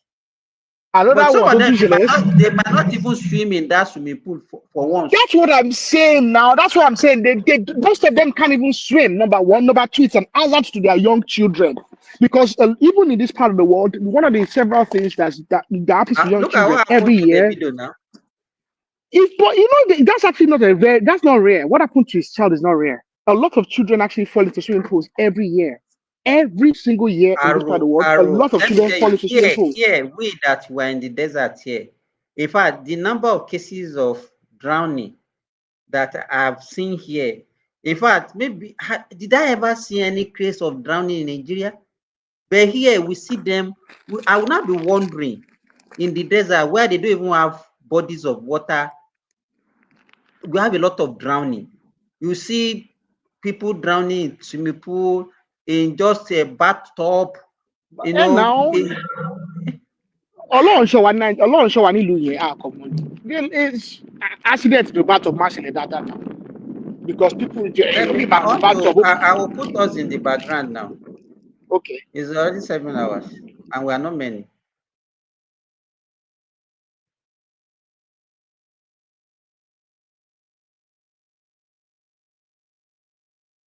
Will be open. Most over here, most swimming pools will have a cordon.